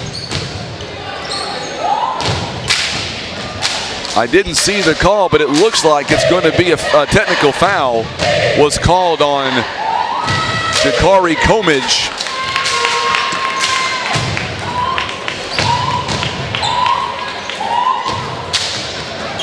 (13-11) as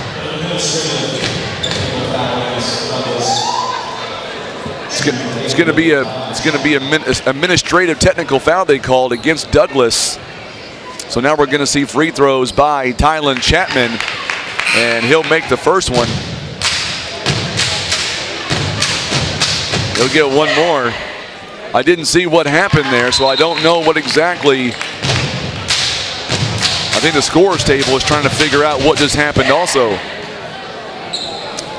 15-11, I know it says 13-11, but it's actually 15-11. As Chapman makes them both. That was an odd. That was very odd. I don't know. I got thinking about barbecue. Well, I zoned out for a minute. They called a personal foul on Comidge, and then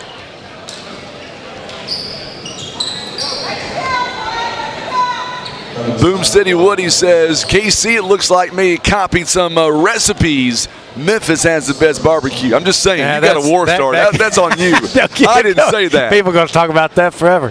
Now, the good thing about Memphis barbecue is it's not that far of a drive to Memphis as it is to Kansas City. Absolutely. And I do like the music in Memphis. 16-11 now the score. They got the score right now. So 16, make it 17-11. Chapman with 8 points here in the first half. 6-point game. And Memphis is on the way to New Orleans is where it'll really be going. 17-11. Chandler now. Red Devils down by 6 points. Still very early though. They've got some moves and skills. Chandler misses the shot, gets his own rebound though. 3-point basket, you betcha. What a good move by Johnson. Yeah. Good look. That cuts it down to a 3-point game again.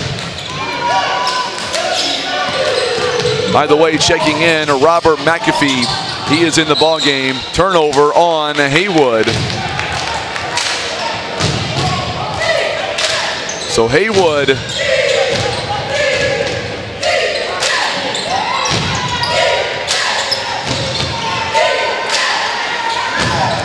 for the Red Devils, Demario Johnson, Taquez Butler, Marjavis Chandler, Marjavius Chandler, Jarmon Brittman, and Terrence Holly on the floor. Turnover, by the way, on the Red Devils. On the other side, Haywood has Tylen Chapman, Jamari Person, Janarius Snipe, LaKendrick Phillips, and Robert McAfee.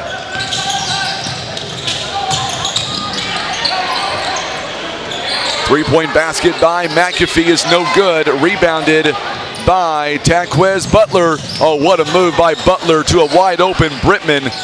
And now, just like that, back to within a one-point game again. Well, it's quick down the floor on that fast break. It is.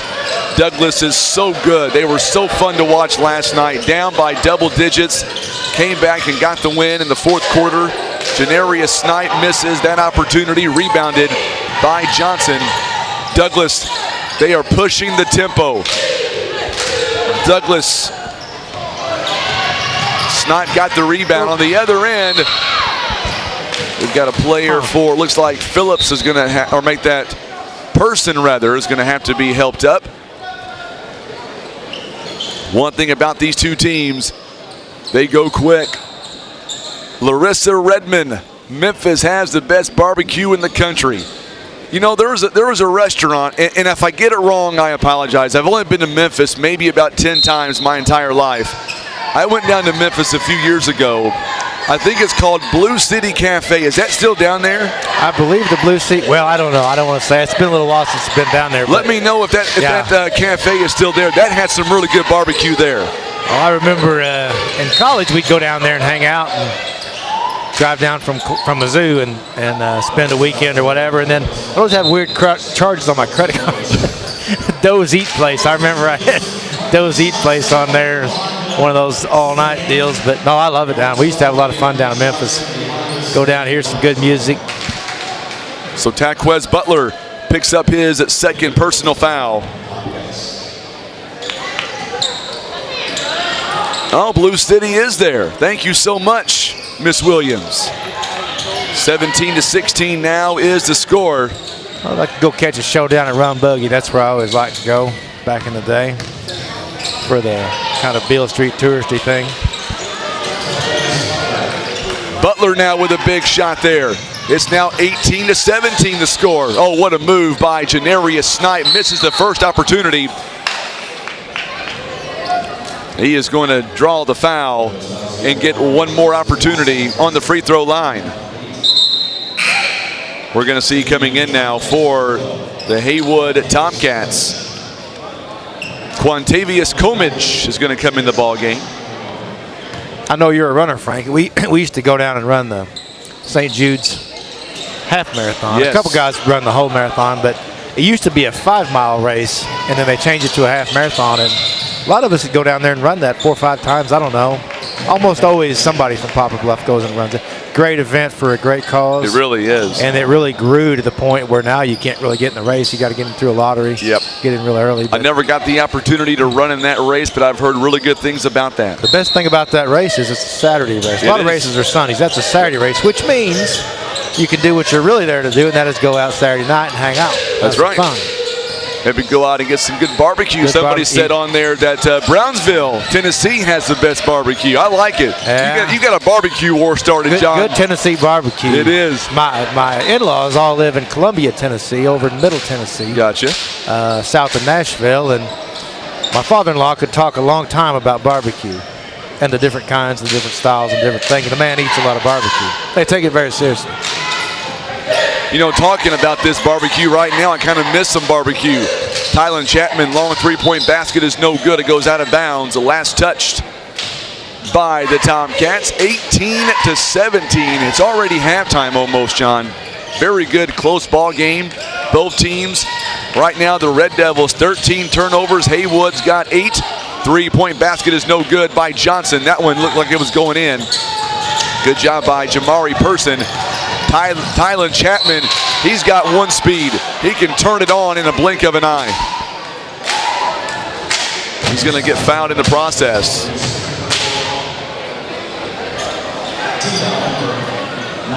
Team foul number 9 for Douglas. It's going to be a foul on Tylen, or make that, he's at the free throw line, makes the first one. Butler picks up his third personal foul. So 9-8 in the fouls right now. Helen's Barbecue reigns supreme in Brownsville. That's good to know. I'm going to write that down next time I'm down that way. You better write that down. 19-18 now. Chapman, 10 points. Helen's Barbecue. That's what they call it. Helen's Barbecue in Brownsville, Tennessee. Oh, good move there by Brittman. Can't get the shot to fall. And now we're going to get a whistle and a foul on the rebound. It's going to be on LaKendrick Phillips. It'll be his second, each team with 9 fouls in the first half. Terrence Holly at the free throw line coming up. He'll get 2 of them. 19-18 the score. First one is on the way, and it is no good. So we're going to see for Haywood, Davarian Pierce coming in now for Phillips. Jerry Bradford's second free throw is up and good. So he's 1 for 2, and we are tied again at 19 all.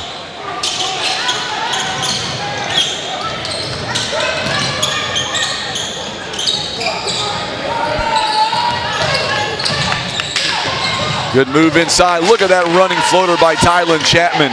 He's got a dozen here in the first half. 21-19 the score. 21-19. Chapman is taking over for Haywood here in the first half. He's got 12 of their 21. We saw him in a three-point contest today as well. Ooh. Johnson. Well, they're letting them play a little. We're going to get a timeout here called. So a steal by Person and a timeout called by Haywood. It'll be a 30-second timeout here. And we'll keep it right here. Haywood right now using their first timeout of the ball game. So let's go to the numbers right now. What do you say? Douglas shooting 35%, 7 out of 20. They are 4 of 7 from behind, or the free throw line, 1 of 3 on the free throw line. So far, they have out-rebounded 15-12 right now. Also, Douglas has 14 turnovers. Haywood, meanwhile, shooting 28%. They've got a 2-point lead, 7 of 25, 0 of 6 from downtown, 4 offensive rebounds to go along with their 8 turnovers so far in the first half. Chapman with the left-hand runner, it's no good. Brittman on the rebound. And this one's going to go out of bounds. Last touched, I believe, by Holly. And that'll be another turnover by Douglas, and that'll be number 15 here in the game. 15 first half. But they're only down by 2 points, which is amazing. Well, it's a testament to the defense both these teams are playing. It really is. Each of them have turned up the pressure. Chapman for 3, off the mark, it's no good.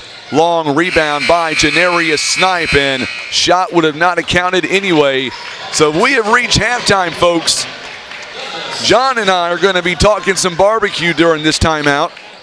We'll come back with some good spots. I told you what my favorite spot is. I've heard some folks say that Brownsville was their favorite spot. Memphis is their spot. You think Kansas City is better than Memphis? I can't believe that. Don't say that, Frankie. Oh, okay. I thought you were going to go that direction. Frankie. You may get boycotted off of this, off of the airwaves. I didn't say that. Okay. I just said I thought you were going to ask the question. No, sirree. All right, we're going to step away for a quick timeout. It is 21-19 the score. The Red Devils trail by 2. You're watching live coverage of the 35th annual Poplar Bluff Showdown, presented by Today's Talk, KWOC, First Midwest Bank, and the Poplar Bluff R1 School District.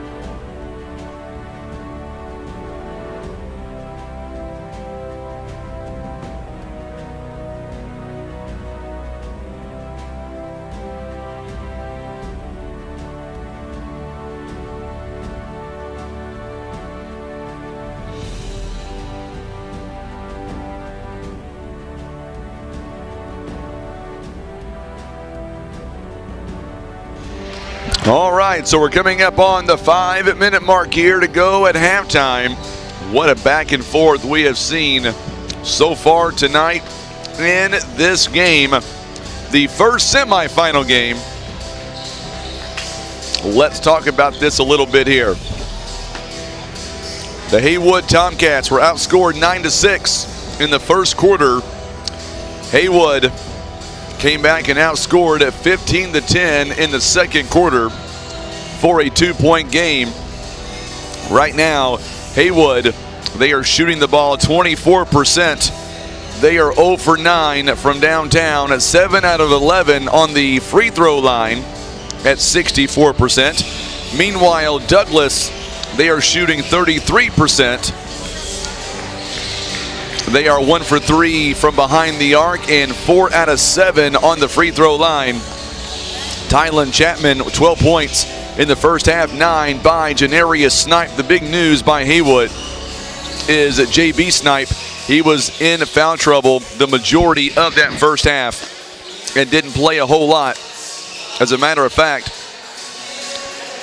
JB Snipe only played about 5.5 minutes there in the first half. On the other end, at Douglas, they are led in scoring by Josh Thompson with 5 points, 4 each by Taquez Butler and by Jarman Brittman. And then from there, 3 points by Demario Johnson, 2 by Tyler Johnson, 1 point by Terrence Holly on a free throw. That is the only scoring right now, John. But very good ball game indeed. 21-19 the score. It's come down to turnovers right now. It's been a turnover battle, but Haywood, they've been able to clean up some of the turnovers. They've only got 8 so far, and 14 by Douglas. Yeah, a lot of defense being played that first half. Low-scoring game. A lot of defensive efforts. Scrappy team back and forth. A lot of turnovers, but that's not sloppy ball handling. That's just really good defense on both teams. It'll be interesting to see what Douglas does. We saw last night that the first half they were a little bit off, and they came out the second half and really played a good half of basketball and got the win. So it'll be interesting to see if they can they can do that tonight. I don't know. Listen, I'm not the smartest guy when it comes to how YouTube works. My son can tell me, but somebody put on YouTube that we're making them want some Memphis barbecue. Did I just hear you tell somebody on the phone a minute ago that you're ready for some KC barbecue? I'm ready for some barbecue. How about that? Oh, Frankie? okay, I got you. I would take some little Central barbecue right now. We could be there. What time is it? But I wonder what time they close. It's only 8:20. We could be there about 11. The way you drive, we'll be there at 10:30. See you, Frankie. I'll send a picture. You'll send a picture of the barbecue, man. I tell you what, man. These two teams have been so fun to watch. I mean, I don't know. We don't cover their teams all year long, but man, when they come in here, number one, their fans make us feel like we're part of their team. That's a huge bonus. And number two, these coaches, they make us feel like we're part of their teams also. And these two coaches, I give a big shout out to both of them, to Coach Rodney Chapman and Gregory Williams. They've got me all the information on their teams all the way around. This has been a fun tournament, and we still have, if you can believe this, a game and a half left to go. Oh yeah, it's going to be a great night as it gets later. And for those listening who don't normally listen in, Frankie just indulges me to come up here and do this with him, and they handle it all, and I come in here. This is not my, if you can't tell, this is not my day job to come do this.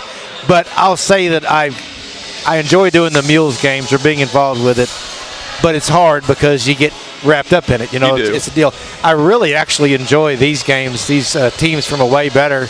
I feel like we're really doing something for people and helping people, family members who can have an opportunity to tune in and actually see their kids play or their grandkids or whoever, people that can't necessarily make the trip or the weather's bad or it's a weeknight, whatever it is. Listen, I like to see it. I don't want to cast stones at Memphis folks for their barbecue in Brownsville, but I got to tell you, TJ Neal from Poplar Bluff says Mike and Zach's may have the best barbecue, better than Memphis or Brownsville. Well, that's not my words here, folks. Well, no, they did. Mike, he did win the Memphis in May. He did. On the pulled pork. He did. Years ago. And it's good stuff.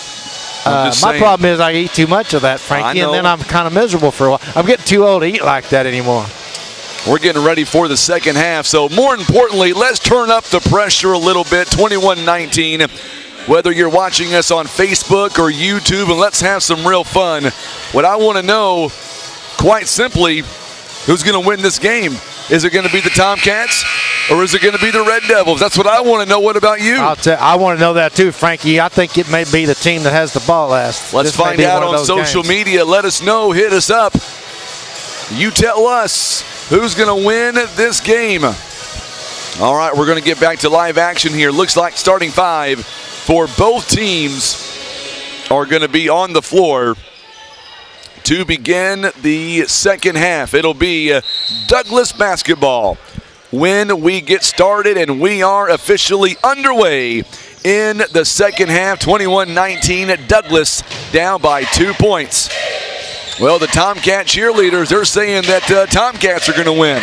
Well, they sure brought their cheerleaders. They sure did. I love their routine. Absolutely. I do, man. I mean, they got those steps But down. their feet have got to be sore, right? I mean, they stomp all the time. It hurts my feet. And I was walking out as the team was coming out earlier, and those girls are loud, man. Absolutely. they'll rattle your ears. JB Snipe, what a move. This one's going to go. Oh, they're going to wave it off. Going to be a foul before the shot. That was a good move by JB Snipe. The shot will not count. It's going to be on Josh Thompson. It'll be his third personal foul. Stephanie Michelle, yes, you're absolutely welcome. We are so honored to bring these games to you as opposed to you guys being grateful to us. We love the opportunity. We're glad that we can put on a great show for you guys back home, whether you're watching us in Brownsville or in Memphis. Janarius Snipe, good move by him. It is now a 4-point ball game now. Yeah, everybody listening too, if you want to hang around for the next game, it's going to be a good one. Blytheville, Arkansas, and Springdale. Boy, Marjavius Chandler that time. What a scoop and score that was. 23-21. One thing about these two teams and their fan bases, you can tell they're passionate with their basketball. That's for sure. Oh, yeah. These are basketball towns. That whole Memphis area, man. Talk about a pipeline of some good players coming out of Memphis. JB Snipe, he'll draw the foul and shoot one. That's a good move by JB. They missed him in the first half. It's going to be a foul coming up, I believe, on Tyler Johnson, and that's number 3 on him already. Oh, DJ Neal says Blytheville's going to win by 12. By 12, I'll write that down. That's a bold move right there. 6:45, 26-21 now. 5-point ball game. Got Three Rivers coaches all around us here tonight, John. I love it. Creeping up on you. And you know, Memphis fun to go down. I don't do it very often, but to go down and see a Grizzlies game is a lot of fun. It is. The Memphis Redbirds there in the minor league team. That's really a neat stadium. Chapman takes it away from Johnson. Out in front is Comidge, and there you go. Biggest lead of the ball game for either team. It is a touchdown lead right now for Haywood, 28-21. A little more affordable than going to St. Louis and watching the Cardinals. Ooh, took a little swipe at St. Louis. Oh, well. I must admit, you got to take out a loan. Go up there, you got to be careful. Thought you were going to say St. Louis has better barbecue than Memphis. No, I wouldn't say that. They do have barbecue, and they got some good music in St. Louis. Gooey butter cake. I will put their gooey butter cake up against anybody. That's going to be a third foul on JB Snipe. He's going to have 3 as well. Johnson, his free throw is no good. And the birthplace of toasted ravioli, for anyone who's interested in that. LaKendrick Phillips is back in the ball game now for JB Snipe. Looks like Johnson's going to have his replacement come in just a moment. Jarmon Brittman. Second one is no good. Misses both of them. So Person now. He'll take it. He'll cross half court. 5:53 now to play here in. Oh, we're going to get a whistle here, and I believe it's going to go against Haywood. It is going to go against Haywood. I believe it's going to be on Comidge. It is his third. The first time, Frankie, I ever saw the Red Panda. You're familiar with the Red Panda? I am not familiar with the Red Panda. This lady who does a halftime show for a lot of sporting events, and it's unbelievable. She rides a unicycle. Nice. And I can't really describe it, but she basically takes a series of plates, bowls, on her foot, and she throws them up in the air, and they land on her head. And she does a lot of these, and she does them all over. Everybody knows. You got to Google the Red Panda. And she did the Mizzou game the other night, but the first time I saw the Red Panda was in Memphis to see a Grizzlies game. We had bought tickets so we could see LeBron play when he was still at Cleveland. And it was that game where they didn't show up. I mean, LeBron didn't show up. We paid a bunch of money, went down there, and he didn't show up at all. But we saw the Red Panda at halftime, and I will tell you, when she came out, I thought, what in the world is this? And by the end of that thing, that place was rocking, because it's amazing what she can do. She didn't drop one plate. Oh, nice. 28-21 timeout called by Douglas. It is their first. And by the way, TJ Neal, I'm trying to figure out how we got started on food. This is great. Well, TJ says if you want some great coconut cream pie, check out Elderland in Bloomfield, best in the country. Bloomfield. Okay. I like some good pie. I do like some good pie. Coconut cream pie. Elderland. That's what they're saying, Elderland. In Bloomfield. I was up there today, this morning. I was right here this afternoon. I've been pretty much here all week. Oh, what a move inside by Brittman, and he's got 6 points. Makes it a 5-point game again. McAfee can't finish on the other end. That would have been a very nice shot had he been able to get that to go down. Douglas now. DeMario Johnson. Terrence Holly out there as well. Gets it outside to Chandler. Chandler going to go baseline. Gets it to Holly. Holly powers his way in, and a foul going to be called. I'll tell you what most folks don't know, I bet, just because of the fact that they're in Memphis and in Brownsville, Tennessee. You realize that when this showdown is done, Tim and I would have done 38 basketball games this month alone. Play-by-play, 38 ball games. You might figure it out. Keep doing this. I tell you what, first free throw is up and good by Holly. I don't know how y'all do it without really getting a little crazy. This would be, 4 games for me. I slept pretty good last night. I was tired. Holly misses the free throw but gets his own rebound. Then he gets blocked underneath by Janarius Snipe. So now on the inbound as Snipe. 3-point basket the other direction for another offensive rebound, and Brittman is going to take it this time. So Brittman is going to make it a 2-point game again, and there is a steal by number 3, Chandler. Do you ever go home after this, Frankie, and watch basketball on TV? No, I don't. You don't watch any sports? No. You know what's funny is when I get home, like last night, for example, I was in a stool that had no back to it. So when I got home, I had to take some ibuprofen. My back was killing me. Yeah. I could see you might want a little peace and quiet and some ibuprofen when this is over. What I'm surprised is, and I'm sure the parents that are watching right now, they'll get it. My 12-year-old, he's only 12. He's running the scoreboard you see on the screen. Look at McAfee there. Big block by him. Here comes Phillips. Oh, and a block on the other end by Brittman. So Brittman with a block. I'll tell you what, we're getting some fast-paced action right now. You got to have your running shoes on for this. You've got to love this action right now. Like a tennis match. Chapman, pull-up jumper is no good. Shot that from the free throw line. On the other end, we are tied. It is a 28-28 ball game as Chandler is able to knock it down. Boy, 28-28 the score.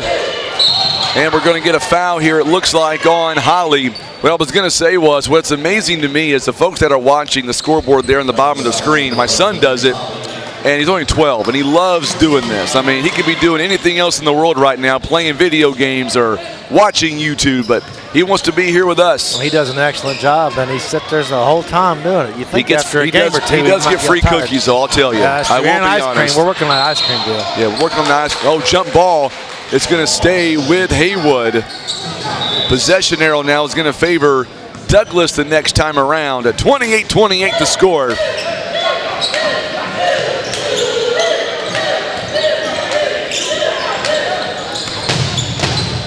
Big audience here. Make sure and share this feed for us on Facebook. Subscribe to our YouTube channel, and a turnover on Phillips. Subscribe to our YouTube channel. Tomorrow you'll get the notification when we go live. Yes, he was. TJ says he was a great ball boy earlier today. He was. Yeah, that was hard work, actually. Although I did see a lot of rebounds and missed opportunity by chance. We'll run some drills later. We'll run some laps. What a move by Holly. He's got 4 points and give them the lead now. Very low-scoring game right now. I think the lower the game score is, it may favor the Red Devils, in my opinion. Yeah, I agree with you. I agree it does. Janaria Snipe is going to have it taken away by Brittman. Here comes Chandler. He walked. Boy, Holly somehow is able. Oh, he's going to lose it going out of bounds. Turnover on Holly. So right now, Douglas has 17 turnovers, Haywood 12, and we're going to get some substitutions now for the Tomcats. Coming back in now, JB Snipe. They can't afford to have him on the bench anymore. Jamari Person comes in. Janaria Snipe stays in. Tylen Chapman is in. Jakari Comage. Janice Johnson says, let's go Douglas. They've got a 2-point lead. Chapman now. What a move by Person. Thought that was going to go in. Holly somehow comes away. Oh my goodness, how in the world? Oh, we're going to say a travel. These teams just fast up and down. They are fast. 30-28 the score. Trey Harris says he is watching from Dyer, Tennessee. Glad to have you on, Trey. Hope you are enjoying the video footage here tonight. Good move by Chapman, and we're going to get a whistle and a foul. I wonder where Dyer, Tennessee is in relation to Dyersburg, Tennessee. That's a good question for Trey. Is that somewhere in there? I don't know. Let me know. Let me know if Dyer, Tennessee is near Dyersburg. Get a timeout called by Haywood. It is a full timeout as Terrence Holly picks up his second personal foul. We'll step away for 30 seconds. It is a 2-point game. You're watching live coverage of the 35th annual Poplar Bluff Showdown presented by First Midwest Bank, today's talk KWOC, and the Poplar Bluff R1 School District.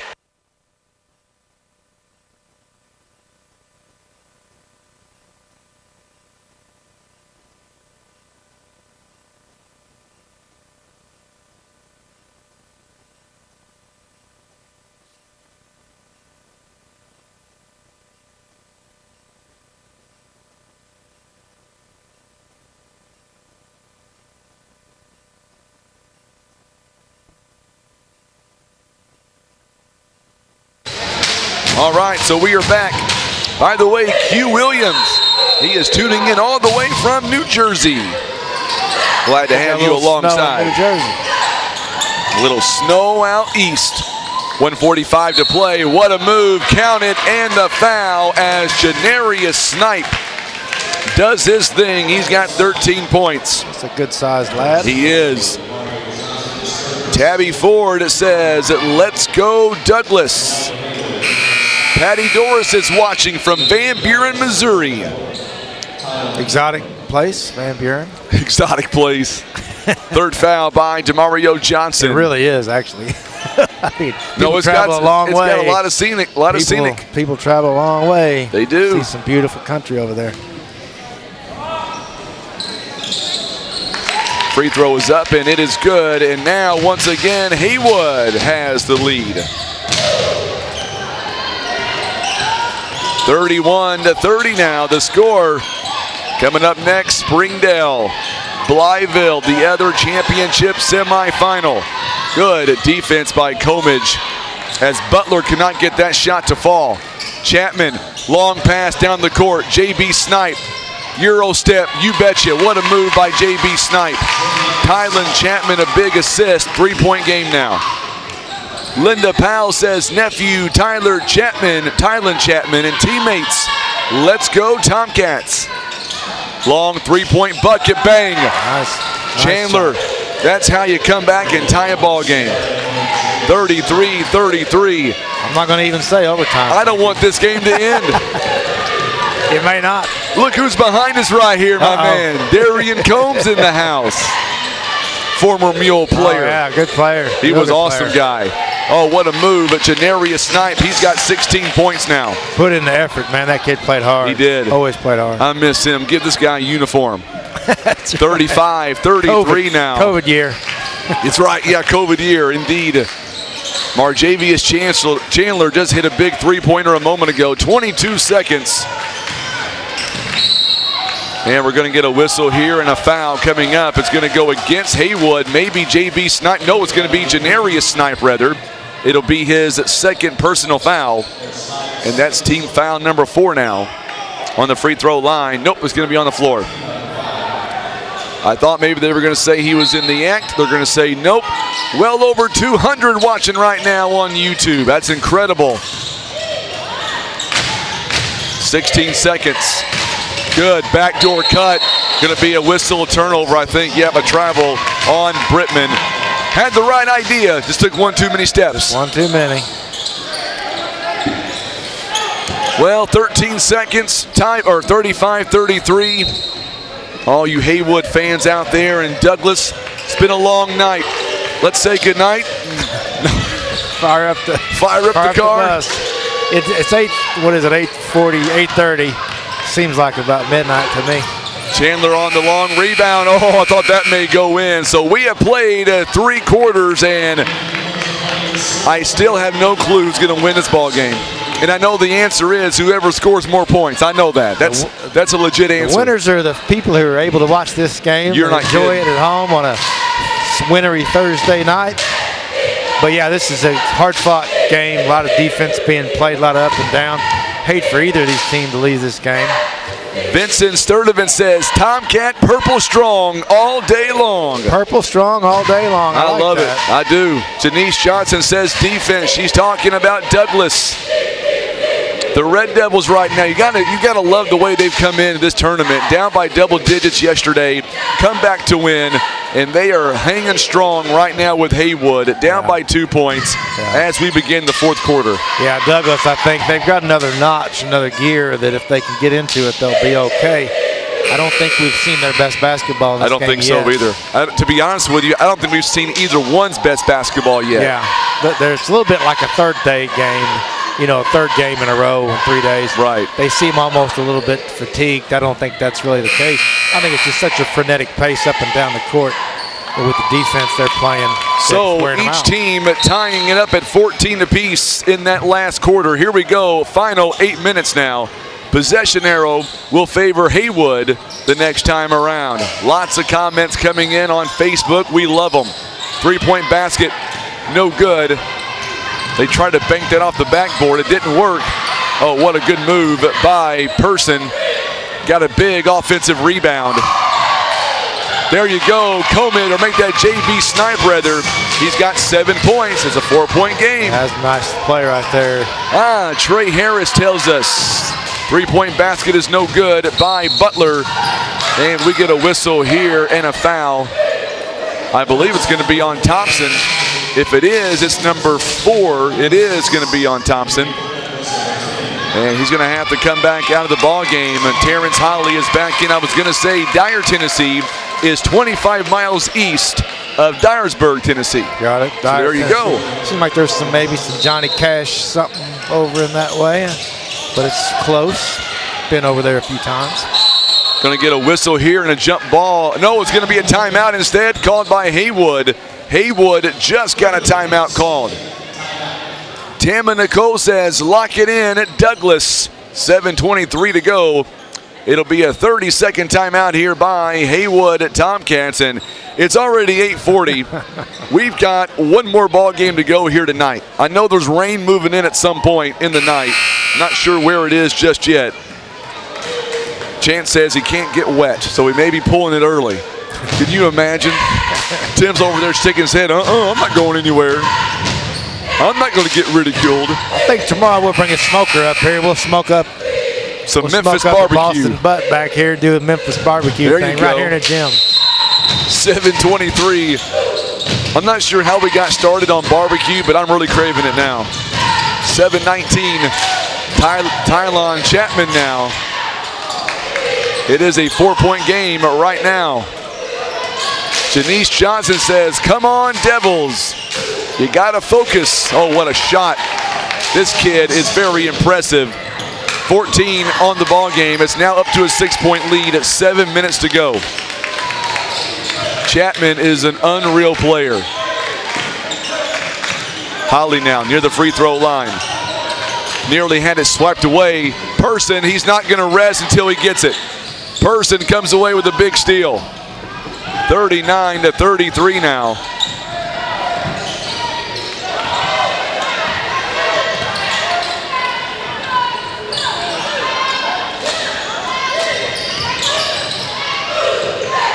Shot is not going to go for Comidge. Ball still being batted around, somehow taken by Person, and Snipe will finish it off. He's got 18. We're going to get a timeout called. This one.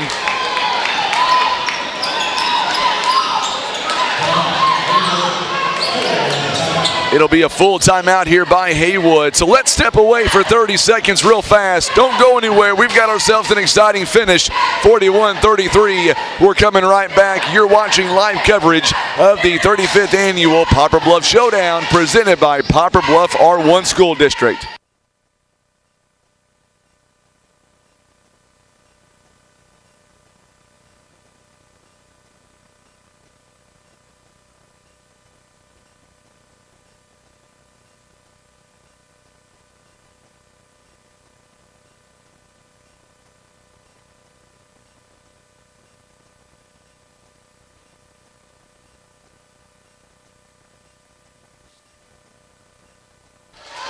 All right, crunch time is where true point guards and true guards show where they belong. Tamika Williams, let's go Tomcats. Well, Mr. Neal says the rain is between Thayer and West Plains right now, so we should have plenty of time. Famous last words. I don't want to melt. Famous last words. Going to get a whistle and a foul. This one looks like it's going to be on J.B. Snipe. That's a big foul too.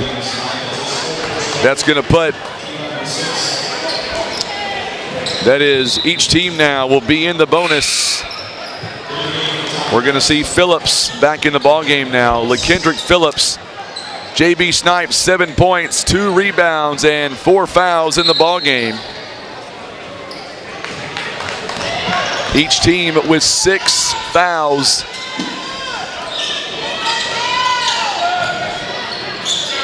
Shot is up and no good. Here comes Phillips. Oh, what a block. They're going to call a foul on Johnson. So it's not going to be a block, I don't believe. Boy, he went up high. Did I tell you that Johnson won the slam dunk contest today? Because if I didn't, he's got a lot of ups. They're going to give a foul on Johnson. That's number 4 on him. Yeah, that kid got up for sure. He got up, no doubt. Phillips now goes to the free throw line. He'll shoot a couple of free throws. Janice says the Devils have her sweating up there. Down 41-33. Free throw is no good by Phillips. 41-33 now the score. Misses them both. Rebound by Marjavius Chandler. Nearly a turnover. Good job there by Thompson. Thompson is going to have it taken away by Phillips.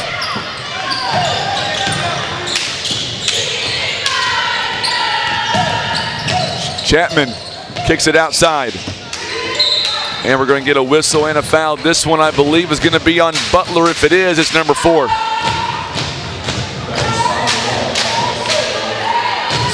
Cedric says something about them Tomcats, making them feel good right now. Up 41-33. Going to be a 1-and-1 coming up now for Comidge. Makes the first one. 9-point ball game.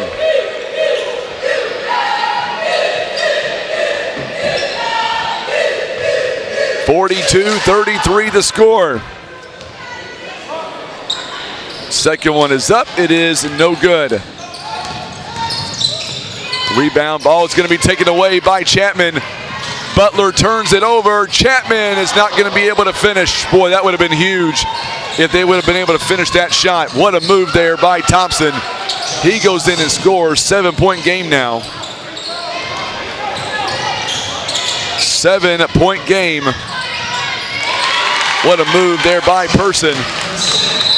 44-35 the score. A cramp looks like maybe.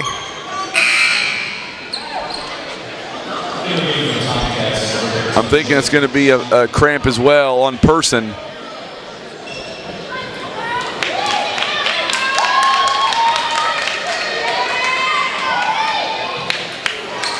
You hope it's a cramp anyway. Yeah, they stretched him like it was a cramp at first, but yep. It's hard to tell. I can't tell if he's in, I mean, obviously he's in pain, but I don't know if it's cramp pain or if it's worse than that. One thing about these two teams, they are scrapping down to the wire. 44-35 the score.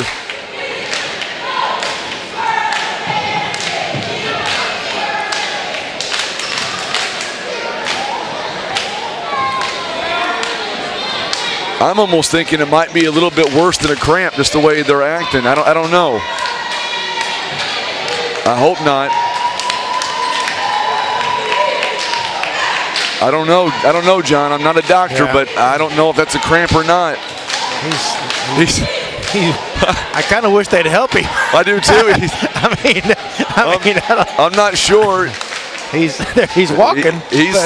That is Jamari Person, and I hope it's just a cramp. He's laughing and smiling. So maybe that's just a cramp. I hope that's what it is, because that must have been a bad one. But he's walking, and I smile. Yeah, he's walking, so that's good.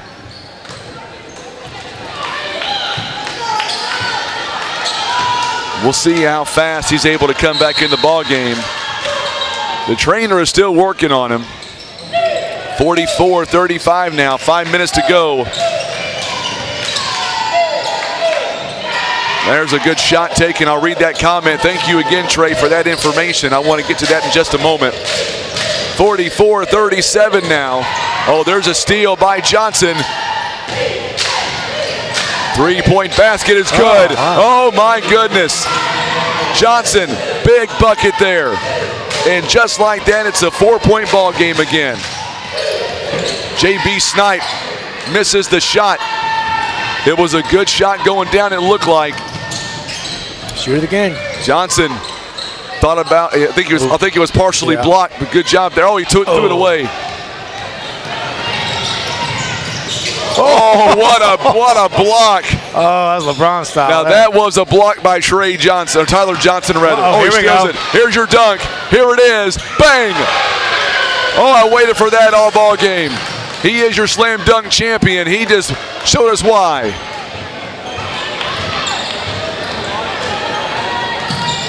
Comich cannot get the shot to fall. Janarius Snipe can't follow through. Here come the Red Devils. Oh my goodness. 3-point ball, no good. Tyler Johnson got a foul. It's going to go on Janarius Snipe, and that is foul number 3.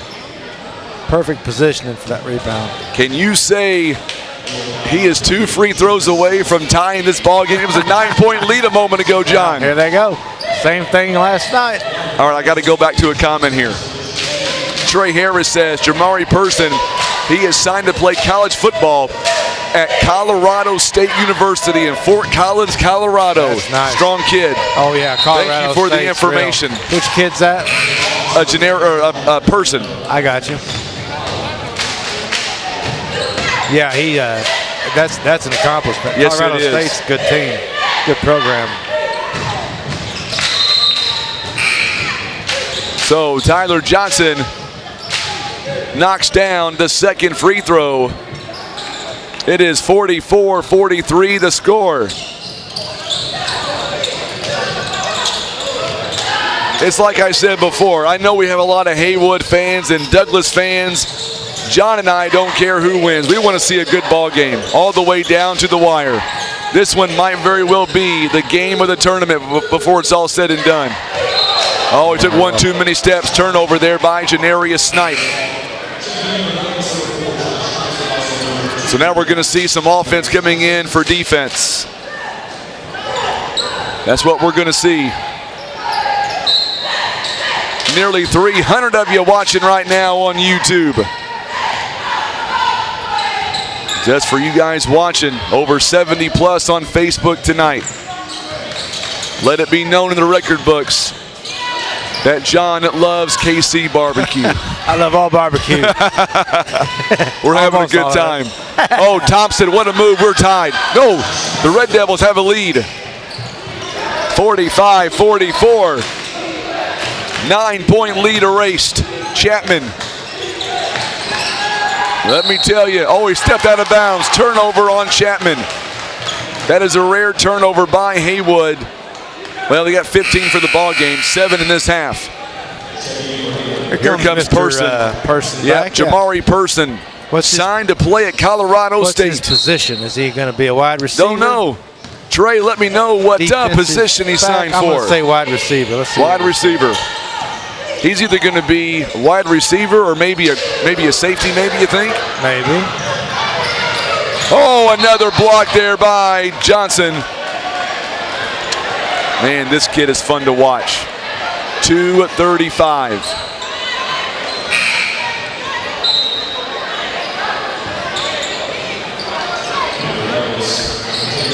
Young Cedric says Haywood all the way.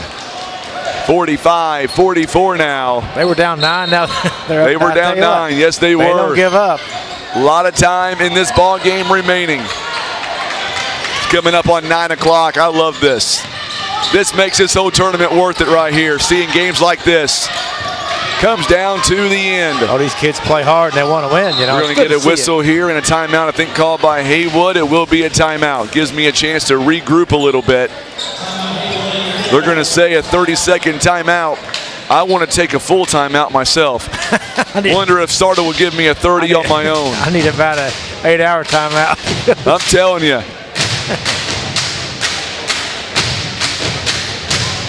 I'm going to let Tim get those cheerleaders there in camera, and I'll hush up for a moment.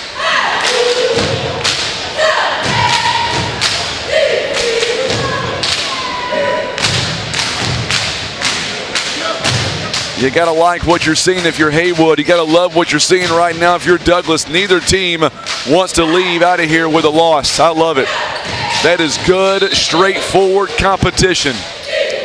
Here we go now. Make sure and share this video for us on Facebook. Subscribe to YouTube. 2:10 to play. Chapman, three-point basket. Money. That is a big shot from a big-time player. 2-point game now for Haywood. 17 in the ball game. That was a good shot. That'll get the Haywood fans smiling ear to ear right about now. 147 and counting. Pretty good crowd here for this game tonight. No kidding. I was just thinking that, Frankie. I mean, it's 9 o'clock on a weeknight, and we got a pretty good crowd. We do. We are tied up again as Holly makes the big shot. He's got 6. We are tied at 47. Is 32 minutes enough for these two teams? That is the question right now. It's enough for me. JB Snipe, what a move there to Janarius. He's got 20. I hate for either of these teams to lose. Absolutely. Somebody just flip the lights. Somebody flip the breaker and we'll go home. We're going to get a whistle here and a timeout by the Red Devils. I'll tell you what, folks, on social media right now, what do you think about this game? A 49-47, 107 left. We still have a whole nother ball game left. My son says, overtime? Overtime, baby. Double overtime. Dare I say triple overtime. I don't know about that. How long it took for Kansas to lose in the Liberty Bowl last night. I hate to laugh. It's other people's misery, but 49-47 to score. Hats off to the University of Arkansas football team for doing that. Normally I wouldn't say that. Team that Mizzou beat, by the way. That's right. Douglas has 3 timeouts remaining in the ball game. Haywood out of timeouts. 49-47 to score. It is Douglas basketball, Red Devils.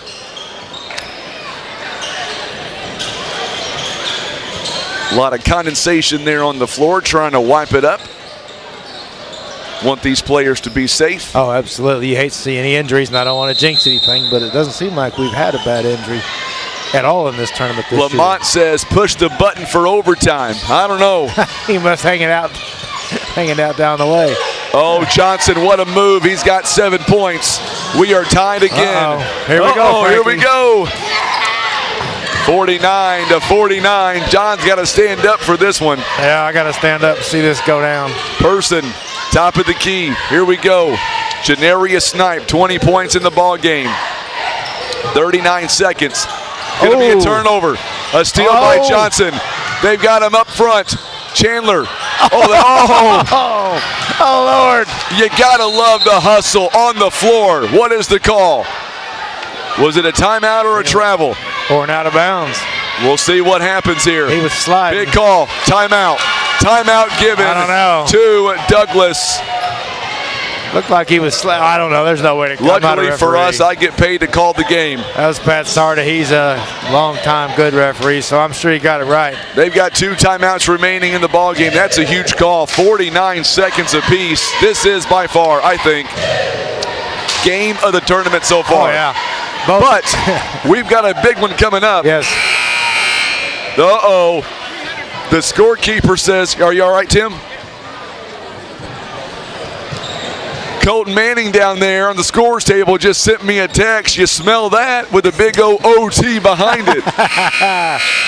Oh, man, this is great. This is a great tournament. Man, this is a great game. My favorite time of the year is March Madness, and this is just a little snippet, a little taste of We're going to call this December Revenge right here. There you go. 28 seconds. Here we go. This one's going to be great. 25 seconds. So do you hold the ball for one shot? I think they do. I would. I think they're going to, and Snipe knows it. Number 2, give him the ball and say, let him dunk it or something. Here we go. 12 seconds. We're in for a great finish, folks. Oh, he turned it over. Oh, Kobe. Oh, he got it. Oh, what a shot. Lord, that's the play of the tournament right there. Oh, my goodness. That's the Colorado State guy right there. That is the Colorado State. He got up. Smart play. Wow. Smart play. Cleaning up the garbage man came to town. Person with the shot of the tournament. Lord, he was up. They're waving. Are they waving that off? How are they going to wave that off? Whoa. They're waving that off, it looks like. Hang on a second. I'm not sure. I don't know why. No, they gave it to him. They gave it to him. I was gonna say. They waved it off for a moment, but they gave him the bucket. I thought so. 3.5 seconds left. Wow, what a comeback. This one back and forth all game long. Oh my goodness. We still got 3 seconds left though. Got to have a long pass here. They've got what they want. So the clock didn't start. I don't think the clock started on time. Oh my goodness. We got a full timeout here. And that's it. They're out of timeouts now. No timeouts left in the ball game for either team.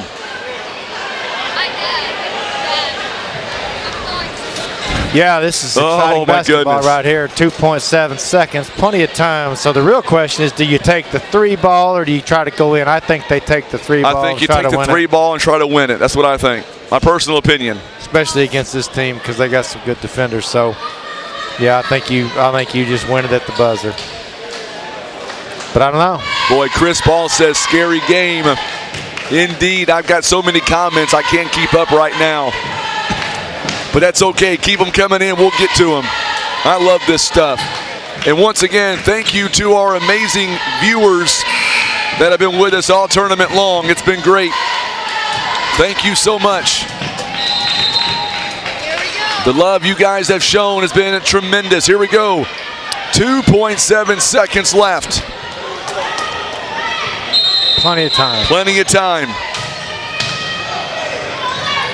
Oh, he stepped on the line. Or his hand did. He lost his balance. His hand went down. Man, you hate to see that. You don't see that ever. You hate to see that game like that. Oh, my goodness. Chandler stepped on it. And now they're going to foul immediately with 1.9 left. Regardless of what happens in the game, you hate that. Hate that for the kid. Had an excellent game. And he started to pass it in. He lost his balance. And put his hand down inside. So now we're going to the line. Person who may have the play of the tournament.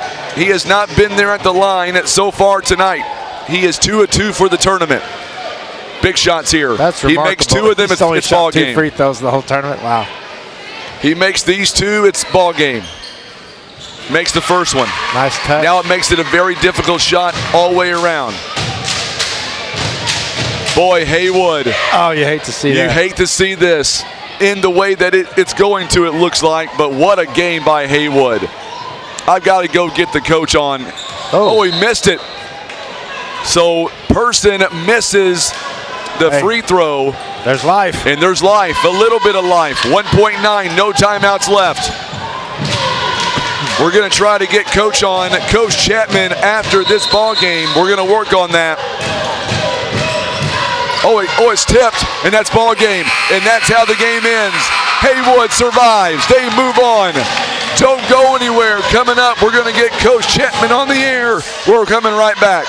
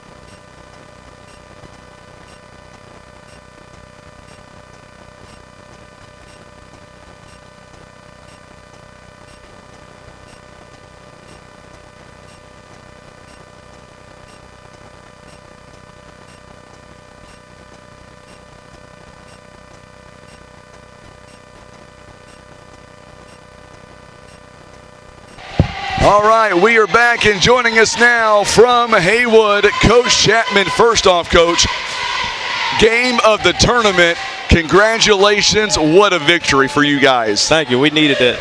A good grind-out win. We've been needing it all year. Tell you what, your fans are very loyal back at home on Facebook and YouTube. I tell you what, the cheering section all night long. Walk us through the final play. What a play by Person. It was. I didn't know what to do at that time. Like, the referee came and told me, he said, you didn't believe that happened. I couldn't believe it. And it happened. Look, it fell in our hands. We needed it. It really did. In a ball game where points were limited early in this game, walk us through halftime. What did you talk about at halftime? You guys came out, got up by 9. They would come back, but walk us through what happened at halftime. The thing is, defense is our calling card. It'd be nice when you might not score. The ball might not go in, but you can always guard. And one thing about, let's talk about your point guard here, Tylen Chapman, 17 points, 4 rebounds. He was everywhere tonight on the floor. But also, what about Janarius Snipes? 20 points, 9 boards. I mean, he was huge all the way around for you guys. Big fella came up big for us tonight. He's been playing well this whole tournament. So did you guys know going in that this could be a very close game when it's all said and done? Yes. Douglas is a hard-playing team. They play hard. They're from Memphis. Memphis teams help us during the season. So that physicality they have, we need that. So now walk us through what's going to happen tomorrow night. What most folks don't know is you've been here before. Yeah. We had you on at the banquet, and you said, you know what, you guys went 0-3 last time, right? We did. And here tonight, you're 1 win away from taking the whole thing home. 2 great teams down there. Blytheville is undefeated. Undefeated. Got 2 good sophomores. It'll be a great game. So let me ask you, on paper, do you feel like your team matches up with either one over the other, or at this point it doesn't matter? It doesn't matter at this time. We're just looking for a great game. I want you to do me a favor. For those fans that are watching right now, man, what do you want to say to them? Look, keep cheering us on. We need it. Yeah. This cheer section you brought with you, man, that is one of the best I've ever seen, honestly. Seriously.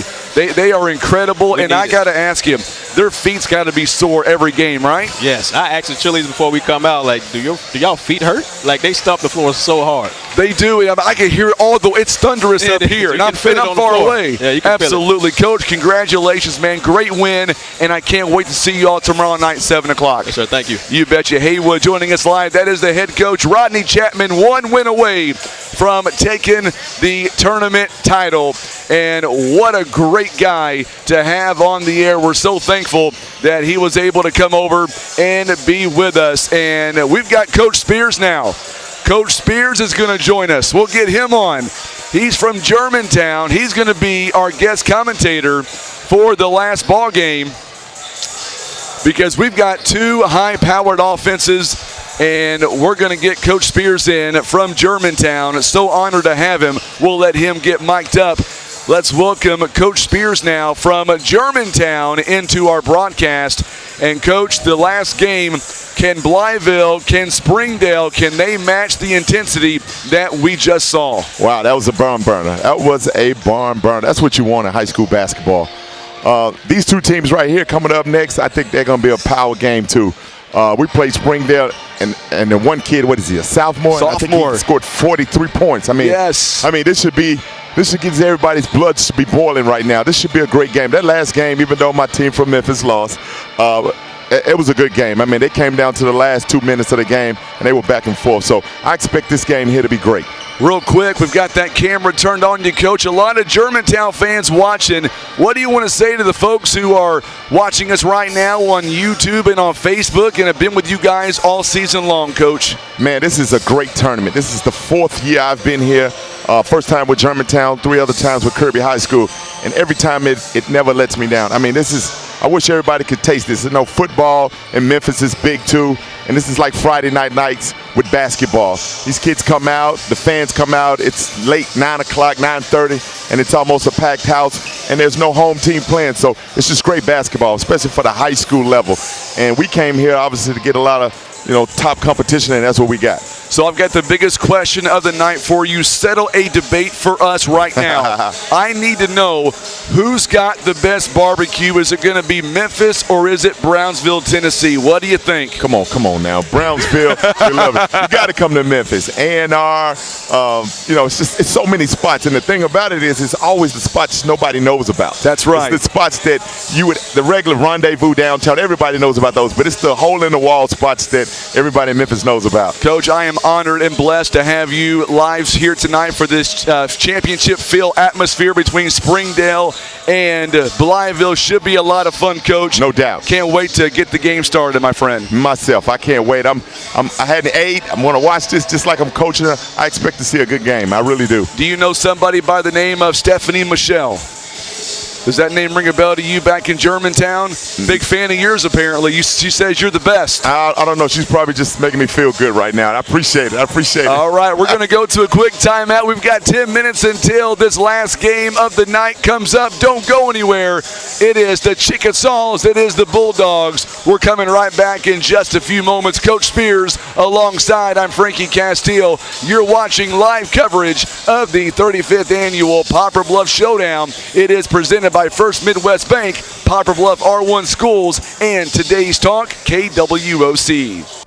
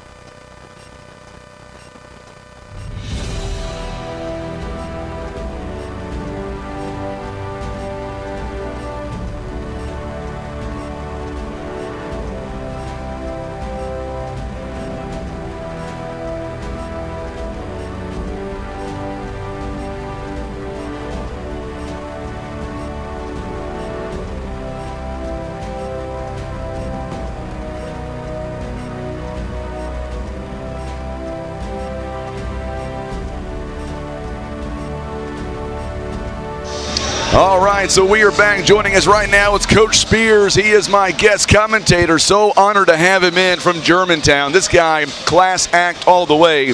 And Coach, we're in for, you said, a barn burner. You believe it might be a barn burner. Which team? I know you saw Springdale up close and personal. If you had to pick a team that maybe has a slight edge going into this game, who would it be? That's kind of tough. Springdale, I saw them twice against them, and I saw them earlier this month against Christian Brothers, and they didn't look the same. They didn't look the same. Christian Brothers kind of manhandled them, and they came out and they looked like a totally different team against us. One kid had 40-plus points. They're long, they're young, and the thing about it, their length is incredible. Blytheville has a big man that's probably a top 100 player in the country.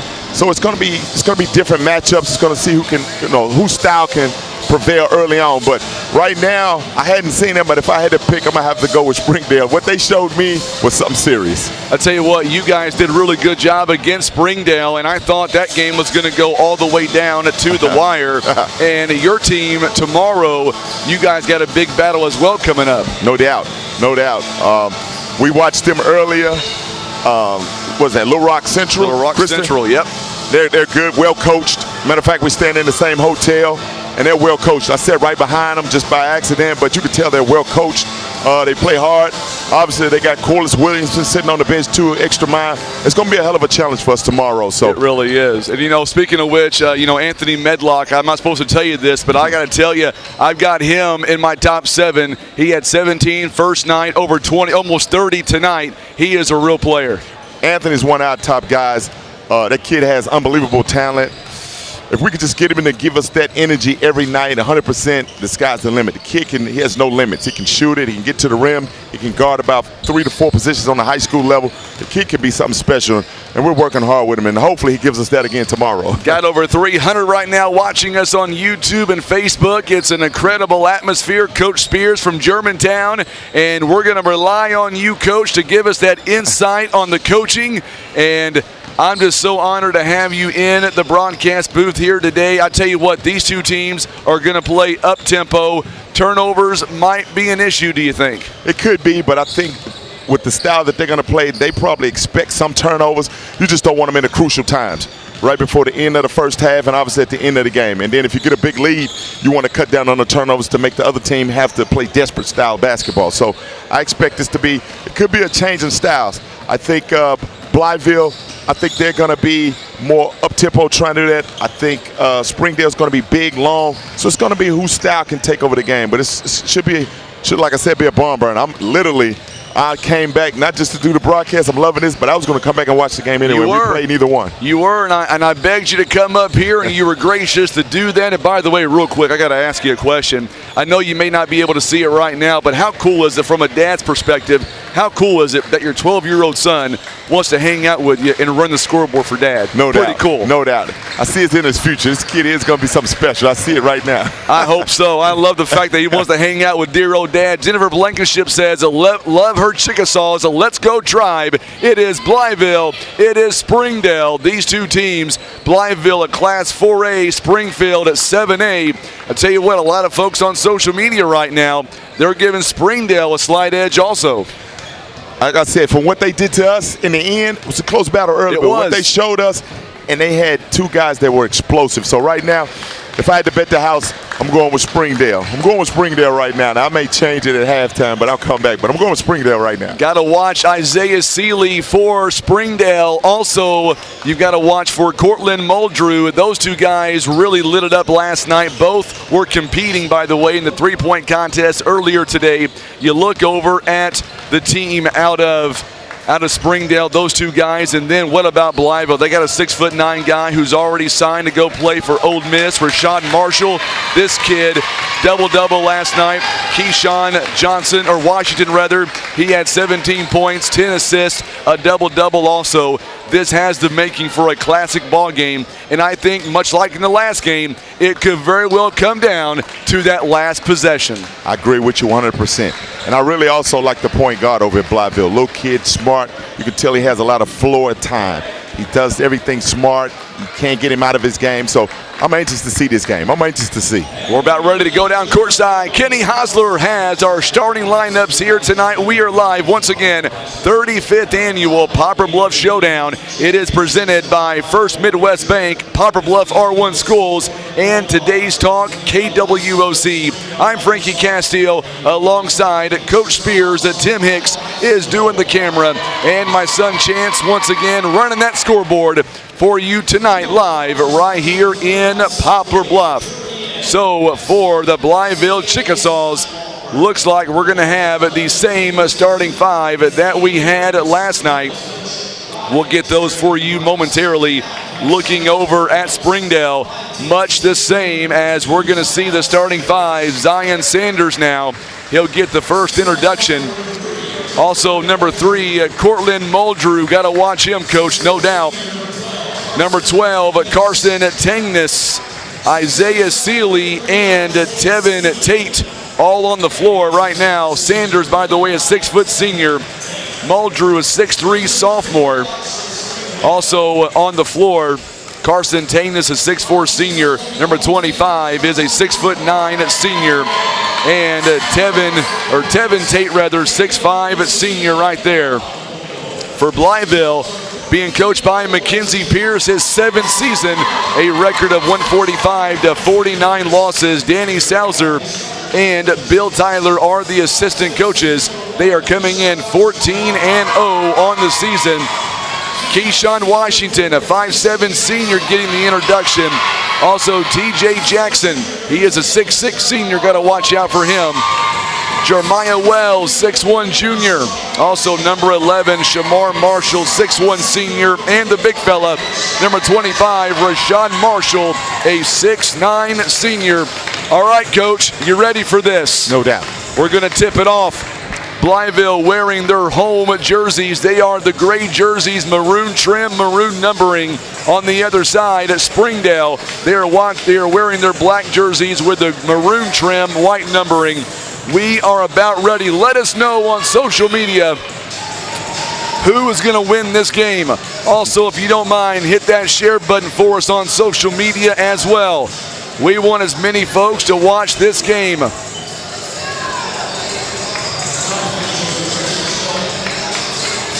Well over 300 now on YouTube.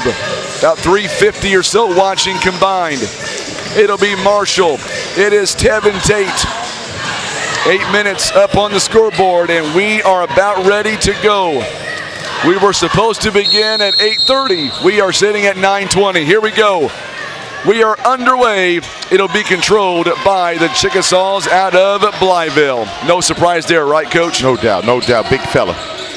Looks like they're jumping into just some motion offense. Just loosen up the defense, see what they can get.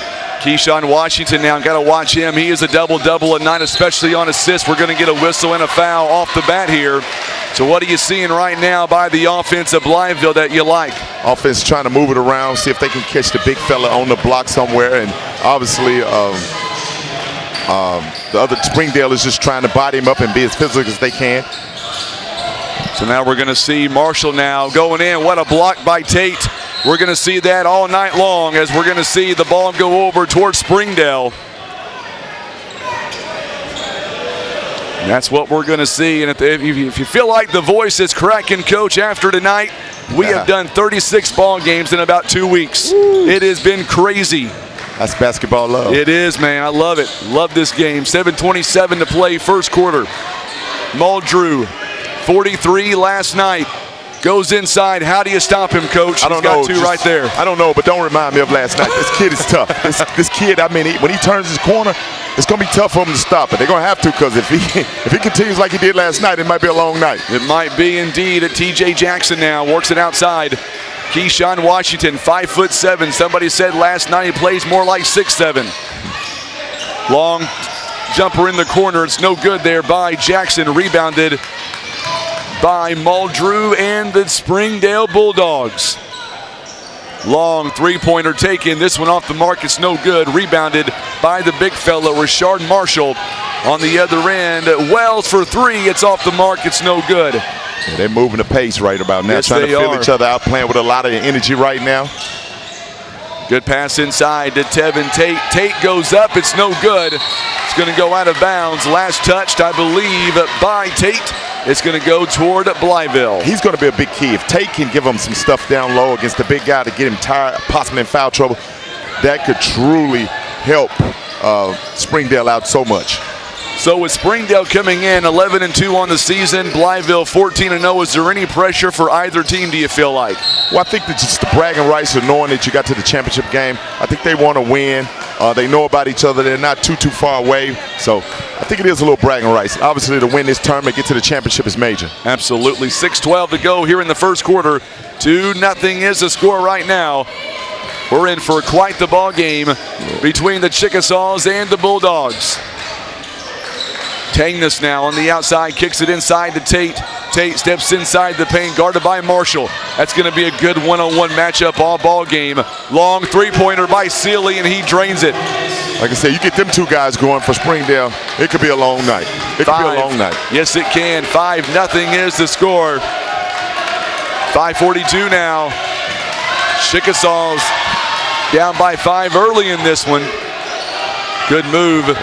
Inside to TJ Jackson. Jackson's shot is up and no good. Rebounded by Springdale. And here comes Muldrew and the Bulldogs. 5-0. They're going left to right on your TV screen. Boy, Muldrew's so good. That's tough.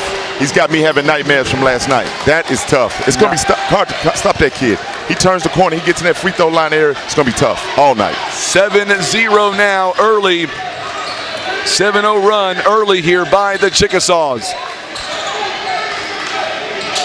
Rashard Marshall, top of the key, 6'9" senior.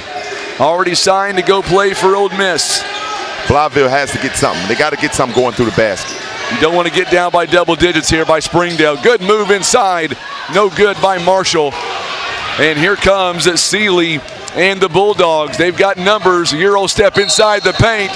And offensive foul. How big is that right now? Hey, that may give him some energy on offense. That was close. It was tough. It was right there. And just think that kid's a sophomore. He has 2 more years to frighten a lot of teams around this area. Yes, he does. 7-0 now. Still the score. 4:41 to play here in the first quarter of play. Big audience here tonight. Over 400 watching this game. Haywood and Douglas goes down to the wire. Can this be the same? We're going to find out. Good move inside. Still can't get the shot to go down. Second opportunity by Wells. It's up and good. That's a big bucket. Big rebound. He got his own rebound. Gave them 2 points, what they need. They need to see the ball go through the basket. Now hopefully they can, loosen up their offense a little bit. 7-2 now the score. That was a good move by Wells. Good jumper on the other side by Sanders. Nobody blocks on him. It's 9-2 now the score. And if Sanders can give you something, if he can give you 6 to 10 points, it's going to be seriously tough to beat them. Washington now. Blytheville, I feel like, is maybe slowing it down just a little bit here in the early going. Marshall now inside the paint, trying to get his big body going. Misses that shot. Good offensive rebound by Shamar Washington, or Shamar Marshall rather. Three-point ball is no good by Wells. Rebounded by Blytheville. There's a nice steal on the other end. Need to get something out of this. They got to get something out of this. Big fella. Marshall goes up and he draws the foul. So Jackson misses. Marshall with an offensive board. So early going right now, Coach Blytheville shooting 11%, 1 out of 9. Springdale 4 out of 6, 67%. And they're down by 7. One thing about it that Springdale has a lot of length. And we saw that last night. So they're contesting all the shots. So it doesn't look, I don't know how well it looks like that on camera, but they're long. And so if they contest every shot, it's going to be tough. But Blytheville has to see that ball go through the goals, through the net a couple times, and hopefully it'll loosen them up. And the big fella has to get going. They got to get him going. Get him some easy touches, a couple easy dunks, and if he goes to that free throw line, he's going to put a lot of pressure on Springdale and probably put somebody in foul trouble. 6'9". He is 3 of 3 on the free throw line until that miss right there. Now he's 3 out of 4. Sealy on the rebound. 9-3 now. What a block. Once again, you just talked about this kid getting going. A big block by Marshall, and that's going to play, I believe, pay huge dividends late in the ball game. Yeah, especially if they can keep him out of foul trouble. If he can just go straight up and block that and contest it, it'll be in that minds of Springdale players think they got a big fella in there. Muldrew is going to go toward the hoop, and they're going to wave it off. Foul before the shot. 9-3 the score, 3:17 to go here in the first quarter. It's going to be a foul on Blytheville. It'll be on Shamar Marshall, his first. We're going to lob it in to Isaiah Neely, only a sophomore. Muldrew now kicks it outside to Sanders. Sanders to Tangness. He gets a little bit of space, kind of lost it going up. And we're going to get a whistle and a foul coming up. And I believe it's going to be on Blytheville. Yeah, that's tough. When you get a kid, he was off balance, missed the shot, you got to get that rebound. If not, then they fouled him, so you don't want to get into that 1-and-1 too early. Oh, that's a big foul on Shamar Marshall, his second already. As a coach, when one of your players gets in foul trouble early, what does that do to your mindset? It's kind of tough. You got to know that player, know what he's capable of. You know, sometimes you got to take him out. Sometimes you can let him play. Just depend on the player. Well, we got another foul here on. This one is going to be on Handy, who just checked in, and that is team foul number 3 now. So now coming in, we're going to see Tate taking a seat for Springdale. Terrence West is going to come in place of him. And this may what has to happen. You got to see which team can go deep. I don't think either team is super deep, but they may have to rely on some players that are not usually used. Because they're racking up the fouls. Yes, they are. Foul was on the floor, so it's going to be on, I believe, TJ Jackson. That is foul number 4. And right now, one of the coaches, you may need to get a timeout to rest your guys, calm them down. You got to adjust to the officials. Can't get in the bonus this early. 9-3 is the score. It's already 7 fouls here in the first 7 minutes of the ball game. Not even 7 minutes. Inbounded to Seeley, out to Muldrew now. There was the option 1 and 2. Muldrew just drains it. That's serious. That's some serious high school firepower, and both are in the 10th grade, if I'm not mistaken. Yes, they are. Both are sophomores. 11-3 now is the score. Blytheville trying to hang with a 7A school out of Springdale. 3-point basket. There it is. That's a long 2 by Keyshawn Washington. Big bucket. That's a huge bucket. Just to break the string and get them going. My goodness, 11-5 the score. Tangness going to hand it off to Muldrew. Muldrew, step back jumper from the wing. It's no good. Good rebound at that time by Marshall. Right position. It is 11-5. Oh, good spin move there. It's not going to fall, but look who cleans it up. No doubt about it. I think you get good things. You can get to the basket. You give yourself a chance to get offensive rebound. And I don't think Springdale wants to run as much. I think they want to kill you in a half-court set. So I think Blytheville has to try to push the pace. Marshall now looks like he's getting going also. 3 points. What a move that time inside by Sanders. He's got 4. Like I said, if you get Sanders to that 8 to 10 point range, that's a plus. That's a major plus. He's already got 4 here in the first quarter. 1:39 to play. What a ball game here. What a couple of semifinal games that we have seen tonight in Poplar Bluff. So now Handy. Good backdoor cut to Marshall. Marshall double teamed, unable to finish, but he does pick up a foul. And that's what I'm saying. Getting into the big fella is going to help you out because you're going to get somebody in foul trouble. And then I don't think Springdale goes as deep. And if they go deep, you're probably going to get somebody in there that they can't handle him, and that's could be tough. Springdale, I don't think, like I said, is as deep as Blytheville, but boy, Seeley picks up foul number 2 there. That's big. First one is up by Marshall. And now it's a 5-point ball game again. Let us know where you're watching from tonight on Facebook and on YouTube, but what team you're going for. Coach. Like I said, Springdale, I'm still got my money on Springdale. But like I said, Blytheville, it's going to be a tough game. If Blytheville wants to push the pace, I think Springdale with their length, they can give them some trouble. But right now, it's about what I thought. It's one of those things where for Tim and I, we don't have a dog in the fight. All we want to see is good competition. And so far, the last 2 ball games have been just that. And I think Blytheville's now starting to pick up the pressure, yes, full-court press. Like I said, they want to pick up the pace. I don't think Springdale has the foot speed to stay with them, but this is where you might be able to change the tempo a little bit. 3-point basket by Muldrew. Money. He's got 9 already of 16. Got to know what that kid is. Like I said, that kid has me drinking Pepsis all night last night. Kid's something serious. And I quit drinking Pepsis about 2 years ago. So now 1 minute to go here in the first quarter. It is a 16-9 score. Marshall is going to get fouled underneath. And right now, obviously for Blytheville, that is the game plan, is get Marshall down low and try to get some of these other players by Springdale in foul trouble. And then, like I said, then you go deep. You go with some players that probably can't handle him. So you got to keep your eye out on that. So now we're going to see for Blytheville, T.J. Jackson going to take a seat. He'll come out for just a few moments. In for him is Travis Anderson. There's the lob to Jackson, and we get a whistle, another foul. Picking up fouls. Picking up fouls here, definitely in the first quarter. That'll be team foul number 6 already now for the Bulldogs. 10 fouls in the first quarter. Billy Fair says, let's go, Chicks. We'll see who that foul is going to be on. It's going to be on Terrence West, his second already. So him and Sealy already with 2 fouls in the first quarter. And that's going to be big, like I said. You talk about it, we're just in the first quarter. Still almost a minute left, and they've already picked up some fouls on some guys that you're going to need against the big fella, because the big fella's a handful. He is a handful. T.J. Jackson makes the first one to make it a 5-point game again. He does. This could come down to free throws too, Coach. No doubt about it. 48 seconds. And who can withstand not fouling out, going too deep in the bench. 40 seconds and counting, 16-11. Muldrew misses the shot, but somehow what a great job underneath. And West going for the rebound. And we get a foul, I believe, on Blytheville. And once again, if you can get something out of West, he's not normally been playing a lot, but if you can get some fouls on the big fella, you get some easy buckets from West, that's another plus. That's going to be a foul on the 6'9" senior for Marshall. Tangnes now throws it in traffic. Muldrew is able to come up with, we're going to say, backcourt violation. Now they're going to get together. I think it was touched. Yeah, I think it was touched. I think it'll go back. And I like the way the officials get together. No doubt. Yeah, they do, and they change the call. Big game like this, calls like that, they'll come back to hunt you. Absolutely. Absolutely. 29.9 seconds.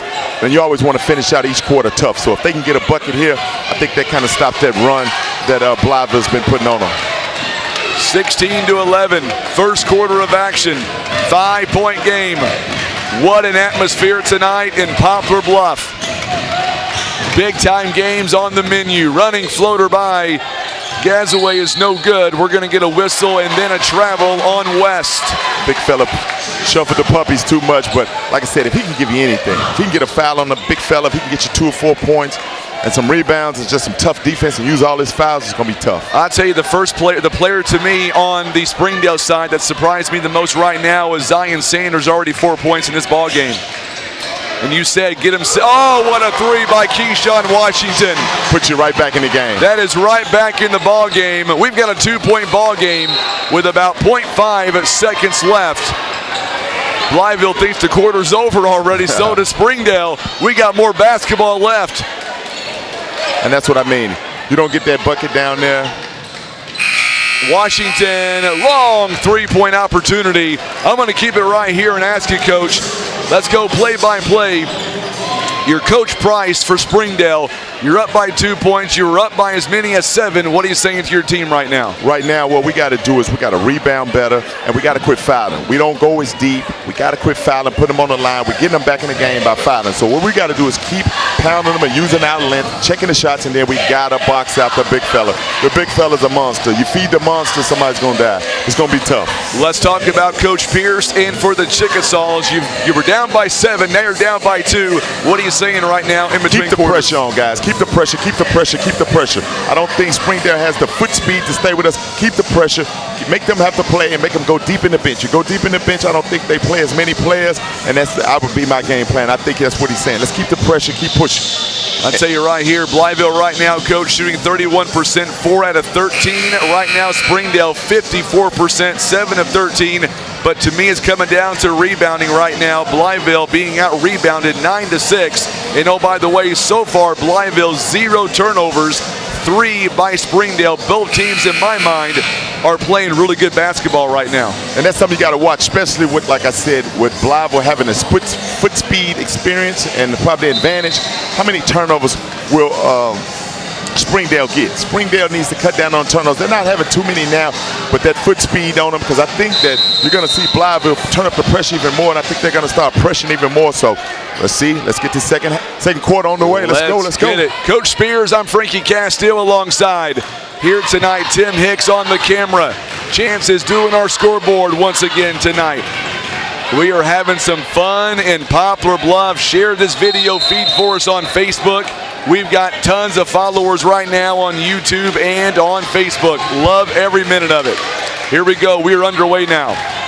Blytheville on defense. They are wearing the gray jerseys with the maroon trim. Springdale. Yeah, they're going to probably try to trap and get it out of his hand as much as possible. Sometimes that don't work, though. No, it doesn't. Just like right there, Muldrew. He's got 11 points here in the ball game already. Ice water in his veins. He just made that move like he does it every night. Yes, he does. Keyshawn Washington hit a big three-pointer a moment ago.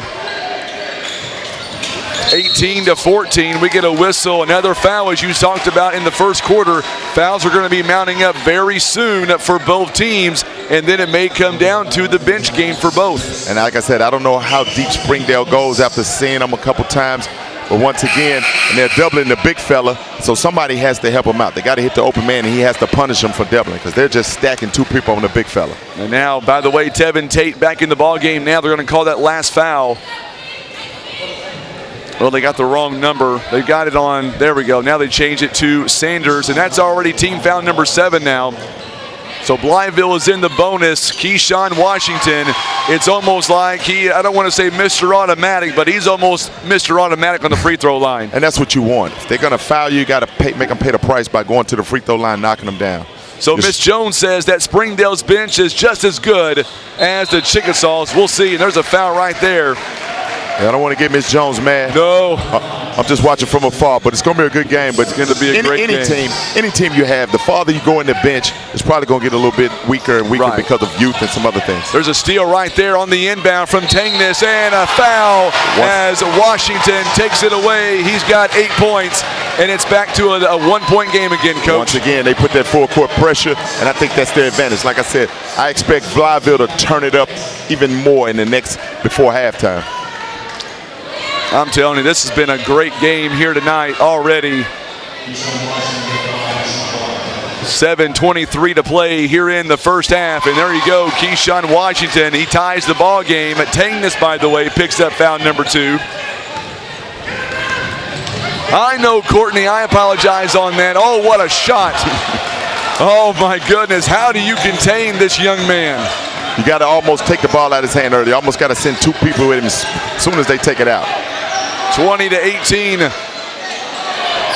So Keyshawn, I'll tell you how bad I messed up. Keyshawn missed a free throw a moment ago. I called him Mr. Automatic, if that tells you anything. No good there for the shot there by Washington.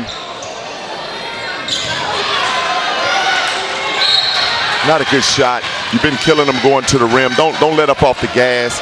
I don't know if that was due to a little winded, maybe a little tired, shooting deep. Right now, keep doing what you're doing. A lot of young players, they get out of rhythm when they just get tired. Just keep hammering away what you're doing to take the lead. Don't let them off the rim or off the hook, that is, by taking a shot just because you get a little winded. I'll tell you what, Tangness just picked up foul number 3. So what does that do to you as a mindset? One of your starting 5, 3 fouls already in the first half. We still have about 7 minutes to go here before half. Oh, it was a 1-and-1, and a free throw was no good. Well, what it does is now you're going to play with players who are probably not playing as much, and then the atmosphere and the level of intensity of this game, so they may not be ready. So, and Blytheville's still pressuring, so be wary of little turnovers from people that are not used to handling the ball or being put in those positions. Absolutely, indeed. Make sure to subscribe to our YouTube channel. Big time audience right now. We love every bit of it. Sealy there goes inside for a quick bucket. He's got 5. That's the 1-2 punch, and that's good. When you got one kid a little tired and the other punch comes in, that knocks you out. So 22-18 the score, 6:19. Make sure and share us on Facebook. Springdale, Blytheville, 22-18. It's a 4-0 run. Marshall inside. Oh, what a move. Not going to fall this time. Rebounded by Sealy. Muldrew wide open from the outside. Money. He's got 16 big points in this ball game. Big shot. That was a big shot. That was big.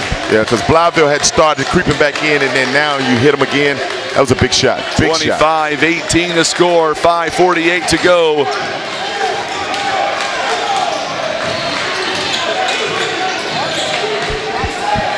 So now Gadsden will make that Washington rather. Go ahead, Coach. I was just saying, Springdale's trying to be smart right now by playing like a sagging man. They're sagging in, trying to help each other out, especially on the box out so nobody can drive. Because like I said, they're picking up a lot of fouls.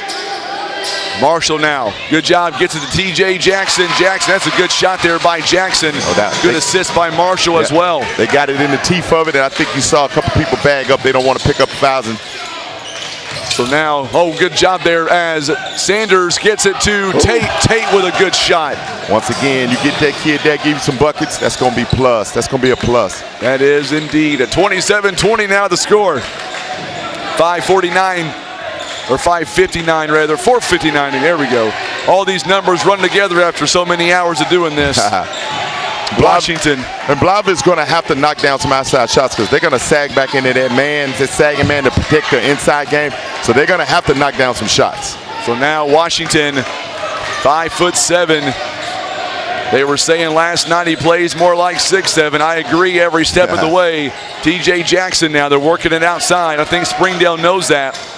Washington misses the shot. It's going to be picked up, though, by Wells. Wells goes back up top. It's no good. And the ball's finally going to come down to Muldrew. So 3 opportunities there. And we've got a whistle on the other end. Blytheville has to, they have to connect on those two. When you get it inside, you worked it around, you got to make layups, especially when they're playing a sagging man. 27-20. Now we get a whistle, a turnover, unforced turnover. That's what you need right now. Yes, you do. As Springdale steps out of bounds on the inbound. Now the thing is, let's see if they can actually get something out of it. A free throw, a bucket to get them back in because they got to score. You get a play like that, the out-of-bounds line helps you out for a turnover. You got to make them pay for it. You got to make them pay. You just can't keep coming down, working around to get nothing out of it. Because believe me, Springdale has got some kids that can fill it up. Believe me, I know personally. Yes, you do. So therefore, indeed. You got to get some buckets in. You got to score. Springdale was out-rebounded 12-8 thus far here in the first half, coming up on the midway point.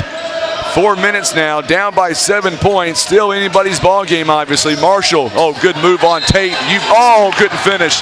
That was a good move by Marshall, and that's going to be foul number 2 on Tate.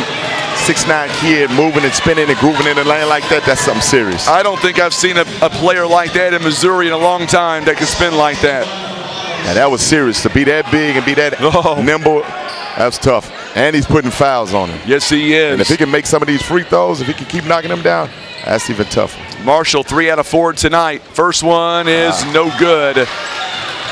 He's got 5 points, down by 7. And that's something they want to watch late in the game as a coach. If you see we found him, he's making 1 out of 2. If he's missing both, that's something you can put it back in the, in the back of the brain. Say, we can foul him late in the game. Second one is up and good. It's a 6-point game again, 27-21. I would say for Blytheville, you want to keep it to within maybe 6 to 8 points before halftime. If you do, you might feel like a small win, a small victory. No doubt about it. So Muldrew now, long pass, nobody's there. Back-to-back turnovers on Muldrew. And like you said a moment ago for Springdale or for Blytheville, turn those into points. You got to get something out of it. Just can't make it a trip where you get nothing. Whether it's 1 free throw, 2 points, or 3-point, got to get something out of it. 3:49, big possession in my mind right now for Blytheville, Coach. No doubt. You're talking about the 3:40 mark. This is big. You got to get something out of it. Even if you put a foul on them, you got to get something out of it. 27-21. 16 fouls here in the first half for both teams combined. Marshall outside there by the 3-point line. Wells for 3. It's in and out, no good. Sealy with a long rebound. And here comes the Bulldogs. Sealy inside the lane, and my goodness, 7 points. He goes coast to coast. Once again, get those kids, they start seeing easy buckets. Now the basket looks like it's the Red Sea. 29-21 to score, and we got a double dribble now. So an unforced turnover there, and that's the first one by Blytheville. You're making unforced turnovers. You're letting them score. Like you said, you want to keep this game around 6 to 7 points at halftime. And if Springdale could stretch this lead out, it could be tough because it doesn't seem like Blytheville is scoring that easy in half-court set. So I know they want to speed it up. They want to press. But like I said, Springdale is handling that press right now. Yes, they are indeed. 3 minutes now to go before halftime. 29-21. It's an 8-point game. Sealy is going to bail them out. Picked up by T.J. Jackson. Long pass outside to Gazaway. Gazaway jump shot off the mark, no good. It looked good. It's going to be last touch by Gazaway, and it will fall to Blytheville. 8-point lead. 2 minutes and 45 seconds, you got to get something. If I'm a coach, you got to say, come on, let's keep this. Let's try to get this down to about 5, make a good run right now. We got to get some buckets to go down. We got to score, people. We just can't keep running offense, get nothing out of it. 29-21 to score, 2:38 to go here before half. We'll see what Blytheville can do. Washington kicks it out to Wells. Wells won that 3-point shot. Boy, good matchup there. Marshall is going to be fouled, and that's what you want to do. You talked about that earlier. Give it to the big fella. However, the last couple of trips, he's done 1 for 2. No doubt. Like I said, the big fella's got to start knocking them down, making them pay for it. He's making them pay on one end because he's making them pick up 5. But he has to get some. He got to put some scores or points on the board. And then they got to try to get some easy buckets for him. And they're fouling him. I know that's good, but they need to get him some easy buckets. If you look up and he gets a dunk here in the next, by halftime, I guarantee it'll pick up their energy. Free throw is up and good. He's got 7. I think you should, instead of coaching tomorrow against Little Rock, what about coming up here and doing some play-by-play? You're great. I appreciate it. I appreciate it. It's on the bucket list. 29-23 the score, 2:25. Now it's back to within 6. Defensively, this is a big possession. 3-point basket is off the mark. Gazaway could not get the shot to fall. Blytheville out in transition. Oh, what a block by Muldrew. It's tough. What can this kid not do? This kid is tough, and just think, he's a 10th grader. He is a 10th grader. I might have to go down and talk to his mom and dad and get him to move to Poplar Bluff. What do you think about that, Coach? I don't know. I think he likes barbecue. I think I was talking to him. I think I can get him a discount. Gotcha. There you go. 3-point basket by Washington is no good. Good offensive rebound by Marshall. His shot is no good, but he fights for the rebound. It's going to be taken away, though, by and you can see Sanders the energy in Blytheville. When they don't get the easy 2, you can just see the kind of energy suck away. They need something easy right now. Oh, there's a good shot by Gazaway, a long 2-pointer. They needed that jumper. It is 31-23 now, back to within 8. Got to get something easy for the big fella. Got to get something easy. But like I said, they're doubling down on him, so you got to have somebody knock down the shot to spread it open. Marshall again goes inside. That was a good move. Good pass by T.J. Jackson. He's got 10. That's a good entry pass. A lot of high schoolers can't make entry passes right now. That was good. You got him on the angle, finished it. 31-25 is your score. Gazaway now, he's got some good minutes right here in the first half. Oh, good. I believe he maybe took 1 too many steps. He did. Turnover there. He's a kid with his length, and he can play inside and outside. If he can give him some help, that'll help out in that deep foul trouble they're in right now. I know I've said this time and time again, but I feel like coming up on 1 minute here in the first half before it's over, pretty big possession right now for Blytheville. If they can get something out of this, the momentum may swing a little bit. Handy now standing outside the 3-point line. Back out to Washington. Washington works it over to Wells. They go right back to the big fella. Got to get some cutters. Triple team, just like that, taken away. Good cut by Sanders there to take it away. Thought he had easy 2 points. But they got to cut off the big fella. They're doubling down. Somebody's has to be open. Sealy's shot is no good. It's going to go out of bounds. Last touch by Marshall. So big possession right here. If they can stop them, if Blytheville can stop them and go down and get a bucket, I think that just gives some energy. And I don't think they played their best game in this first half, but it's still a close game right here. Anthony says Mr. Handy's defense is so tough. I agree, Anthony, all way around. 39 seconds, big shot by Muldrew. Oh my goodness, that will give you nightmares as a coach. Yeah, this kid may make me want to come in the booth. 33-25. Washington, he is a ball player. And that's what you want out of a kid like that. The game, to see the momentum maybe shifting, he gives you a big bucket. He had 43 last night. I know you don't want to hear that. Yeah. Already 18 tonight. I watched all 43. Yes, you did. 10 seconds and counting. Coach Spears. So now Handy back out to Washington. 3 seconds now, 3-point basket. He got some space. It's not going to fall.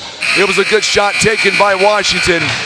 So we have reached halftime. It is an 8-point game, but I got to tell you, I feel like even though it's an 8-point ball game, Coach, we still have a lot of basketball left. I think so, because I don't think that Blytheville is playing the game they want. I think they want to speed it up more.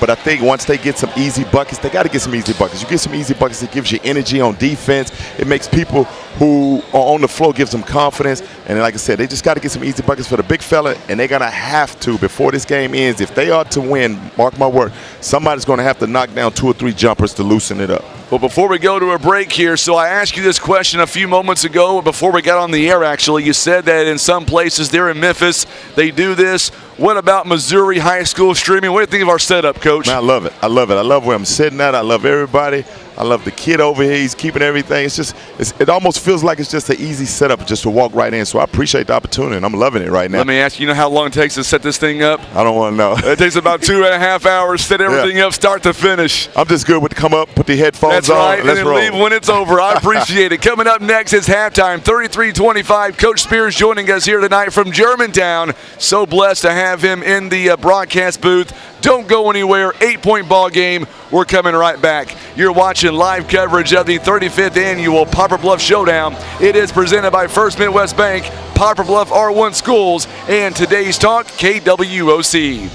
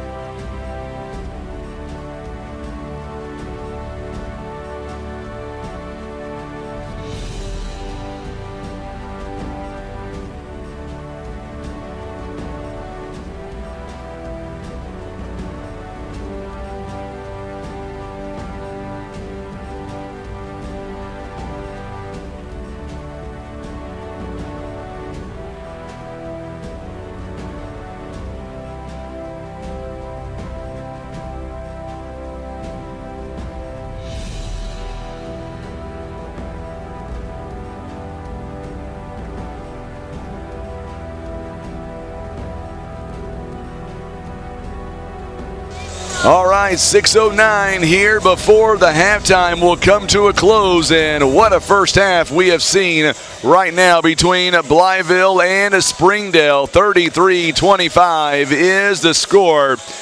Big audience tonight. I know I haven't got a chance to really check the comments on YouTube. I feel like that this game right here, and I'm going to bring Coach Spears back in from Germantown. I feel like, Coach, that this matchup tonight we're seeing between Springdale and Blytheville could very easily have been possibly the championship matchup. Do you agree with that? I agree. I mean, you got some big-time players, and that's what you want in this high school level. You got guys who definitely, I can tell you firsthand, will be playing on the next level when they go to college. In this game, and that's what you want. You hate to see somebody lose in a semifinal, but that's what you want. That's what makes this tournament so good. You come here, you know it's not going to be a cakewalk, and one of these teams could very well easily lose tonight and probably win the whole thing, but lose tonight. So that's great competition. That's a plus to this tournament. Who put the teams together that somebody's going to lose in the semifinal and could very well win their state title. So looking at Springdale, what impresses you right now? They scored 16 points in the first quarter, 17 in the second quarter, and then Blytheville 14 and 11. What impresses you right now with Springdale in the first 16 minutes? Well, what I like about Springdale, what I saw from yesterday, and like I said, saw them earlier this month, is the fact you're getting a couple guys who you wouldn't expect to give you some stuff, and that's major. When you know your big guns are going to do the shooting, they're going to come out, they're going to blast, and they're going to be your heavy lifters. And then when you can get some guys you don't count, believe me, as a coach, you love that. When you got a kid, that comes in, you say, okay, this kid might give me 2 points and then get you 8 to 10. That takes the pressure off everybody else, and it makes the other defense have to say, okay, who is this kid? Because you do a lot of scouting now in high school with Huddle and all the videos you can see. And you probably say, okay, this kid is somebody we don't have to worry about. And all of a sudden you have to worry about him. That's tough. Better close your ears for just 1 minute. Cortland Muldrew, 18 points. He has been their primary target. Isaiah Seeley, he's got 7. And then from there, 4 by Zion Sanders, 2 each by Aiden Gadaway and Tevin Tate on the other side. It is 10 by Rashard Marshall. And then from there, 9 by Keyshawn Washington, 4 by TJ Jackson, and 2 by Jeremiah Wells. 4 scores right now for Blytheville, only 5 for Springdale. So something's got to burst here in the second half. So as a coach, if you are Coach Pierce, right now Marshall is dominant in the inside game. Where does your offense come from on the outside? Well, one thing that you can do on the outside is just got to tell your shooters to be confident. They got to set their feet and they got to shoot with confidence, because if you start missing some and you're not a great shooter, you start doubting yourself. And then you start missing or you start overshoot. But what I would do is also, one of the things I would do is they're doubling down. They're stacking on the big fella. They're doubling down. So that means they're leaving somebody. So when he gets it, you're going to have to see some cutters. He seems to be, I saw him a couple times make some good passes. Right. And if he doubles, you got to kill him. If you're going to double me and wall me up, now I got to hit some open cutters. You do that, that'll be just as much as a good outside shot, because they're doubling him hard. And then you got to cut, he hits you, you got to make that bucket. And I think that'll loosen him up too, because then it makes somebody has to realize, like, I can't just go double. I have to help and see where my man is. On the other side, Coach Price, 2:27. The team is just now coming out to warm up. What did he say to his team at halftime, do you think? Fellas, we got to keep doing what we're doing. We got to stay out of foul trouble. Fellas, they're going to try to go to the big fella. They're going to go to the big fella. We got to wall him up. We got to strip if he puts it on the ground. And if he shoots it, by God, if he misses it, we cannot let him get a second shot. And if you do that, I think that may take some steam out of Blytheville. And also, he probably wants to maintain the pressure. I mean, make sure that the pressure doesn't get to him. Listen, fellas, spread the flow out. I don't think they can guard either one of our big guns. If we get in trouble, let's keep doing what we've been doing, but let's stay out of foul trouble. We don't want to give them easy points when they're already behind by putting them on the line. We've had 16 great minutes, Coach. I'm ready for 16 more. What about you? I think it's coming. I don't think we have to worry about it. I think it's coming, because I think Blytheville is going to crank it up even more. And I think you're going to see Springdale realize that it is close to getting to the championship of this Poplar Bluff Christmas tournament. As much fun as I'm having in this tournament, if you're on Facebook and YouTube, let's show some love for Coach Spears. He has been a rock star tonight. Coach, thank you again for coming up here. I can't wait for the next 16 minutes. No doubt. I think it's going to be a barn burner. We've got 1 minute to go before we get ready for the second half. We're coming right back. Blytheville, it is Springdale, and as Coach said, he thinks the pressure is about to get turned up Don't go anywhere. Come back and see us and share this video feed. You're watching live coverage. It is the 35th annual Poplar Bluff Showdown. It is presented by Poplar Bluff R1 Schools and Today's Talk KWOC.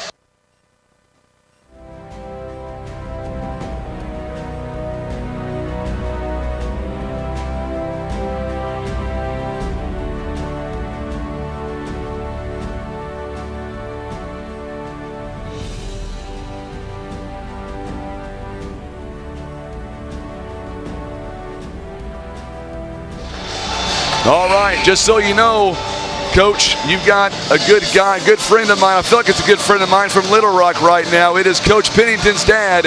He loves listening to you, Coach, and listen to the insights by the Germantown coach. There you go, some love from Little Rock. No doubt, Little Rock, one of my favorite cities close to Memphis.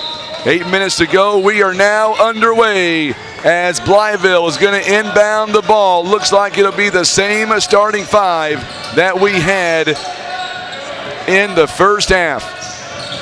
Boy, Washington, like you said, they're pulling up the pressure a little bit and already drawing a foul, and that might be the game plan here by Coach Pierce. No doubt. Got to try to get some easy buckets somewhere. So we're going to get a foul, looks like on Sanders. It is number 2 on him. Washington, I'm not making that same mistake twice. I'll keep my mouth shut about Washington. First free throw coming up, knocks it down. I like this kid. This kid is so unfazed by a lot of the pressure. I like this kid. I really like him. I watched him yesterday. He's tough, and he plays with pace, and that's something a lot of point guards don't do.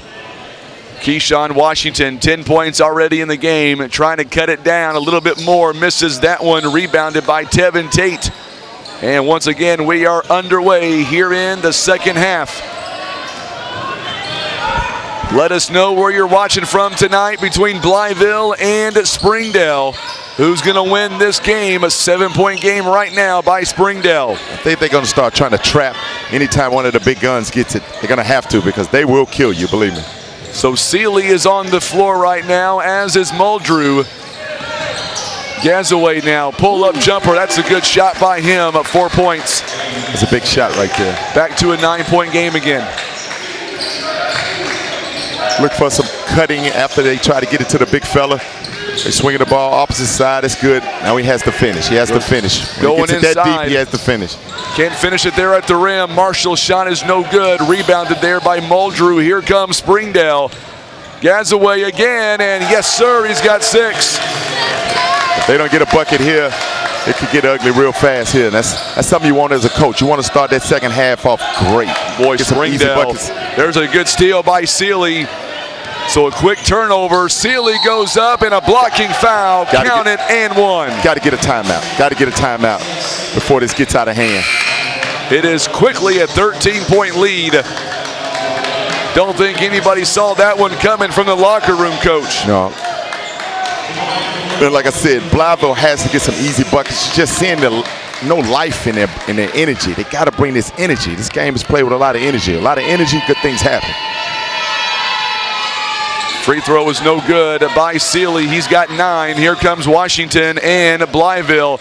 They need points on this possession right here. Yeah, they got to see the ball go through the hoop. It's up, and there you go. That's what you need right there from Blytheville. Little general. That's what you do. You put them on your back and you say, let me answer this for everybody. Now they got to stop them here. 11-point game at 39-28. Still a lot of ball game left to go.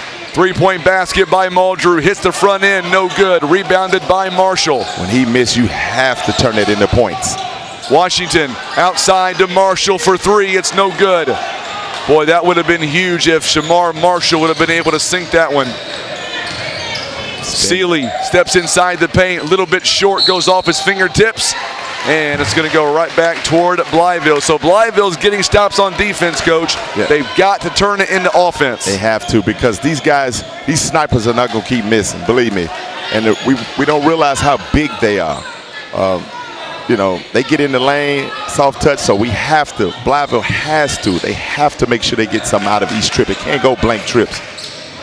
So Washington, good spin move, and this one no good. Rebounded there by, on the other end, Gazaway.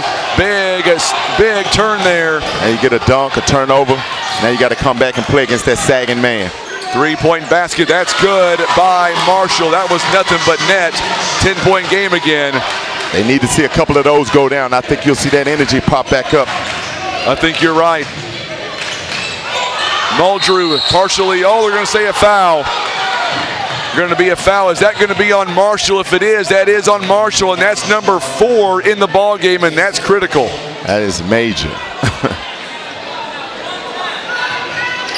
Major indeed. So now at the free throw line, Muldrew, 18 points. You put a foul on somebody, and then you let this sniper get up here and get some easy buckets, and that's what you don't want. You don't want him to see the ball go through the net as few times as he can. 42-31 the score now. Second one is no good. Rebounded by number 5, Anderson. Make sure and hit that share button for us on Facebook. They got to do some movement. They're just standing around the office. They got to do some cutting. They got to get in the teeth of that defense. If not, they'll just be praying shots going like that. That's a 3-point basket by Wells. It was partially blocked. Sealy, he gets the rebound, coast to coast, can't finish, and that was big. This is where you got to get some out of transition. You got to get some here. So now Wells goes inside the paint, a blocking foul on Tevin Tate, and that's number 3 on him. And this could be a game of attrition. If Blytheville can hang around and get some more fouls and bring some people off the bench for Springdale, then that may be their plan, but then the clock may run out on them, so they got to see some buckets go through. Absolutely. So now on the free throw line, it's going to be Jeremiah Wells. He's got 2 points in the ball game. First one is up and good. And one thing about Springdale, like I keep saying, I don't think people realize, I don't know from the screen, the cameras, like Seeley, the kid's got to be 6'6", 6'7". He gets in that paint area and he's a soft touch, it's over with. It's over with. You can cancel Christmas, it's over. Jeremiah Wells now, second free throw coming up. In and out, no good. It's going to be rebounded. Last touch by Anderson, I believe.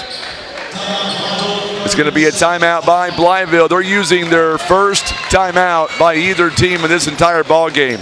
Blytheville down by 10. So what have you seen by Springdale here with about 4:44 to go in the third? They have come out, Coach. They have outscored so far 9-7. He's kept it moving. He's kept the train going. The train didn't stop for anybody. He kept it going, and that's what you want. A lot of times if you have a good first half, sometimes you have a letdown. These guys came out, so that's a major hat. You tip your hat to the coach, because a lot of times other coaches saying, okay, let's hit them in the mouth in the second half, third quarter, let's see what happens.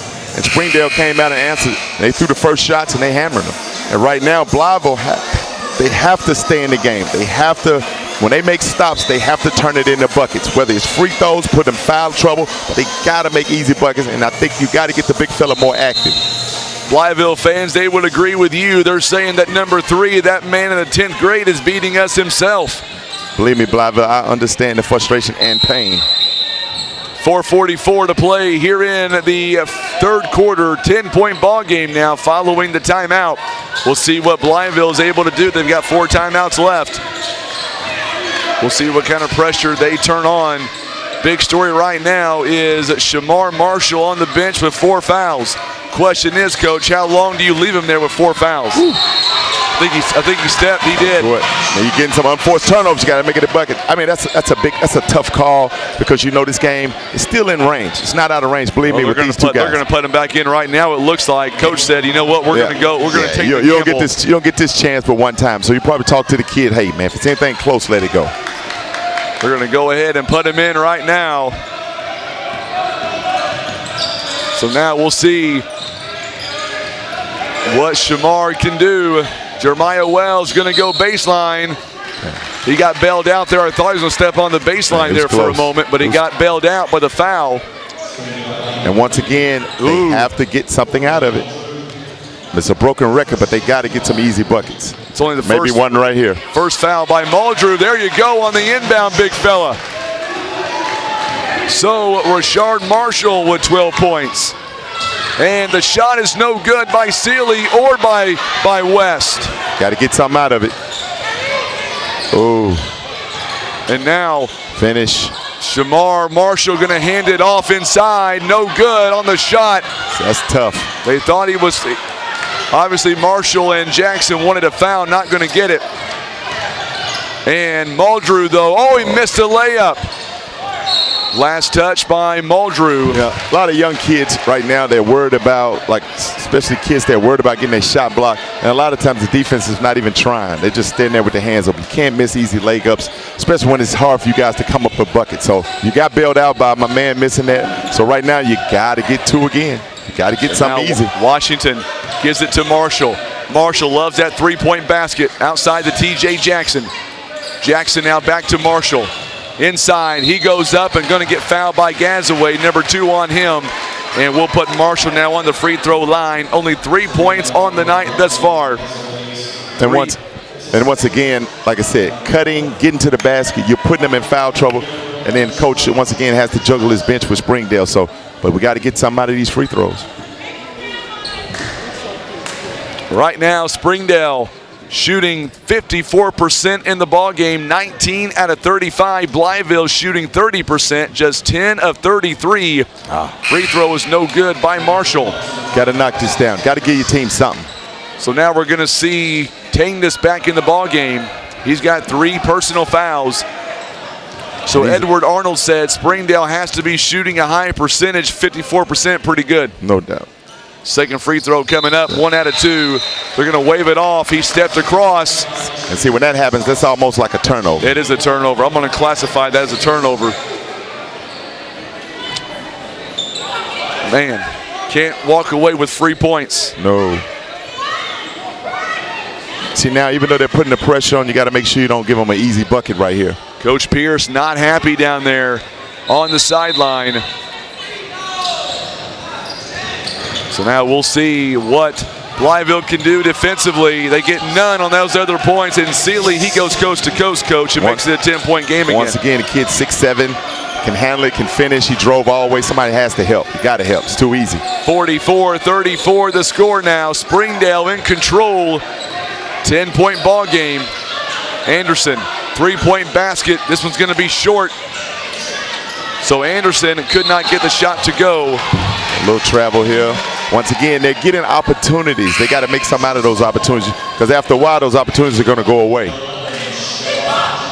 So now Blytheville still down by 10 points, trying to figure out a way to get a score inside. If you're Coach Pierce, who is that trigger man right now for Blytheville?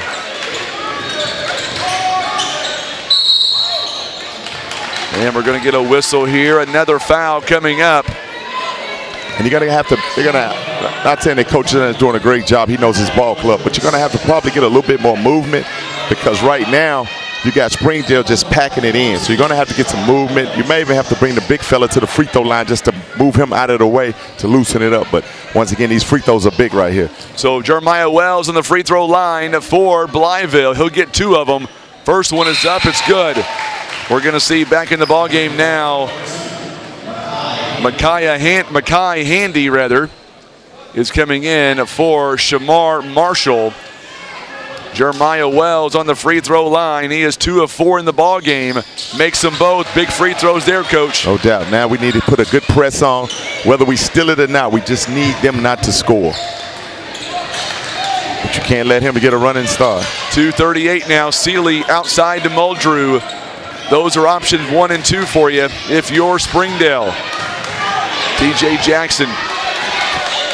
Got to keep it in his hands. Defensively for him. Tangnes for 3 on the outside. Too strong. Going to get good job there by Muldrew. Also by Sanders as well. Smart play too. Oh, what a block. That's a big block by Marshall over Muldrew. They got to get something out of it. Got to get something out of it.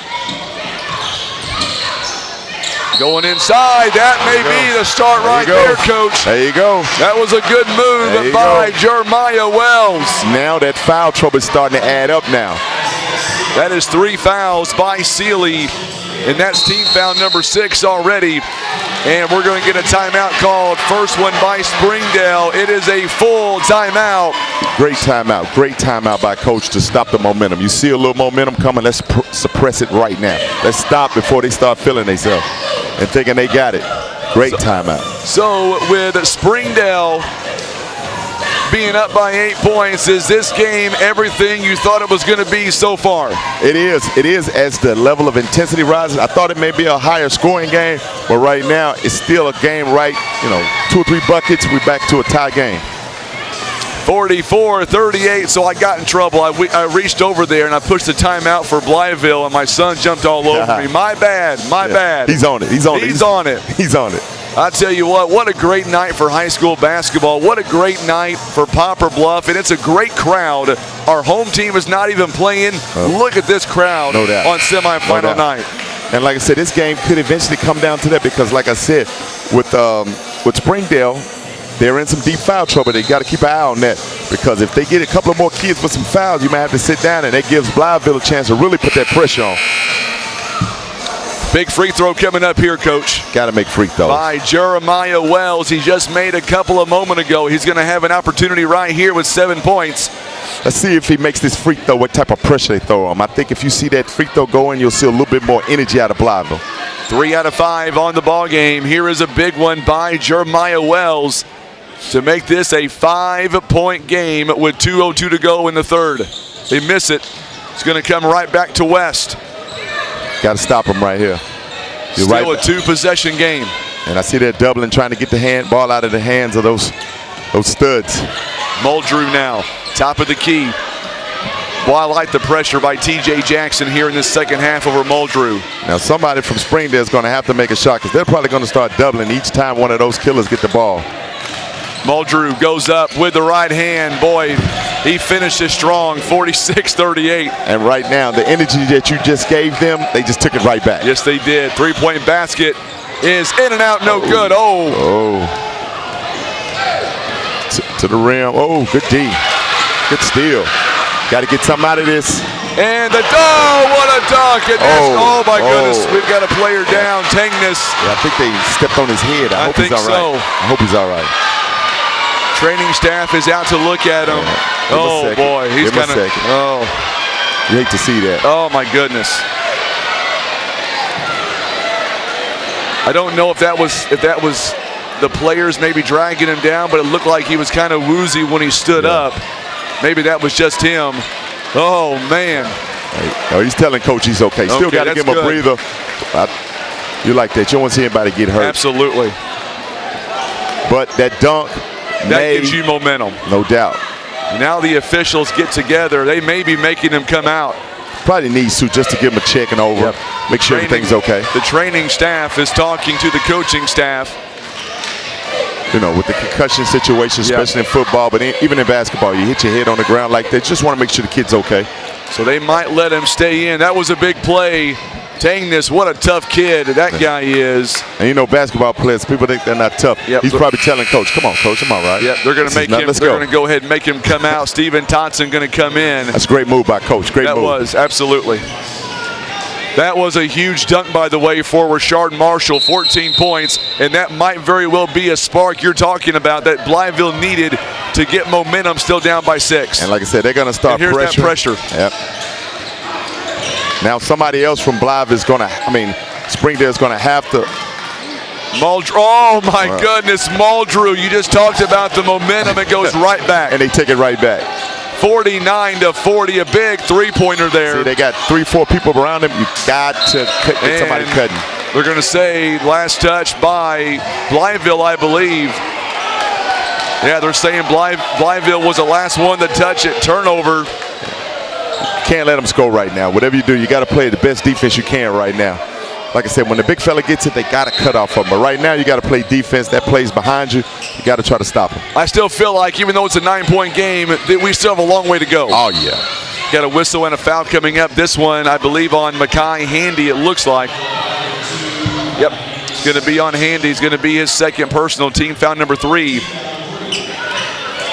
So Blytheville's already in the bonus. The next time Springdale fouls, they're on the free throw line. We still have a whole quarter left. Yeah, right now they got to get the ball out of his hands and make somebody else have to make a decision or play. Carmen Dunbar says, let's go Springdale. We're seeing the beauty right here. Jennifer says, absolutely, a lot of ball game left. 25 seconds. No look pass to Gazaway. Running floater is short. Pulled up by Marshall. And here comes T.J. Jackson now. Washington passed up a three-point ball. Oh, what a move inside to the big man with 9.2 seconds. Now, this could be a double threat. He put up somebody, a foul on somebody else, and now if he can just knock down these free throws, still give you a little momentum. 9-point game.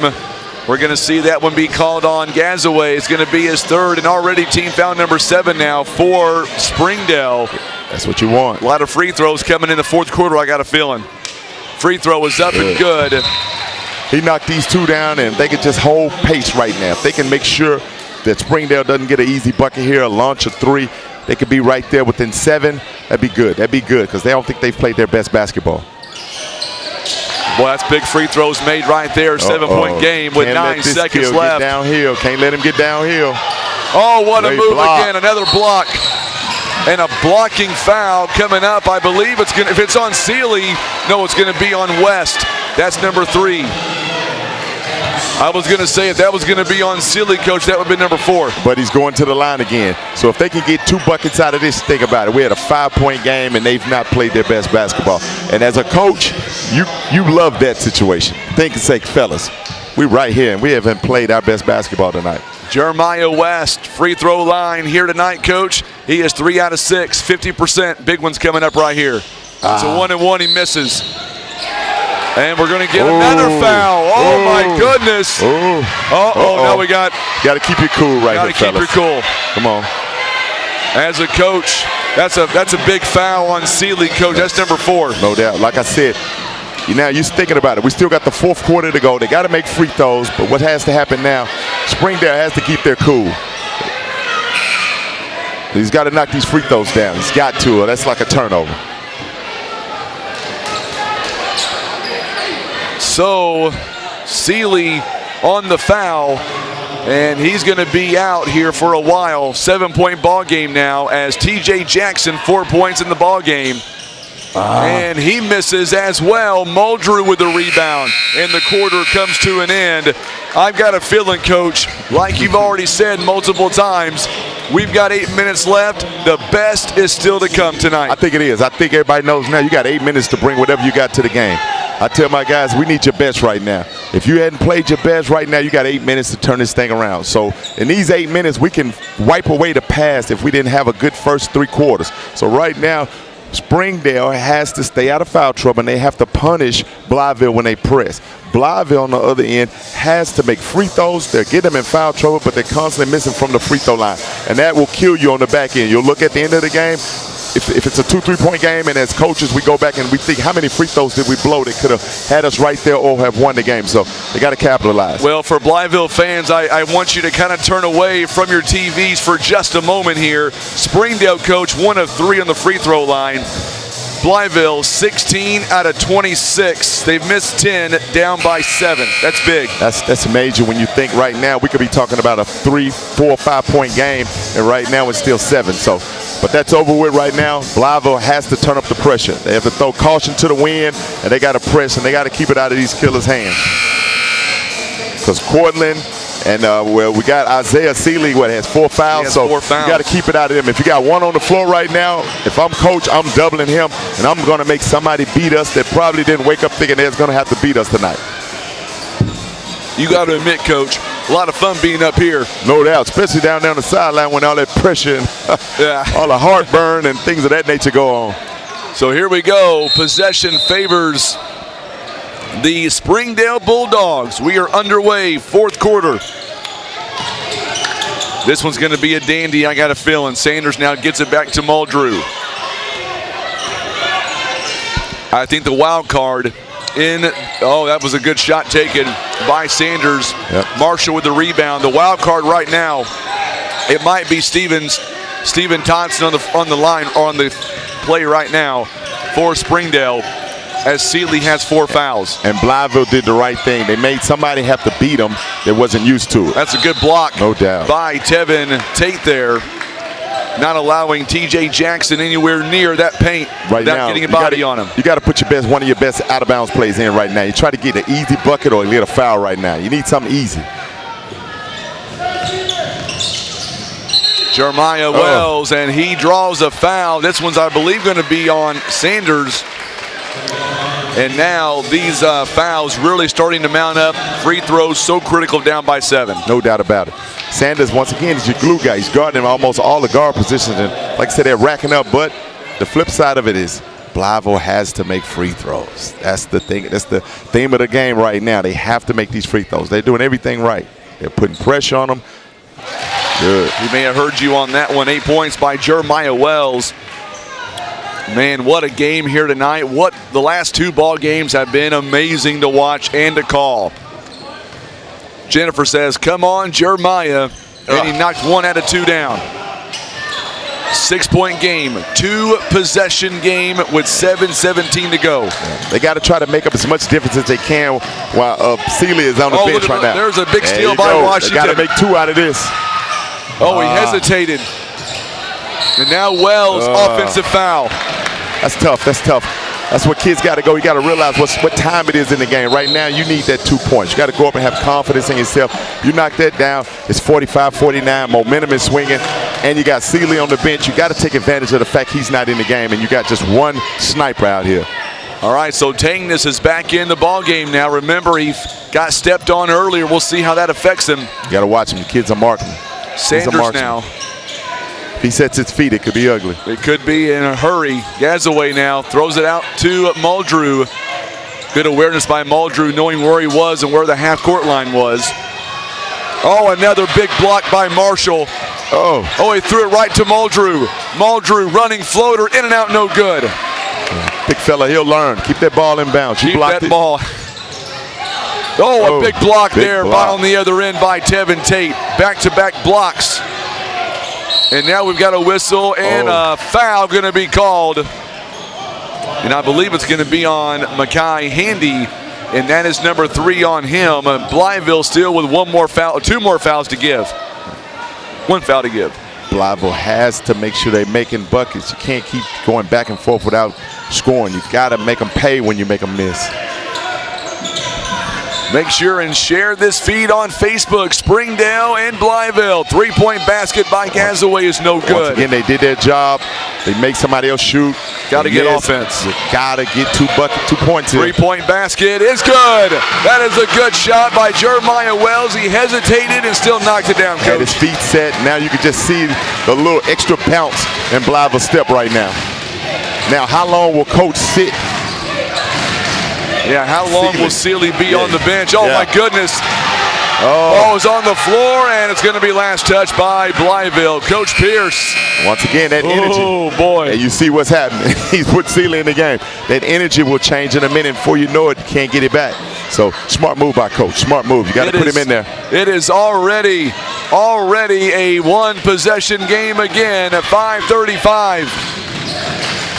A lot of ball game left. Oh, Sealy is going to be stripped. Oh, offensive foul. He's gone. Ooh, that's what you want. I hate to say it for Springdale, but that's what you want. You get him out, young kid, right there. You just got to stop, take what they give you. You had a 5-footer, stop, shoot the floater. Now he's out. Now you got to bring somebody in. Blytheville has to take advantage of this. Oh, my. That changes everything. One of your marksmen fouls out with still 5.5 to go. If Blytheville score right here, you just watch the press. They're going to turn it up. I mean, extra hot. TJ Jackson going into the big man. Ooh, finished it. Marshall can't finish, but a foul going to be called on Tevin Tate, and that's number 4, Coach. Like I said earlier, that could be their thing. They just keep pounding it away. They're going to keep fouling out, but they got to make these free throws. Oh, baby, what a game. What a game. What a showdown. We're at 10:30 at night, and we still have a huge crowd, nearly 500 right now on YouTube. And they're stomping in the crowd in the building. Oh, my goodness. Big-time free throw by Marshall. I may not have a voice tomorrow, but it's well worth it tonight. And that was smart to take Marshall out. You don't want him to pick up a foul. That was smart. That was very smart of Coach Marshall makes them both. It is now a 1-point game, Coach. What a game. Yes, he did. They're going to keep pressing him. They got to get it out of his hands, and they got to make somebody else beat you. So somebody from Springdale has to be smart. Muldrew Oh, what a shot. Goes up and over the big fella. I don't know if ice water is the right word for that kid. That kid's built with something different. He's cut from another cloth. This kid is something serious. 26 tonight. This kid is different. He is something special, no doubt. 3-point ball game again. Marshall somehow is able to maintain composure. They get it back outside to Washington. Going back to the big man. Somebody's got to cut. Marshall goes up, in and out, no good. Now we get a whistle and a foul coming up. I believe it's going to be on TJ Jackson. Yeah. When they're walling him up like that, first of all, their feet and their knees are stuck because they're trying to have as much strength as they can on the big fella. So that's the perfect time for somebody to cut, probably get an easy backdoor layup. I predict that you'll see that soon, and it'll be the right time. With 4 minutes and 35 seconds left, somebody has to cut. Just can't stand still and hope he does it all. I think somebody who's changed the complexion, Coach, Makai Handy of Blytheville, number 2. What do you think? Yeah, defensively, he has turned it up. Yeah, he's brought that pressure. He's got active hands. He's always right there, and every play is usually he's going to be involved in it. It's that glue guy. Roy Spear says, look for Muldrew to take over this game the final 4 minutes. I agree with that. Yeah, I think that's brother. He's a great college basketball player, I think. 3-point basket by Tignes. Oh, what a shot. Like I said, that kid set his feet, and that's what you want. You want a kid that maybe not the superstar, but a great role player. He set his feet, he knocked it down, killed that momentum. Now Blytheville has to bring it back. They got to bring it back. That is absolutely, that's ice water in your veins. Somebody who had to go out for an injury and came back. And not just that, just think about the pressure on that shot. If he misses that shot and Blytheville comes down, they could possibly be right there, and that could change the whole complexity. So that shot had a lot riding on it. If he misses that, the game could change to the end. He made it. Just gives him a little more breathing room, especially with one of your big killers out of the game for the rest of this game. 3 timeouts remaining for Blytheville. 3 by Springdale, 4 by Blytheville. I'm telling you, we've got ourselves a barn burner here tonight. Only a 6-point game. Only a 6-point game. That was a big 3. Coach, you ready for this, my friend? We're sitting here at 10:30 at night. 600 watching right now on YouTube. I love it, man. No doubt. 700 total. No doubt. They're watching good basketball. Good move inside. Oh, they missed the first shot opportunity. Marshall goes up. They put Shamar back in the ball game. We've got 2 more free throws coming up. Once again, he has to make them. And once again, Coach ran a play, got some guys cutting off of it. Even though they missed, it was able to get the big fella a rebound in there. So now he has to punish him by making these free throws. Yes, now somebody else is fouled out. So you're going deep on that bench right now. You fouled out 2 starters. 2 starters have already fouled out. That's your bigs. That's your bigs. So now Marshall again is going to go back to the free throw line. West is going to come in for Tevin Tate. First one a little bit short. Can't let him off the hook, big fella. 18 points in the game for Rashad Marshall. And if I'm Springdale, I got to keep working him because you wonder what type of energy he has, what type of endurance he has, because he's been there almost the whole game. 54-49, still a 5-point game. A lot to go over here.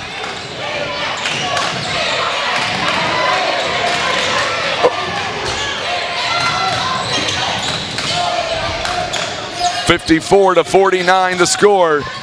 Oh, good Kicks pass. it outside to Gazaway. Gazaway. Boy, what a good defensive battle right now. Muldrew is always going to get bailed out with a foul. TJ Jackson is going to be called for the personal foul. Let's see what he does. You know, you foul him, it's deadly either way. You're going to either let me do my thing, or I'm going to go to the free throw line and I'm going to keep putting these nails in the coffin. Muldrew here in this tournament, Coach. He is 11 of 13 on the free throw line. Makes that one. That's money. And this kid, like I said, ice water is the right word. This kid is built with something different. One thing about it, these fans in the house, you seeing something for a very cheap price right now, because this kid going to be playing on the next level in college somewhere. So somebody might need to get his autograph after. It might be worth some money about 10 years from now. You're not kidding. I might get it. 56-49. I'm going to try to get this kid on the camera tomorrow. Big shot coming up here. Shamar Marshall works it outside. Jeremiah Wells, money. Shot. Saw that one go in. Big shot. Big 3-pointer. 4-point game again. It's coming down to the wire. And they're taking the ball out of his hand. But the thing about when you take it out of his hand, you can't let him get it back. That's the thing. Wow, great game indeed. And once again, a lot of people don't realize you make him get off of it. Now you have to play even extra harder to not let him get it back, because you see what's happening. He's either scoring or he's going to the free throw line. And if that continues, this game will stay where it is, and Blytheville won't come out with the W. So once the ball's out of his hands, you got to not let him get it back. Muldrew knocks down the first one, 29 here in the ball game. He's got 29, and after last night, this is an off night for him. Yeah. He may wind up, and I think we're keeping the tally as he makes both of them here. He might wind up and be the all-time scorer when it's all said and done from this showdown's history. No doubt.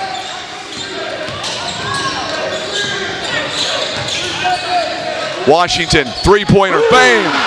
Oh, baby, he's got 15.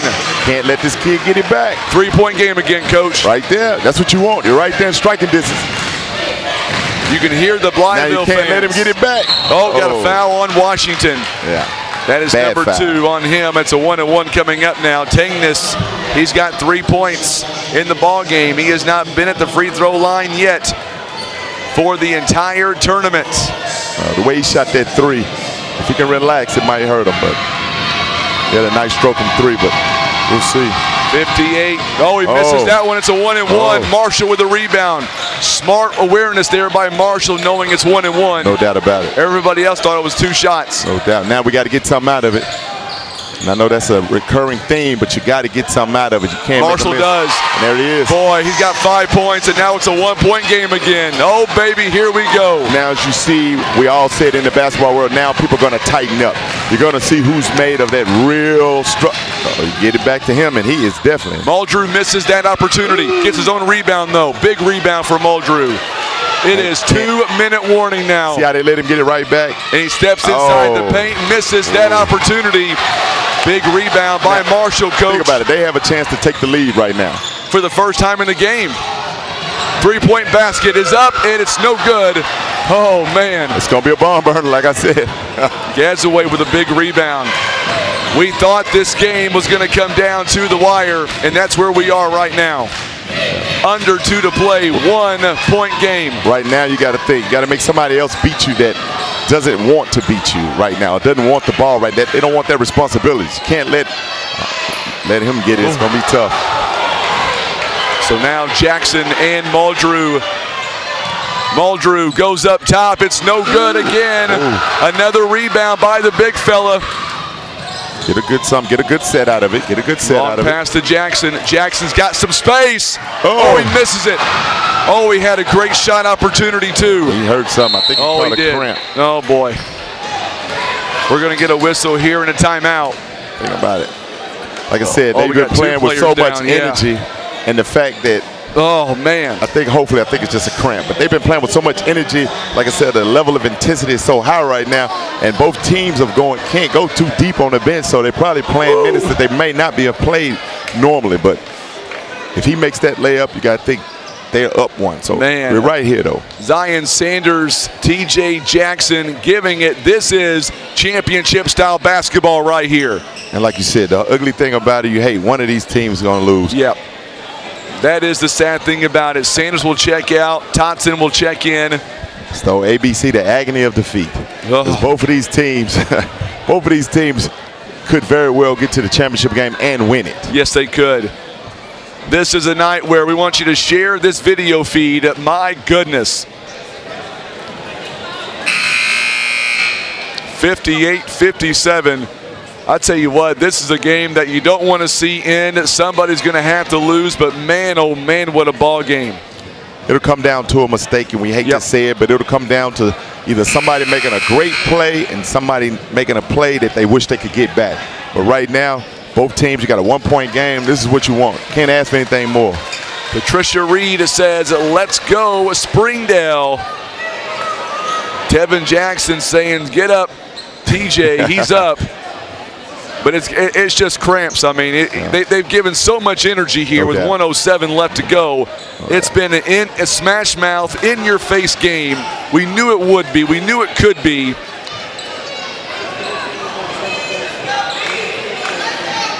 Both players, man, went down.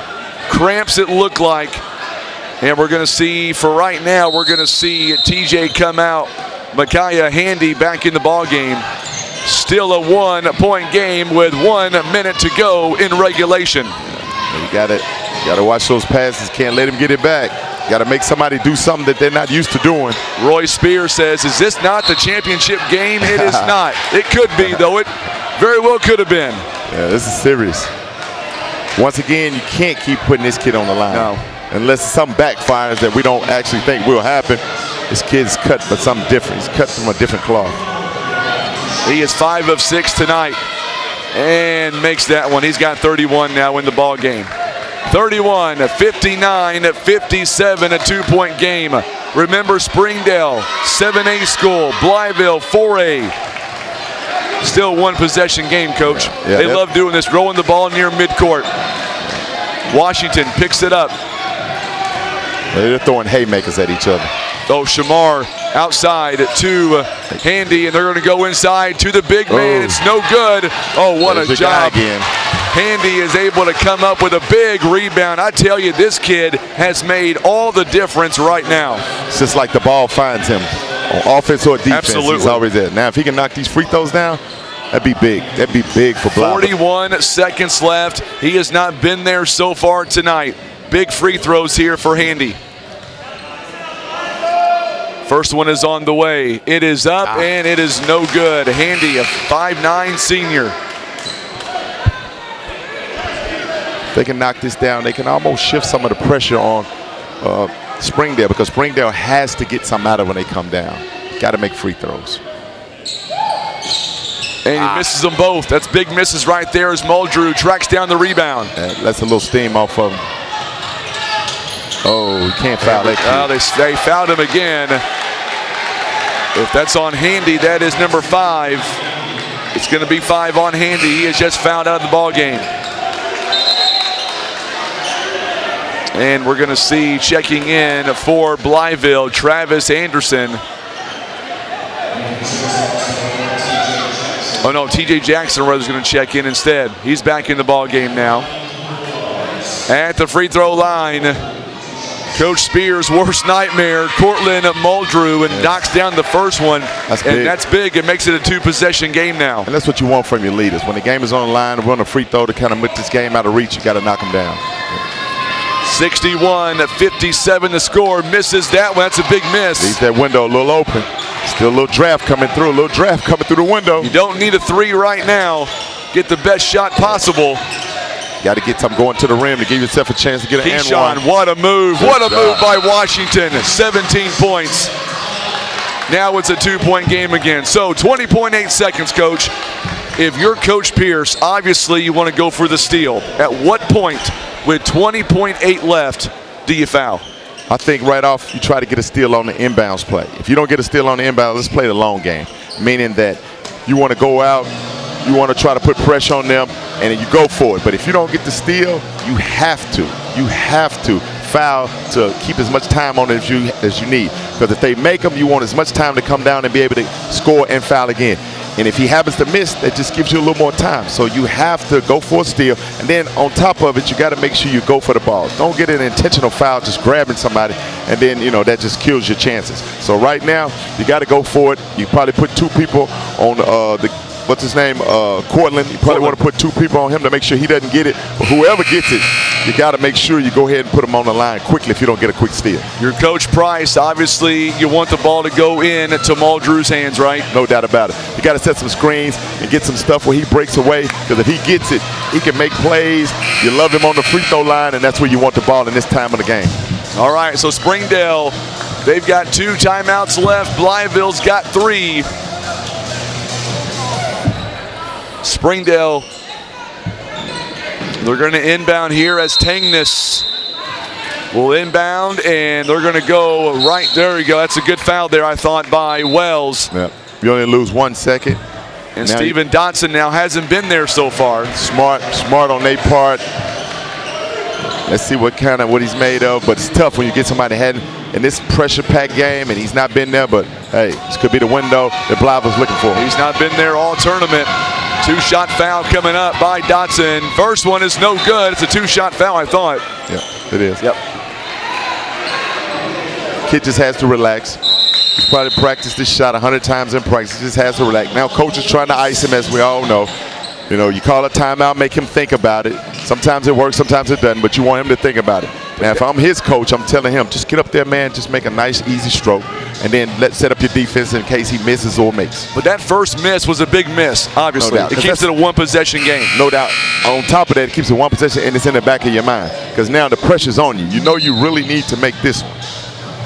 I tell you what a barn burner. Back-to-back ball games, a down-to-the-wire semifinal action. I mean, this is a lot of fun tonight. And that's what you want from your semifinal games. You want them games to be to the point where either team could go, fans on the edge of the seats, crowd's in it, everybody's in it, energy is still in the house at this time of night. So here we go. I think you and I both are on the edge of our seats. Great crowd tonight, still packed in here at 10:47 at night. No doubt. Second free throw by Dotson. This one very big to make it a three-point ball game. And you missed them both. All right. Washington, here we go, Coach. Got to get your best play. And you don't want to wait till the last second. You want to give your team to get a chance to get a rebound. Oh, my goodness. Washington. Oh my. My goodness. Oh, my. That kid there, the little general, a.k.a. Andre Turner, Memphis fans. But, hey, that right there, he makes this free throw. They've climbed all the way back. Oh, my goodness. A foul on Dotson. First lead of the ball game, Coach. And right when you want it. Oh, the Blytheville fans are going nuts right now on social media. Big free throw here. Oh, it's a two-point game, or one-point game, rather. And now we get a whistle here as ball through. It's a timeout, taking a full by Springdale. Now, let's reset. A lot of time left, Coach. No doubt. Lots of time. No doubt. What you want is for Springdale, you got to get the ball to Cortland's hands. You got to get him moving. You got to get him moving toward the goal. And then he has to realize, don't wait till the last second. I mean, you want to give your team a chance to get an offensive rebound, but you don't want to take it too fast either where they can get it. So you got to get something going to the goal, and if he kicks it to somebody, you got to set your feet and be confident you can knock it down. Now, Blytheville, on the other hand, they have to make sure they don't let him get it. But on top of making sure he doesn't get it, don't give anybody else just an easy layup where they can just make a point blank because all the attention was on Cortland. So right now, you got 12 seconds. I just want to sit back and watch and see what happens. You know how much folks love their basketball, Coach? You look in that camera, look over here. People are commenting left and right, baby, at 11 o'clock at night. I love this. This is what you want. This is high school basketball at its best. 62-61 at 12.3 seconds left. We've got ourselves a ball game here. Blytheville, first lead of the night. And just think, the championship game tomorrow is going to have to follow this. Oh, my goodness. How do you follow something like this? Oh, my goodness. Here we go. Let's see. Can't let them get the ball. Got to catch it in front. Don't let them catch the ball over the head going to the goal. Watch somebody going back, up, and then back. Don't foul. 12 seconds and counting. Muldrew, he's the man you want to have the ball. Muldrew, he's going. Offensive foul.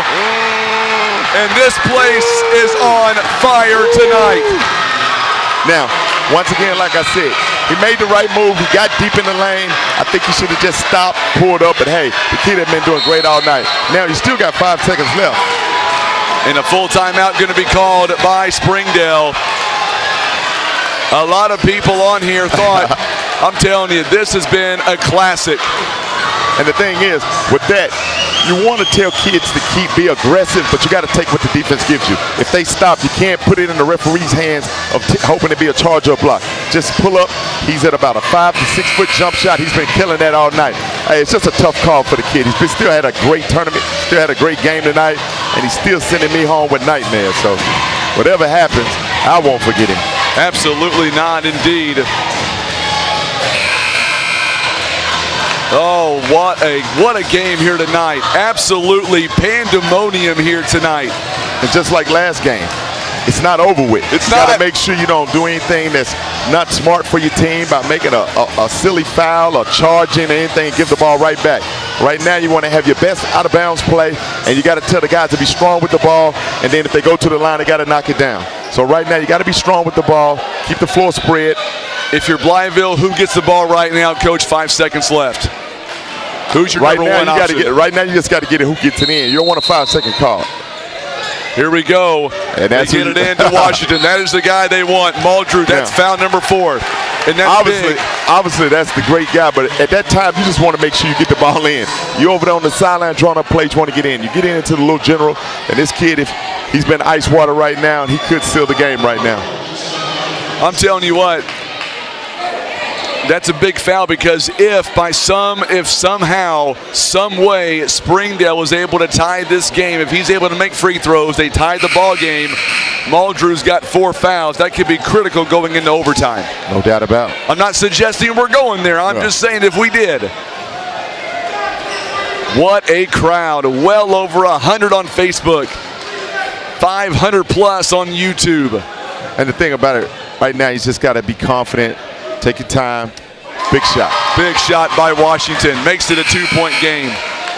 He's got 21 points in this ball game. He is my player of the game for sure. No doubt about it. He has kept him in the ball game. And like I said, he played cool and calm the whole game. And if he makes it, Springdale has to put their best 3-point play in. First got to get it in. And he makes them both big time. Got to get your best play. Muldrew. Don't foul. Don't foul. And oh my goodness. No! This is what, you can't make this stuff up. You can't make it up. This kid is driving, throwing up a prayer, and they fouling. You can't make it up. And that is number 5 on Shamar Marshall. Are you kidding? Right now, I hate to say it, but you should give Coach a chance. He could say one curse word, because you can't. You got to tell your guy. If he throws that up, you got to let him. He's throwing it up off of one hand, and now you put the best play on the line. Let's see what happens. Oh, my goodness. Muldrew is 8 of 10 tonight. These are 3 pressure-packed free throws, though, but if anybody can do it, this kid can. Oh, baby. Now we're going to see Anderson in the ball game now. He'll check in for Marshall.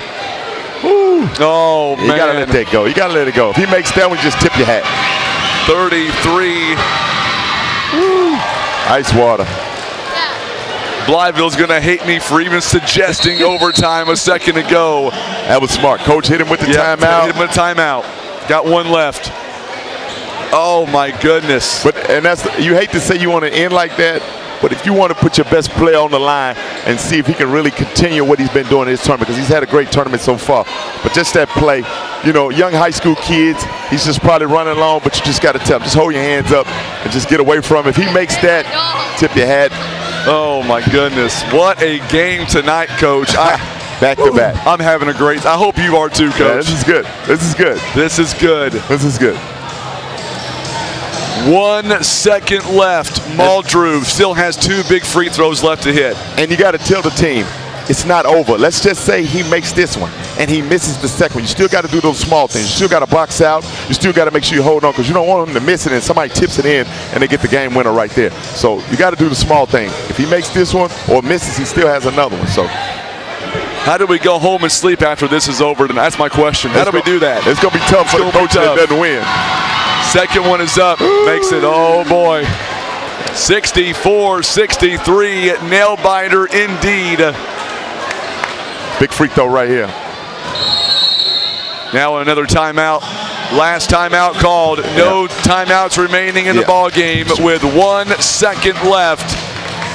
You look at the shooting statistics right now. Blytheville, 36% shooting overall, 18 out of 50.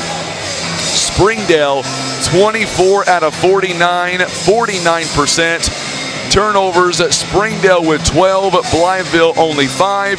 It has been that close of a ball game pretty much all night. There you go. And Blytheville, like I thought early on, if they could keep on getting these guys in foul trouble and get them maybe out of the game, at the end of the game, you may have your chance, because you're going against players who maybe younger, maybe don't get as much playing time. But right now, the game is still in balance right now. If he knocks this down, you're probably going into overtime. But this is a big shot. This is a big shot. I tell you what, I don't know. Big free throw right here. He's only a sophomore. 43 last night, 35 tonight. Big free throw coming up right now. Here we go, Muldrew to tie the ball game, and oh my goodness, we are tied. We are tied with 1 second same left. Thing on them. Don't foul. Baseball pass, not going to be able to go. They're going to wave it off, and we're going to overtime. We've got another overtime game coming. First one in the showdown. So 32 minutes is not enough time to settle it. And we're going to play 4 more minutes. And I'm telling you, that foul by Muldrew earlier, he's got 4. That's critical now. Yep, it is. Oh, what a game indeed. Jennifer says, what a game. Absolutely what a game. And if you're on offense for Blytheville right now, you got to, first of all, as a coach, you got to let the guys go. That's over with. We still got to play. We got 4 minutes to play. We can't sulk, think about what just happened. We were this close. Now you just got to go ahead and keep playing. And with Springdale has to take this momentum into overtime. And let's see what happens. I'm telling you, 2 great teams here. I mean, this honestly, what kind of momentum will either one have tomorrow afternoon for the championship? And that's a great point, because right now, if you are the other team, you are happy. Let them play 2 or 3 overtimes. Let them just tear themselves apart. But right now, it's a great game going on. Great game. It really is. Overtime coming up. And 4 minutes on the clock. And one thing you just got to, like I said, you got to let both teams know that the first 4 quarters are over with. You can't come out here with no energy. You got to be careful of the foul trouble.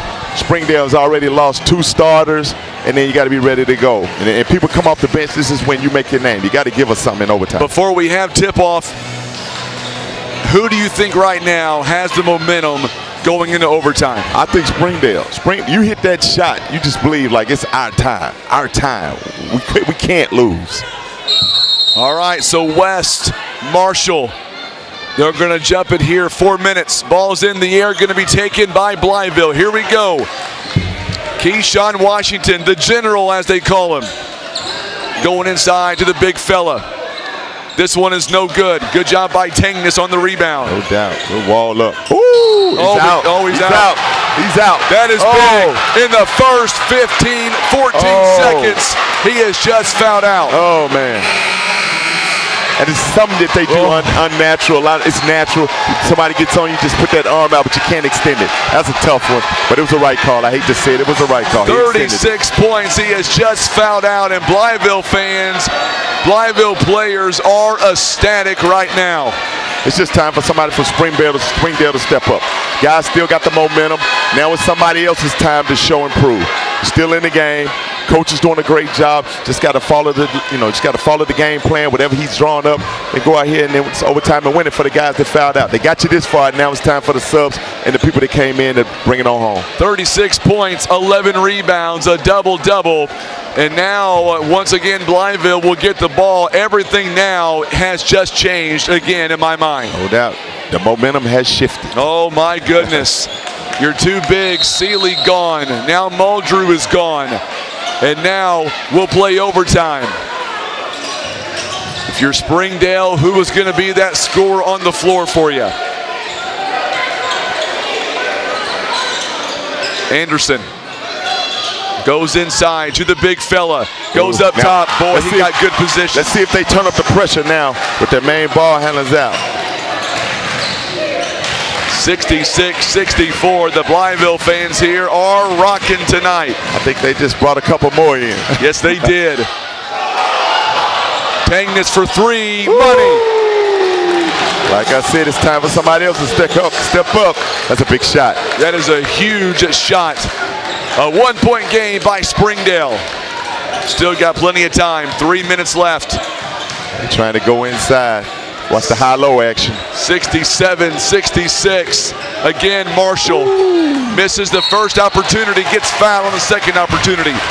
You can't let him get a rebound. He misses that close. You got to thank God and say, let's go get this rebound. But by the way, even though it's been quiet, Rashad Marshall, by the way, 21 points, 14 rebounds, 5 offensive rebounds. None bigger than that one right there. No doubt. And these free throws. West picks up foul number 4. Free throw number 1 is up, and it's good. We are tied again. 67-67. Way past my bedtime, Coach. And Blytheville has to realize what's going on. You see the shooters still out there. So Springdale didn't get this far just with, nobody on the team. So believe me. Misses that one. Tangness on the rebound. It is a big-time night here in Poplar Bluff. 67-67. Poplar Bluff Showdown semifinal. Gazaway running floater is short. Oh, we get no foul on the play Let's see there. what happens. Big shot. 3-point ball. Oh, it's in and out, no good. Good rebound. Jackson puts it up and scores. Still got to play defense. 2-point game by Blytheville. Tangus. Oh, he running floater is Ice good. water in his veins too right now. 8 points, 69-69. This kid facial expression hadn't changed since he caught the cramp. Oh my goodness. It's like he does this all the time. 2-minute warning now in the first overtime. So now we see Washington back around. TJ Jackson. Oh, outside to Jeremiah Wells. In and out, no good. Offensive board once again by Jackson. The small things, you got to rebound. TJ Jackson. Oh, good job, good movements. Oh, he traveled, yep. He thought about it.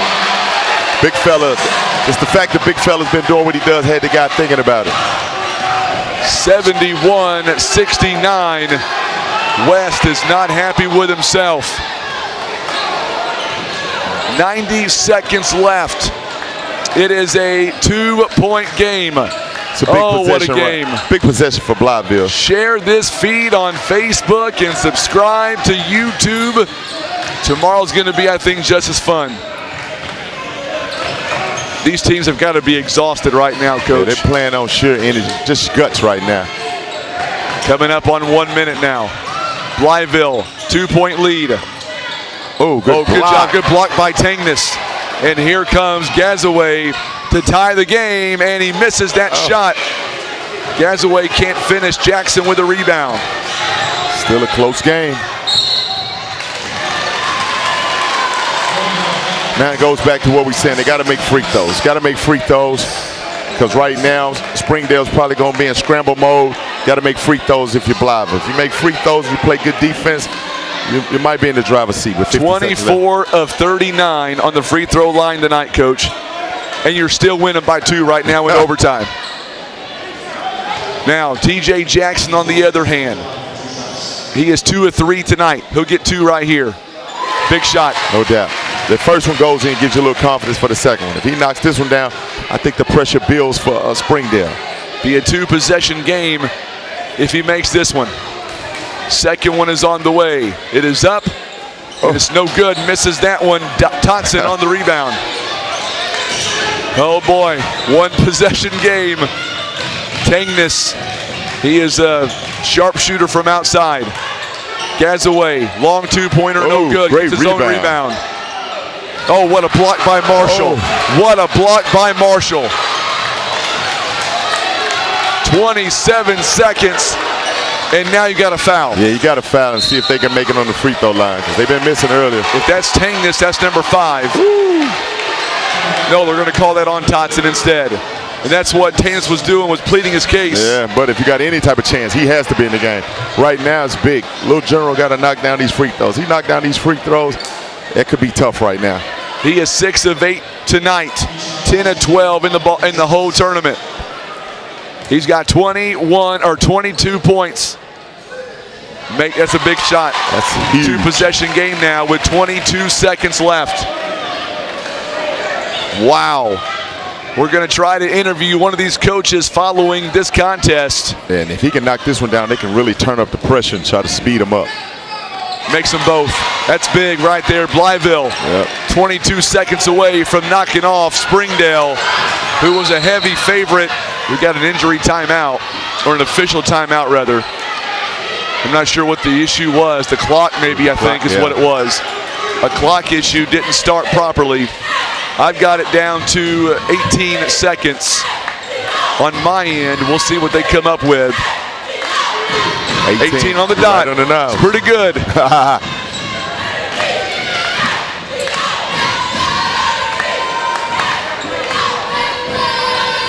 18 seconds left. here in this a foul on T.J. Jackson, and that's number 4. And this is what got him in trouble in the regulation. Don't foul. He's going away from the basket. Let him get it. Play good defense as he comes up the floor. Right now, you're giving him a chance to score with the clock not running. That hurts you. That's a big foul. And he made some big free throws earlier. Because that gives you an opportunity now to sink some free throws, but most importantly, the clock stops. The clock's not running. If he knocks these down, that's almost like a 3-point play. First one is up and it's good. He's got 9 points here in the ball game. Big 9 points. It's every one of them they needed. And makes them both. That's big. 10 points. Without the clock running. So now a foul on Washington. And now, like you said, back in the early parts of this ball game, it comes down to free throws. Attrition. I think Blytheville got enough of their star players out there. But right now, you got to keep it out of his hand. Whenever he's on the floor, you got to make somebody from Blytheville shoot the free throw. Got to double up on him. But right now, he has to step up and knock these free throws down. If he does that with 15 seconds left, he could be inching closer to that championship game. Is your team coming back next year, Coach? That's the question that I've got for you. We hope. We love the tournament. I hope you're able to come back as well. First free throw. Yeah, we love it here. It's great basketball atmosphere. I said that at the banquet. It really is. I'm not just saying that because we're on air. It really is a great basketball atmosphere. So 1 out of 2 makes it there. You got to pick him up. You got to pick him up. Got to make him do something. No good on the shot by Totson, rebounded by Washington, and this game is going to come to an end. Blytheville survives. Wow. Blytheville survives. What a comeback by Blytheville. Hey, my friend, this is what you come up here for. This is what you want to see. You hate to see any team lose, but this is one heck of a game. Coach, I appreciate the opportunity. It's all mine, no doubt about it. We're going to get Coach Pierce on. Stay with us here on Facebook and YouTube. Coach Spears of Germantown, class act all the way. We'll see you, my friend, tomorrow afternoon. All right, thank you, guys. You betcha. Coach Spears here joining us live. We'll be back. You're watching live coverage of the 35th annual Poplar Bluff Showdown. Live interview with Coach Pierce and maybe a player coming up next.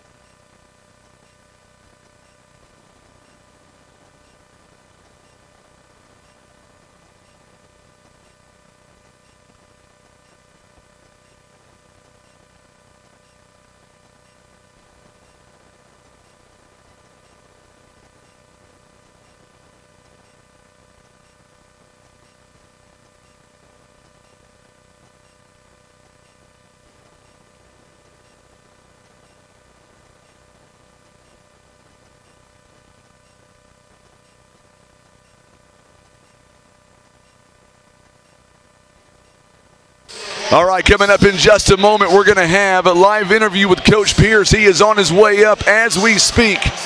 What a ball game here tonight. Blytheville, they survive the marathon here in this one in overtime.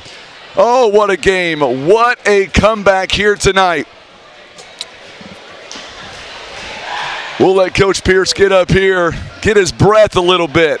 I've got to catch my breath. He is burning up. Coach Pierce, first off, let me be the first to tell you, or the third to tell you, congratulations, man. Big crowd tonight here in the stands watching us on social media. Walk us through this game. What kind of win is this for your program this season so far? Well, it's a big win in a good environment, in a postseason type environment. I mean, that's what we came down here for, to get 3 good games, to be battle tested, and sorry, people probably can't listen. I'm over here doing all this deep breathing. No, I get it. No, completely understand. No, but I didn't think we came out and played extremely well. Some tough foul calls went the other way, and we were kind of sitting around whining and crying instead of just controlling what we can control. But I thought we did a much better job in the third and fourth quarter of getting our heads back on and just getting back to playing Blytheville basketball. I thought Shamar Marshall was crucial. He fouled out of the game. He didn't play much in the first half. Got 2 fouls. We'd like to keep him on the bench, but he was very energetic on the bench, keeping the guys going. And in the second half, the minutes that he was able to play, he was huge down there. And then obviously Keyshawn Washington just took it over. You know, one thing I did see as the game ended, you had a heart-to-heart conversation with Cortland Muldrew of Springdale. What was your conversation like, Coach? Some of it I don't know if I can say, but just told him he's got a chance to be a big-time player. And basically my message was just be a big-time person. He'll be a big-time person. He's going to go a long way. Walk us through the final moments of regulation. He gets fouled. You use all your timeouts. What was going through your mind at that point in time? Down by 3, they shoot 3 free throws and tie the ball game. I was really mad that we fouled at half court is what was going on in my mind. And then secondly was just praying somehow that I don't even know how many points did he finish with? 36. All right, well, that's better than 40, I guess. Yeah, I mean, just hoping that he would miss one, give us a gift. I'm anxious to see the replay. I didn't think that we fouled him at half. Did we foul him? That's what they're saying. What'd you think? Well, I have a very far away look, so I couldn't really see it from this. I thought we were closer. Well, I thought we were way too close and we needed to be. We were close enough that we gave them a choice to make a decision, and that was too close. But obviously, when he's got range, when you come across the half-court line, I mean, you don't want to just let him step into a decent look. So, a lot to learn from this game. So many things that we'll be able to break down when we get back home as far as being, finishing the game forecourt. One thing we did a really bad job of before it even got to that, when we were fouling, we were trapping, there was under 2 minutes to go, and we were trying to get it out of his hands and then foul somebody else to shoot free throws. And we would get it out of his hands and then would not foul the guy that they threw it to and then wait for them to throw it back to him and foul. And, there's a lot of good stuff that we're going to be able to learn. It's going to help us in the postseason. We needed a game like that. We haven't really had a game like that all year, honestly, that's went that much down to the wire. So big game for us, learn a lot. And we better get back to the hotel, start drinking some water, and get ready for We're going to talk about the key suspects, but I thought, honestly, down by 10 points, you guys put in Makai Handy, and, man, it seemed like everything changed when he come in the ball game. Well, he's a big-time defensive guy. He brings a lot of energy. He's a senior. He's a little bit limited as far as what he can do athletically. He's not real big. He's not the fastest. But he's all heart, and he's all dog. And he's been in the trenches for 3 years. He's been a guy off the bench for us since a sophomore. He knows what it takes. He's a smart guy. And like I said, when he comes in, he's not going to be scared of the moment. Boy, Blytheville fans hated me because when Muldrew picked up foul number 4, I made the comment, that's a big foul if this game goes into overtime, and it did. First 15 seconds, he fouls out. What went through your mind then? Thank God. That's what went through my mind. It